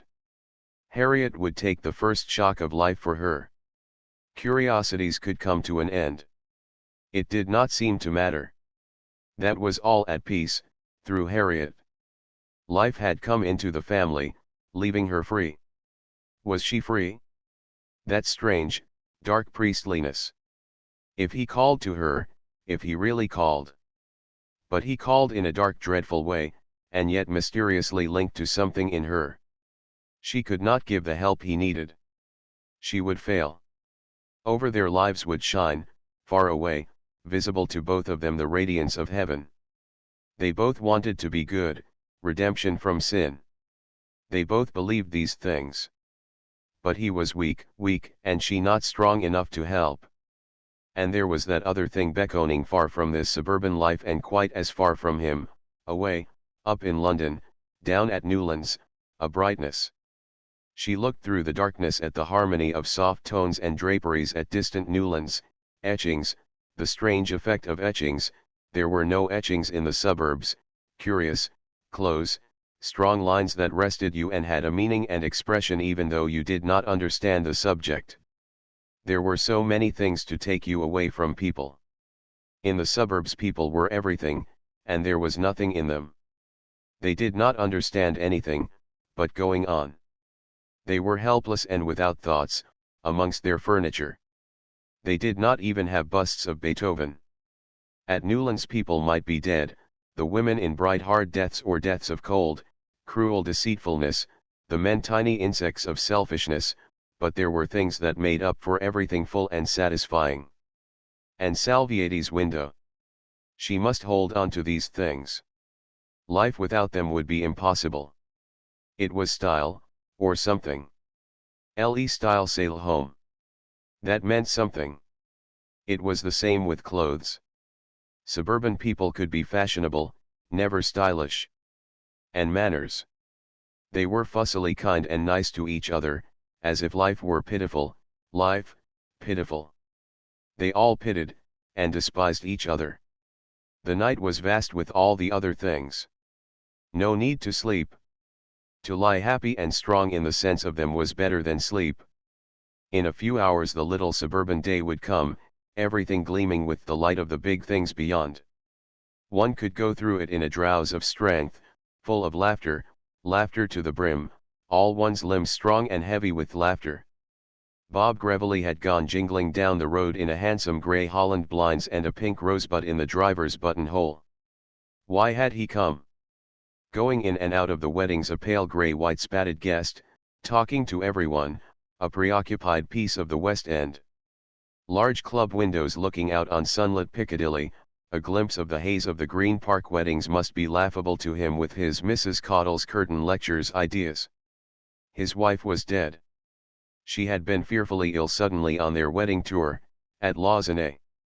That was the wrong way to pronounce Lausanne. And that wrong way of pronouncing was somehow part of his way of thinking about her. He seemed to remember nothing but her getting ill and spoke with a sort of laughing, contemptuous fear. Men. But in some way he was connected with that strange thing outside the everyday things. How stupid of Eve to be vexed because she was told there was no need to scrawl the addresses of the little cake boxes right across the labels. Impossible now to ask her to come and play song accompaniments. Besides, she was tired. Eve was tired because she did not really know how glorious life was. In her life with the Greens in Wiltshire there was nothing besides the Greens but the beautiful landscape. And the landscape seen from the Greens' windows must look commercial, in the end. Eve was evidently beginning to tire of it. And they had worked so hard all the morning cutting up the cake. Eve did not know that towards the end of the morning she had thought of singing after lunch, feeling so strong and wanting to make a noise. Boehm's songs. It was better really to sing to one's own accompaniment, only there was no one to listen. Und when I dan mal wie Ieder kam. A German girl, her face strahlend mit Freude radiant with joy, but strahlend was more than radiant, streaming like sunlight shafts of sunlight. German women were not self-conscious. They were full of joy and sorrow. Perhaps happier than any other women. Their mountains and woods and villages and towns were beautiful with joy. They did not care what men thought or said. They were happy in their beautiful country in their own way. Germany, all washed with poetry and music and song. Freudig de Lebens. Freudig, the words were like the rush of wings, the flutter of a fresh skirt round happy hurrying feet. What a melancholy ditty, chick. Miriam laughed and dropped into the accompaniment of Schubert's Ave Maria. Listen, mother, there was a monk who sang this so beautifully in a church that he had to be stopped. She played through the Ave Maria and looked round. Mrs. Henderson was sitting stiffly in a stiff straight chair with her hands twisted in her lap. Oh bother, thought Miriam, she's feeling hysterical, and it's my turn this time. What on earth shall I do? The word had come up through the years. Sarah had seen attacks of hysteria. Was she going to have one now, laugh and cry and say dreadful things and then be utterly exhausted? Good Lord, how fearful. And what was the good? She couldn't help it. That was why you had to be firm with hysterical people. But there was no need, now. Everything was better. 2 of them married, the boys ready to look after everything. It was simply irritating, and the sun just coming round into the green of the conservatory. She sat impatient, feeling young and strong and solid with joy on the piano stool. Couldn't mother see her, sitting there in a sort of blaze of happy strength? She swung impatiently round to the keyboard and glanced at the open album. There was silence in the room. Her heart beat anxiously. Some German printer had printed those notes, in pain and illness perhaps, but pain and illness in Germany, not in this dreadful little room where despair was shut in. Comus, the 7 ages of man, the Arctic regions, beautiful bindings on the little old inlaid table, things belonging to those sunny beginnings and ending with that awful agonized figure sitting there silent. She cleared her throat and stretched a hand out over the notes of a chord without striking it. Something was gaining on her. Something awful and horrible. Play something cheerful, Chickie, said her mother, in a dreadful deep trembling voice. Suddenly Miriam knew, in horror, that the voice wanted to scream, to bellow. Bellow, that huge, tall woman striding about on the common at Worthing, bellowing, madness. She summoned, desperately, something in herself, and played a thing she disliked, wondering why she chose it. Her hands played carefully, holding to the rhythm, carefully avoiding pressure and emphasis. Nothing could happen as long as she could keep on playing like that. It made the music seem like a third person in the room. It was a new way of playing. She would try it again when she was alone. It made the piece wonderful, traceries of tones shaping themselves one after another, intertwining, and stopping against the air, tendrils on a sunlit wall. She had a clear conviction of manhood, that strange hard feeling that was always twining between her and the things people wanted her to do and to be. Manhood with something behind it that understood. This time it was welcome. It served. She asserted it, sadly feeling it mold the lines of her face. The end of the piece was swift and tuneful and stormy, the only part she had cared for hitherto. For a moment she was tempted to dash into it, Her hands were so able and strong, so near to mastery of the piano after that curious careful playing. But it would be cruel. She passed on to the final chords, broad and even and simple. They suggested quiet music going on, playing itself in the room. Getting up beaming and shy and embarrassed, she did not dare to look at the waiting figure, and looked busily into the dark interiors of the bowls and vases along the mantelpiece. There was something in the waiting figure that did not want to scream. Something exactly like herself. At the bottom of one of the deep bowls was a curling pin. She giggled, catching her breath. Mrs. Henderson glanced up at her and looked away, looking about the room. "That's naughty," thought Miriam. "She's not trying, she's being naughty and tiresome. Perhaps she's angry with me, and thinks I mean she must just go on enduring. I can't correct a misprint with a curling pin." Mother believed in the misprint. Talk on about misprints. Why was it necessary to be insincere if one wanted to make anything happen? But anything was better than saying, "What is the matter?"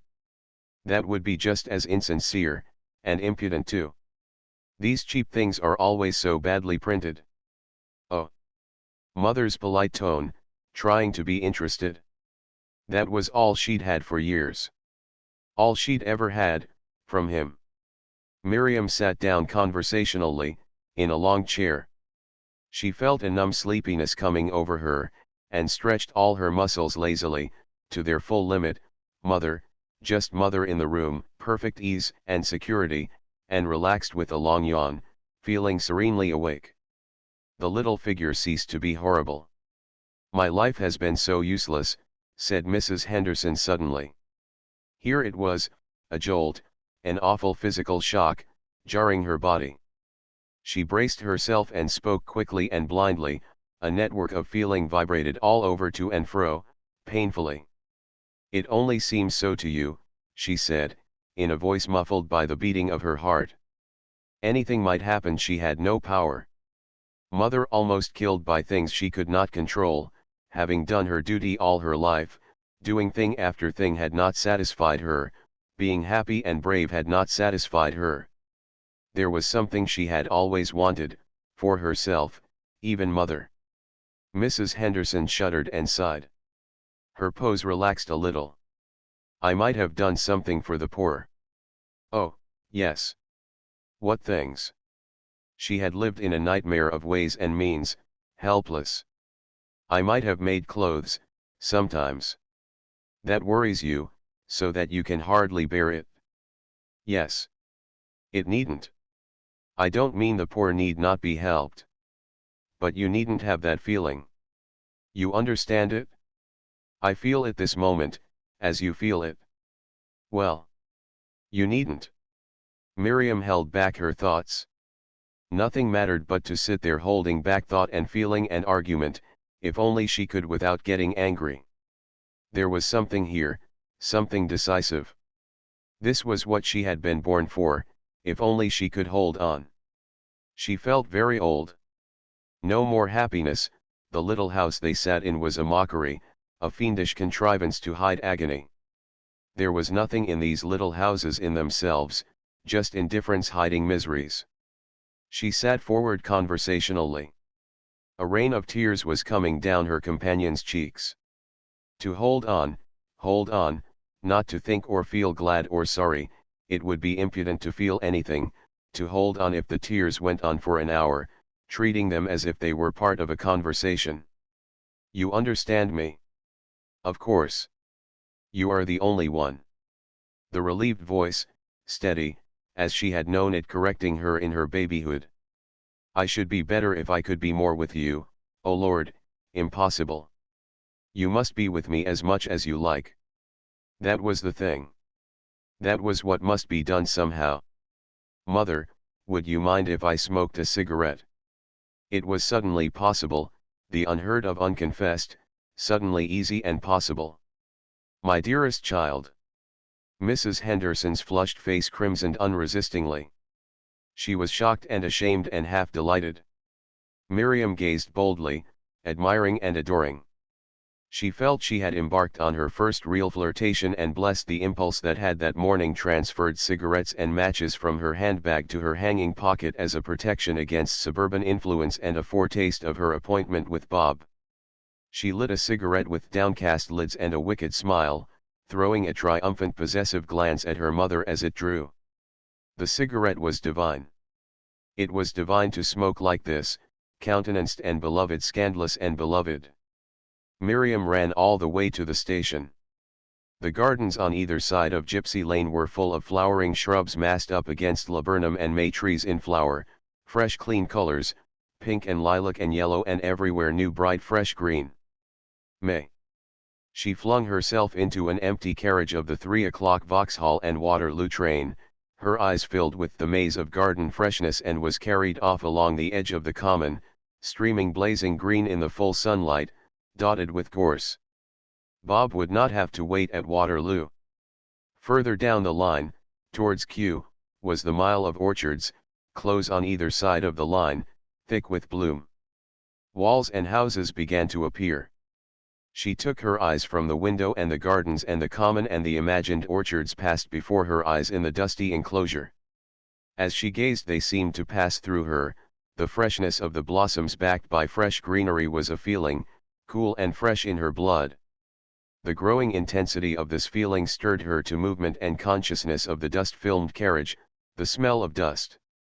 Still again, the sight of the spring flowing from her eyes, into them, out through them, breathing with her breath, the feeling of spring in the soft beating from head to foot of her blood, was all there was anywhere out to the limits of space. The dusty carriage was a speck in the great fresh tide, and the vision of Eve drifting in the carriage, in the corner, opposite, with pale frightened face, saying the things she had said just now, was no longer terrifying, though each thing she said came clearly, a separate digging blow. Dr. Ryman is giving her bromide, she can't sleep without it. Sleeplessness, insomnia, she can't see the spring, why not, and forget about herself. It's nerves. He says we must behave as if there was nothing wrong with her. There is nothing wrong but nerves. That fevered frame, the burning hands and burning eyes looking at everything in the wrong way, the brain seeking about, thinking first this and then that, nerves, and fat Dr. Ryman giving bromide, awful little bottles of bromide coming to the house wrapped up in white paper. And everyone satisfied. She's in Dr. Ryman's hands. Dr. Ryman is treating her. Mrs. Poole said Dr. Ryman was a very able man. What did she mean? How did she know? Suburban faces, satisfied. In the doctor's hands. A large square house, a square garden, high walls, a delicate wife always being ill, always going to that place in Germany. How did he know? Going about in a brougham, and he had gout. How did he know more than anyone else? Bottles of bromide, visits, bills, and mother going patiently on, trusting and feeling unhelped. Going on. People went mad. If she could not sleep she would go mad. And everyone behaving as if nothing were wrong. And the vicar praying in the dining room. Sarah had heard. The vicar, kneeling on the turkey carpet, praying. Couldn't God see her, on the carpet, praying and trying? And the vicar went away. And things were the same, and that night she would not sleep, just the same. Of course not. Nothing was changed. It was all going on for her in some hot wrong, shut up way. Bromide and prayers. And she blamed herself. If only she would not blame herself. He's 1 in 1,000, if only I could be as calm and cool as he is. Why not be calm and cool? She had gone too far. The end of my tether, mother, a clever phrase like that, where had she got it? It was true. Her suffering had taught her to find that awful phrase. She feared her room, loathed it. She, always gently scolding exaggeration, used and meant that violent word. Money. That was why nothing had been done. The doctor had to be afforded as she was so ill, but nothing had been done.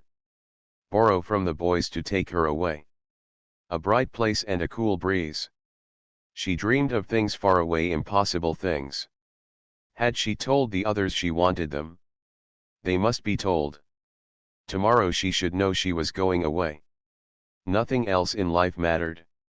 Someone must pay, anyone. Newlands must go. Tomorrow and every day till they went away she should come round to Harriet's new house. Something for her to do every day. The little bonnet figure, happy, shocked, smiling. To go about with her, telling her everything, dreadful things. The two of them going about and talking and not talking, and going about. Miriam moved uneasily to the mantelpiece. An unlit fire was laid neatly in the grate. A ray of sunlight struck the black bars of the grate, false uneasy sunlight. Two strange round bold long-necked vases stood on the mantelpiece amongst the litter of Bob's belongings. Dull blue and green enamelings moving on a dark almost black background, strange fine little threads of gold. She peered at them. "My dear girl, do you like my vases?" Bob came and stood at her side. "Yes, they're funny and queer. I like them. They're cloisonné, Japanese cloisonné." He took one of them up and tapped it with his nail. It gave out a curious dull metallic ring. Miriam passed her finger over the enameled surface. It was softly smooth and with no chill about it, as if the enamel were alive. She marveled at the workmanship, wondering how the gold wires were introduced. They gleamed, veining over the curves of the vase. Her uneasiness had gone. While they were looking at the vases it did not seem to matter that she had consented, defying the whole world, to come and see Bob's bachelor chambers. She did not like them and wanted to be gone. The curious dingy dustiness oppressed her, and there was an emptiness. Fancy having breakfast in a room like this. Who looked after a man's washing when he lived alone? There must be some dreadful sort of charwoman who came, and Bob had to speak kindly to her in his weary old voice and go on day after day being here. But the vases stood there alive and beautiful and he liked them. She turned to see his liking in his face. As she turned his arm came round her shoulders and the angle of his shoulder softly touched her head. Behind her head there was a point of perfect rest, comfort, perfect. Australia, a young man in shirt sleeves, toiling and dreaming. Was that there still in his face? "Are you happy, dear girl? Do you like being with old Bob in his den?" He came nearer and spoke with a soft husky whisper. "Let me go," said Miriam wearily, longing to rest, longing for the stairs they had come up and the open street in the sunshine and freedom. She moved away and gathered up her gloves and scarf. 11. Miriam sat with her mother near the bandstand. They faced the length of the esplanade with the row of houses that held their lodging to their right and the sea away to the left. She had found that it was better to sit facing a moving vista, forms passing by too near to be looked at and people moving in the distance too far away to suggest anything. The bandstand had filled. The town clock struck 11. Presently the band would begin to play. Any minute now. It had begun. The introduction to its dreamiest waltz was murmuring in a conversational undertone. The stare of the esplanade rippled and broke. The idling visitors became vivid blottings. The house rows stood out in lines and angles. The short solemn symphony was over. Full and soft and ripe the euphonium began the beat of the waltz. It beat gently within the wooden kiosk. The fluted melody went out across the sea. The sparkling ripples rocked gently against the melody. A rousing theme would have been more welcome to the suffering at her side. She waited for the loud gay jerky tripping of the second movement. When it crashed brassily out the scene grew vivid. The air seemed to move, freshness of air and sea coming from the busy noise of the kiosk. The restless fingers ceased straying and plucking. The suffering had shifted. The night was over. When the waltz was over they would be able to talk a little. There would be something, a goat chaise, a pug with a solemn injured face.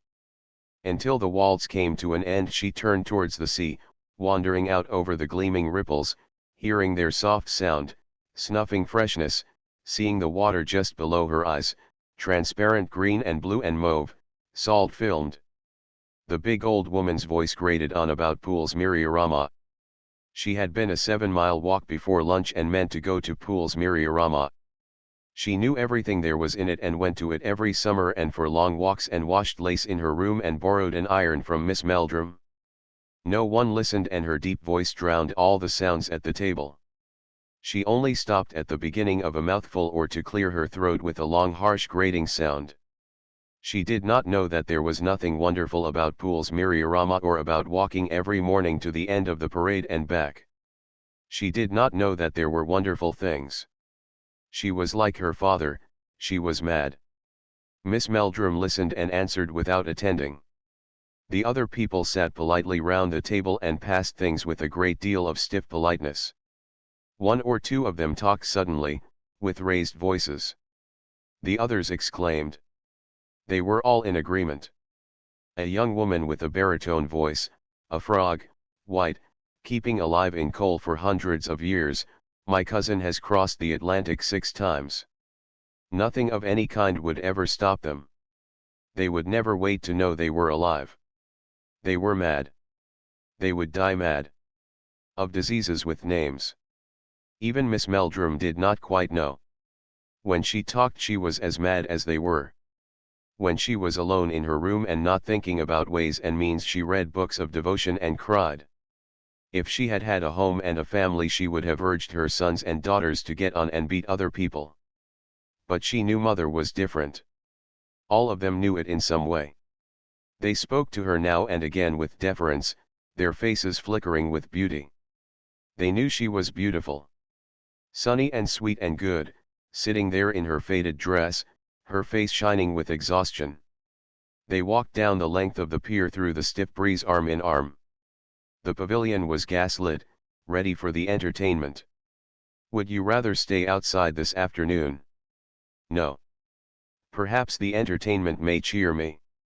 There was a pink paper with their tickets, the South Coast Entertainment Company, that was better than the usual concert. The inside of the pavilion was like the lunch table, the same people. But there was a yellow curtain across the platform. Mother could look at that. It was quite near them. It would take off the effect of the audience of people she envied. The cool sound of the waves flumping and washing against the pier came in through the open doors with a hollow echo. They were settled and safe for the afternoon. For 2 hours there would be nothing but the things behind the curtain. Then there would be tea. Mother had felt the yellow curtain. She was holding the pink program at a distance trying to read it. Miriam glanced. The sight of the cheap black printing on the thin pink paper threatened the spell of the yellow curtain.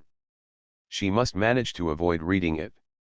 She crossed her knees and stared at the curtain, yawning and scolding with an affected manliness about the forgotten spectacles. They squabbled and laughed. The flump wash of the waves had a cheerful sunlit sound. Mrs. Henderson made a brisk little movement of settling herself to attend. The doors were being closed. The sound of the waves was muffled. They were beating and washing outside in the sunlight. The gaslit interior was a pier pavilion. It was like the inside of a bathing machine, gloomy, cool, sodden with sea damp, a happy caravan. Outside was the blaze of the open day, pale and blinding.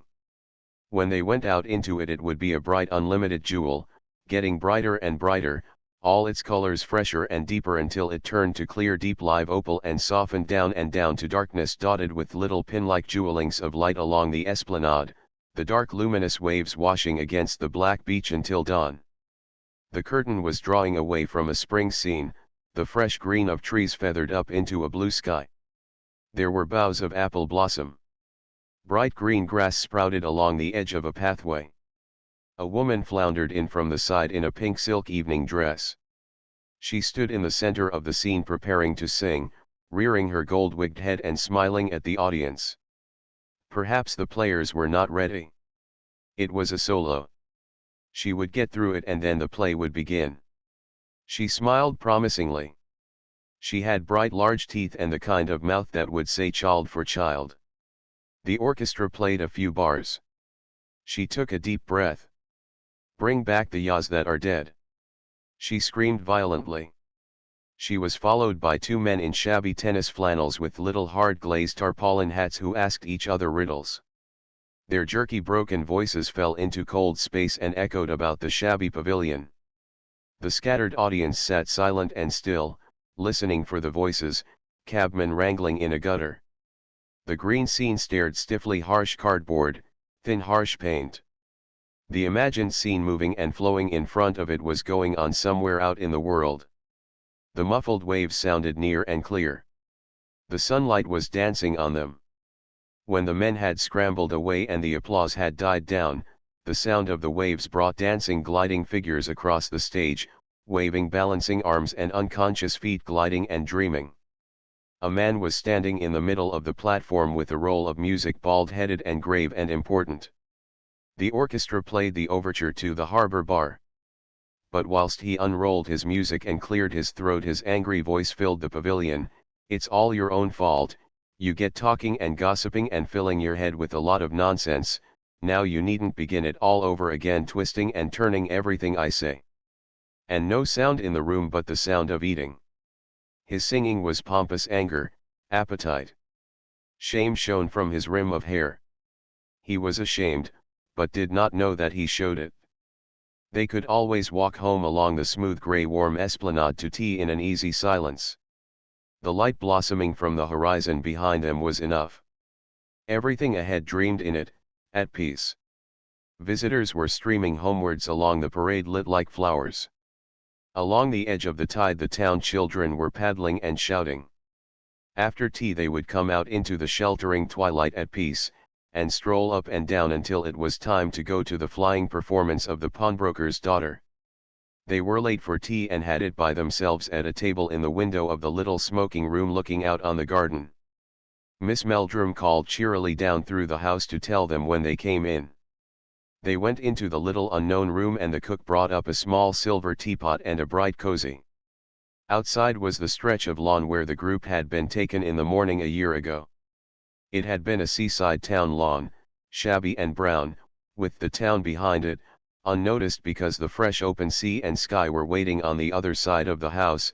Seaside town gardens were not gardens, the small squares of greenery were helpless against the bright sea, and even against shabby rooms, when the sun came into the rooms off the sea rooms. The little smoking room was screened by the shade of a tree against whose solid trunk half of the French window was thrown back. When the cook shut the door of the little room the house disappeared.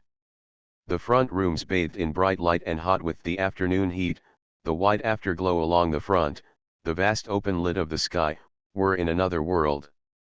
Miriam pushed back the other half of the window and they sat down in a green twilight on the edge of the garden. If others had been there Mrs. Henderson would have remarked on the pleasantness of the situation and tried to respond to it and been dreadfully downcast at her failure and brave. Miriam held her breath as they settled themselves. No remark came. The secret was safe. When she lifted the cozy the little teapot shone silver white in the strange light. A thick grey screen of sky must be there, above the trees, for the garden was an intensity of deep brilliance, deep bright green and calceolarias and geraniums and lobelias, shining in a brilliant gloom. It was not a seaside garden, it was a garden, all gardens. They took their meal quietly and slowly, speaking in low tones. The silent motionless brilliance was a guest at their feast. The mealtime, so terrible in the hopelessness of home, such an effort in the mocking glare of the boarding house, was a great adventure. Mrs. Henderson ate almost half as much as Miriam, serenely. Miriam felt that a new world might be opening. The storm has cleared the air wonderfully. Yes, isn't it a blessing? Perhaps I shan't want the beef tea tonight. Miriam hung up her dress in the cupboard, listening to the serene tone. The dreadful candle was flickering in the night-filled room, but Mother was quietly making a supreme effort. "I don't expect you will," she said casually from the cupboard, "it's ready if you should want it." "But you won't want it?" "It is jolly and fresh," she said a moment later from the window, holding back the blind. Perhaps in a few days it would be the real jolly seaside and she would be young again, staying there alone with Mother, just ridiculous and absurd and frantically happy, mother getting better and better, turning into the fat happy little thing she ought to be, and they would get to know people and mother would have to look after her and love her high spirits and admire and scold her and be shocked as she used to be. They might even bathe. It would be heavenly to be really at the seaside with just mother. They would be idiotic. Mrs. Henderson lay very still as Miriam painted the acid above the unseen nerve centers and composed herself afterwards quietly without speaking. The air was fresh in the room. The fumes of the acid did not seem so dreadful tonight. The pawnbroker's daughter was with them in the room, cheering them. The gay young man had found out somehow through her that goodness and truth were the heart of his life. She had not told him.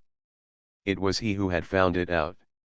He had found the words and she did not want him to say them. But it was a new life for them both, a new life for him and happiness for her even if he did not come back, if she could forget the words. Putting out the candle at her bedside suddenly and quietly with the matchbox to avoid the dreadful puff that would tell her mother of night, Miriam lay down. The extinguished light splintered in the darkness before her eyes. The room seemed suddenly hot. Her limbs ached, her nerves blazed with fatigue. She had never felt this kind of tiredness before. She lay still in the darkness with open eyes. Mrs. Henderson was breathing quietly as if in a heavy sleep. She was not asleep but she was trying to sleep. Miriam lay watching the pawnbroker's daughter in the little room at the back of the shop, in the shop, back again in the little room, coming and going. There was a shining on her face and on her hair. Miriam watched until she fell asleep. She dreamed she was in the small music room in the old Putney school, hovering invisible. Lilla was practicing alone at the piano. Sounds of the girls playing rounders came up from the garden. Lilla was sitting in her brown merino dress, her black curls shut down like a little cowl over her head and neck. Her bent profile was stern and manly, her eyes and her bare white forehead manly and unconscious. Her lissom brown hands played steadily and vigorously. Miriam listened incredulous at the certainty with which she played out her sadness and her belief. It shocked her that Lilla should know so deeply and express her lonely knowledge so ardently. Her gold-flecked brown eyes that commonly laughed at everything, except the problem of free will, and refused questions, had as much sorrow and certainty as she had herself. She and Lilla were one person, the same person. Deep down in everyone was sorrow and certainty. A faint resentment filled her.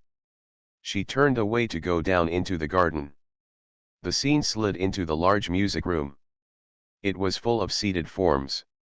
Lilla was at the piano, her foot on the low pedal, her hands raised for a crashing chord. They came down, collapsing faintly on a blur of wrong notes. Miriam rejoiced in her heart. "What a fiend I am, what a fiend," she murmured, her heart hammering condemnation. Someone was sighing harshly, to be heard, in the darkness, not far off. Fully conscious she glanced at the blind. It was dark. The moon was not round. It was about midnight. Her face and eyes felt thick with sleep. The air was rich with sleep. Her body was heavy with the richness of sleep and fatigue. In a moment she could be gone again.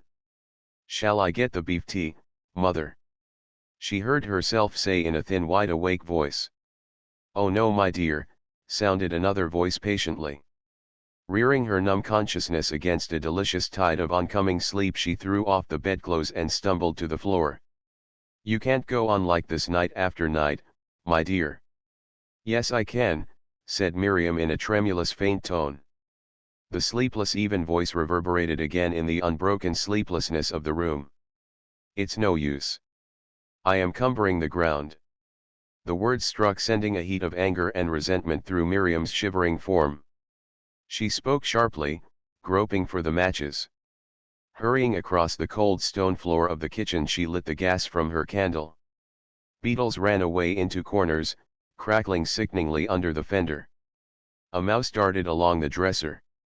She braced herself to the side of the familiar saucepan, Miss Meldrum's good beef tea brown against the white enamel, helpless, waiting for the beef tea to get hot. She ate a biscuit. There was help somewhere. All those people sleeping quietly upstairs. If she asked them to, they would be surprised and kind. They would suggest rousing her and getting her to make efforts.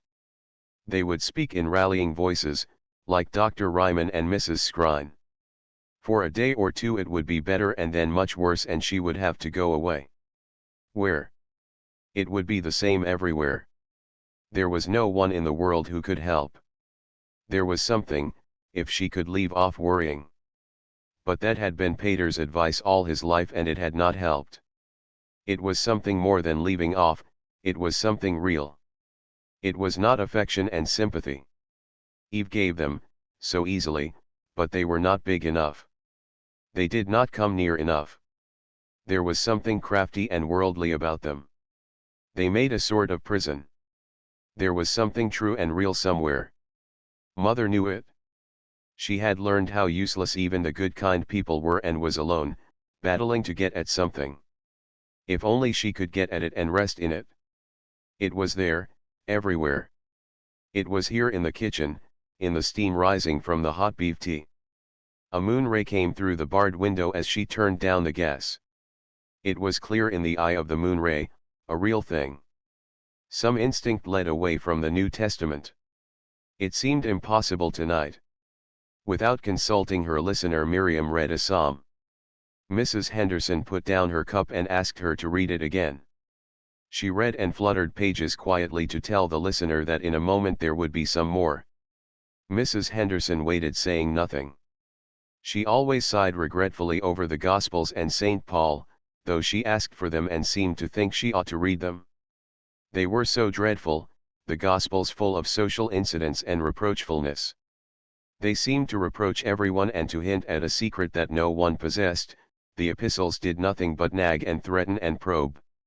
St. Paul rhapsodized sometimes, but in a superior way, patronizing, as if no one but himself knew anything.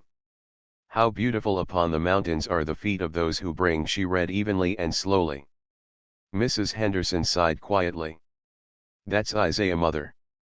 Isaiah is a beautiful name. She read on. Something had shifted. There was something in the room. If she could go droning on and on in an even tone, it would be there more and more. She read until the words flowed together and her droning voice was thick with sleep. The town clock struck 2. A quiet voice from the other bed brought the reading to an end. Sleep was in the room now. She felt sure of it. She lay down, leaving the candle alight and holding her eyes open. As long as the candle was alight, the substance of her reading remained.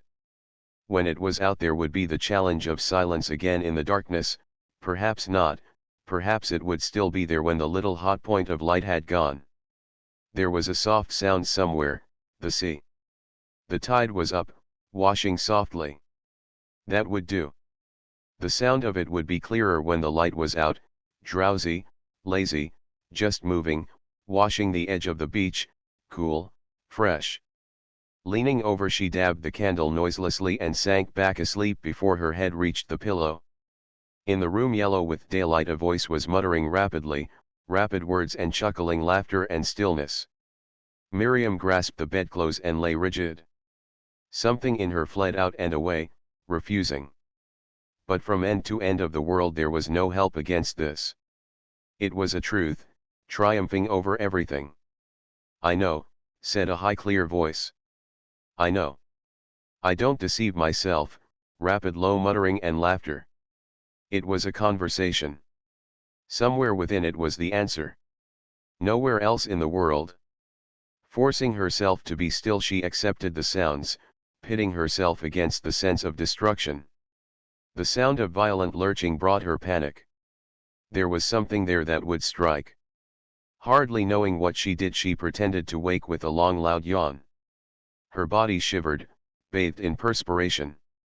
What a lovely morning, she said dreamily, what a perfect morning. Not daring to sit up, she reached for her watch. 5 o'clock. 3 more hours before the day began. The other bed was still. It's going to be a magnificent day, she murmured, pretending to stretch and yawn again. A sigh reached her. The stillness went on and she lay for an hour tense and listening. Something must be done today. Someone else must know. At the end of an hour a descending darkness took her suddenly.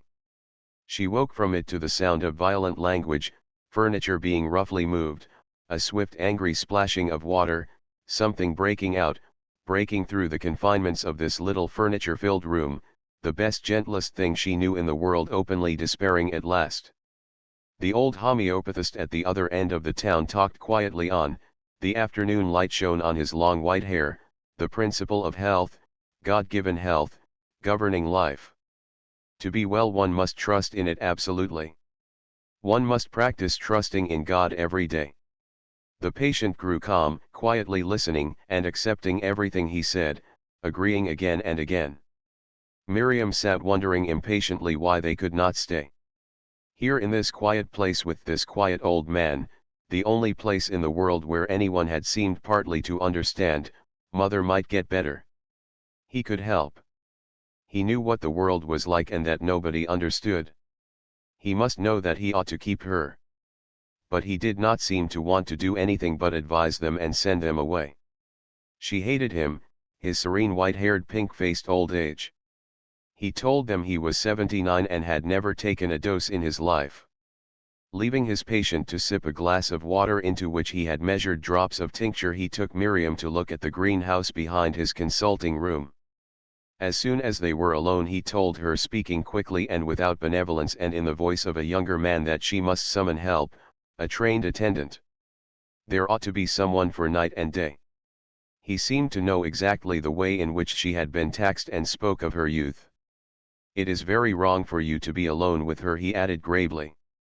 Vaguely, burning with shame at the confession, she explained that it could not be afforded. He listened attentively and repeated that it was absolutely necessary.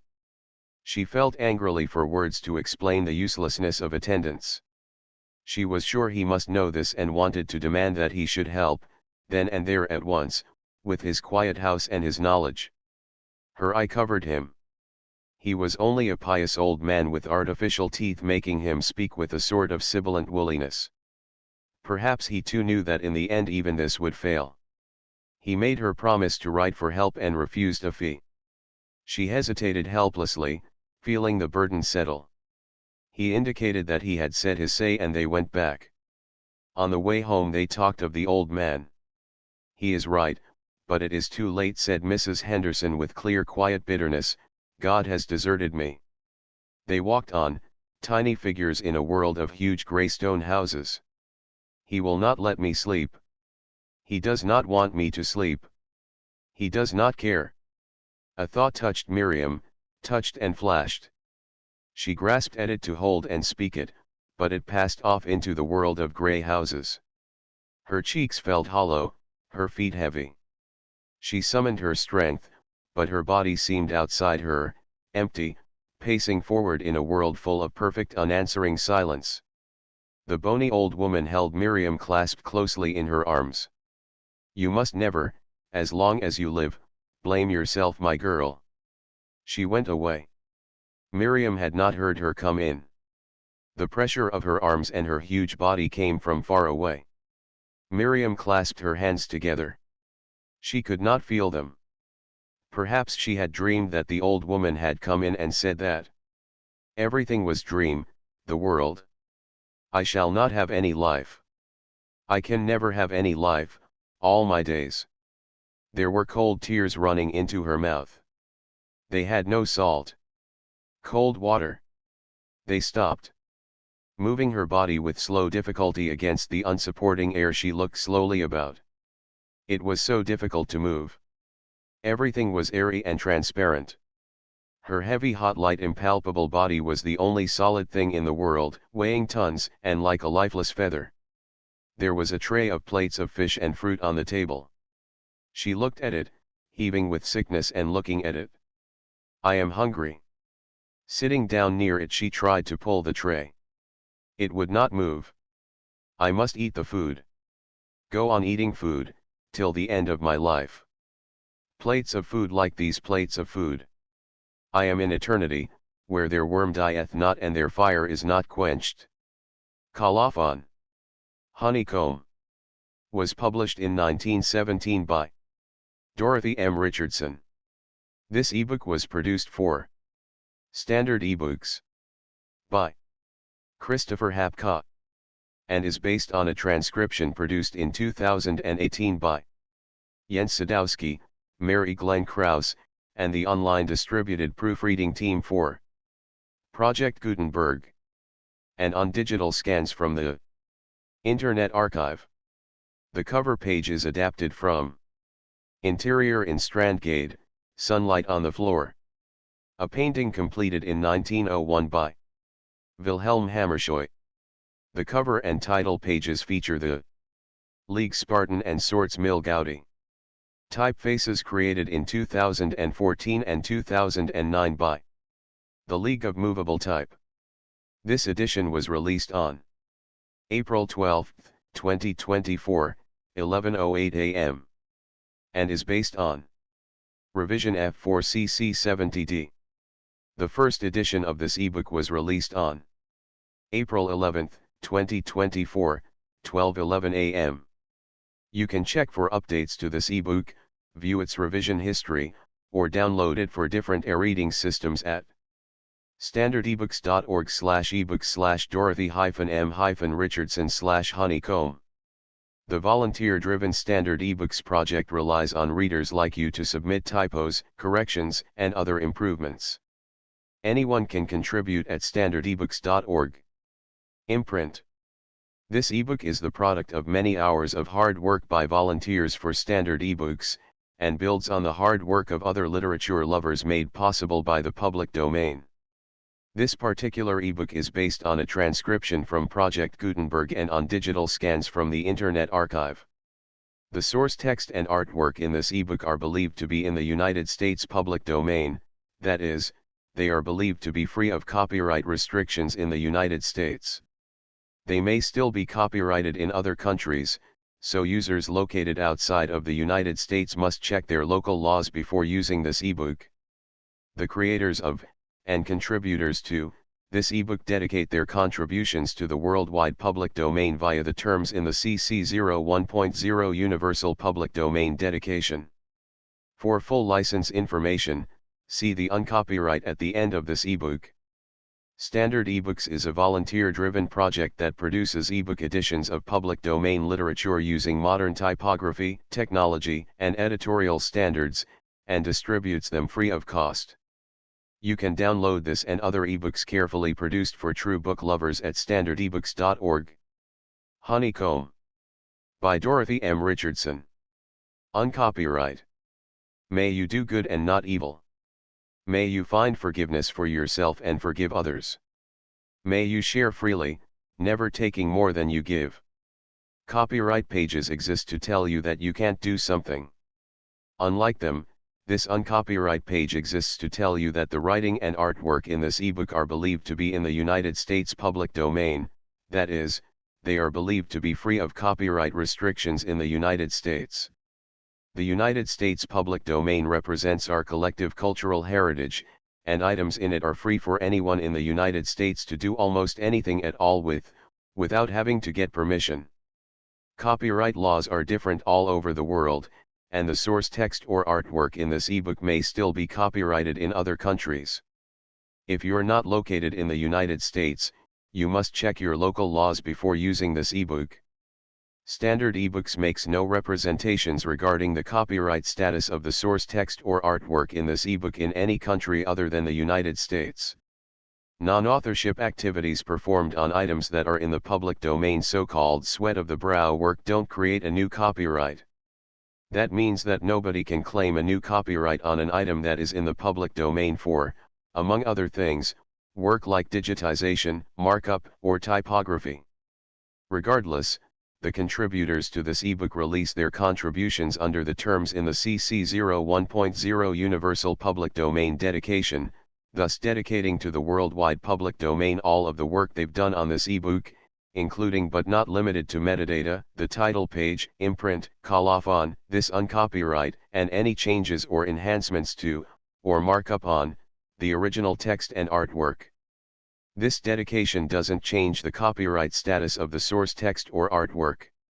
We make this dedication in the interest of enriching our global cultural heritage, to promote free and libre culture around the world, and to give back to the unrestricted culture that has given all of us so much. Table of Contents. Title page. Imprint. I. 2. 3. 4. V. 6. 7. 8. 9. X. 11. Colophon. Uncopyright. Landmarks. Honeycomb.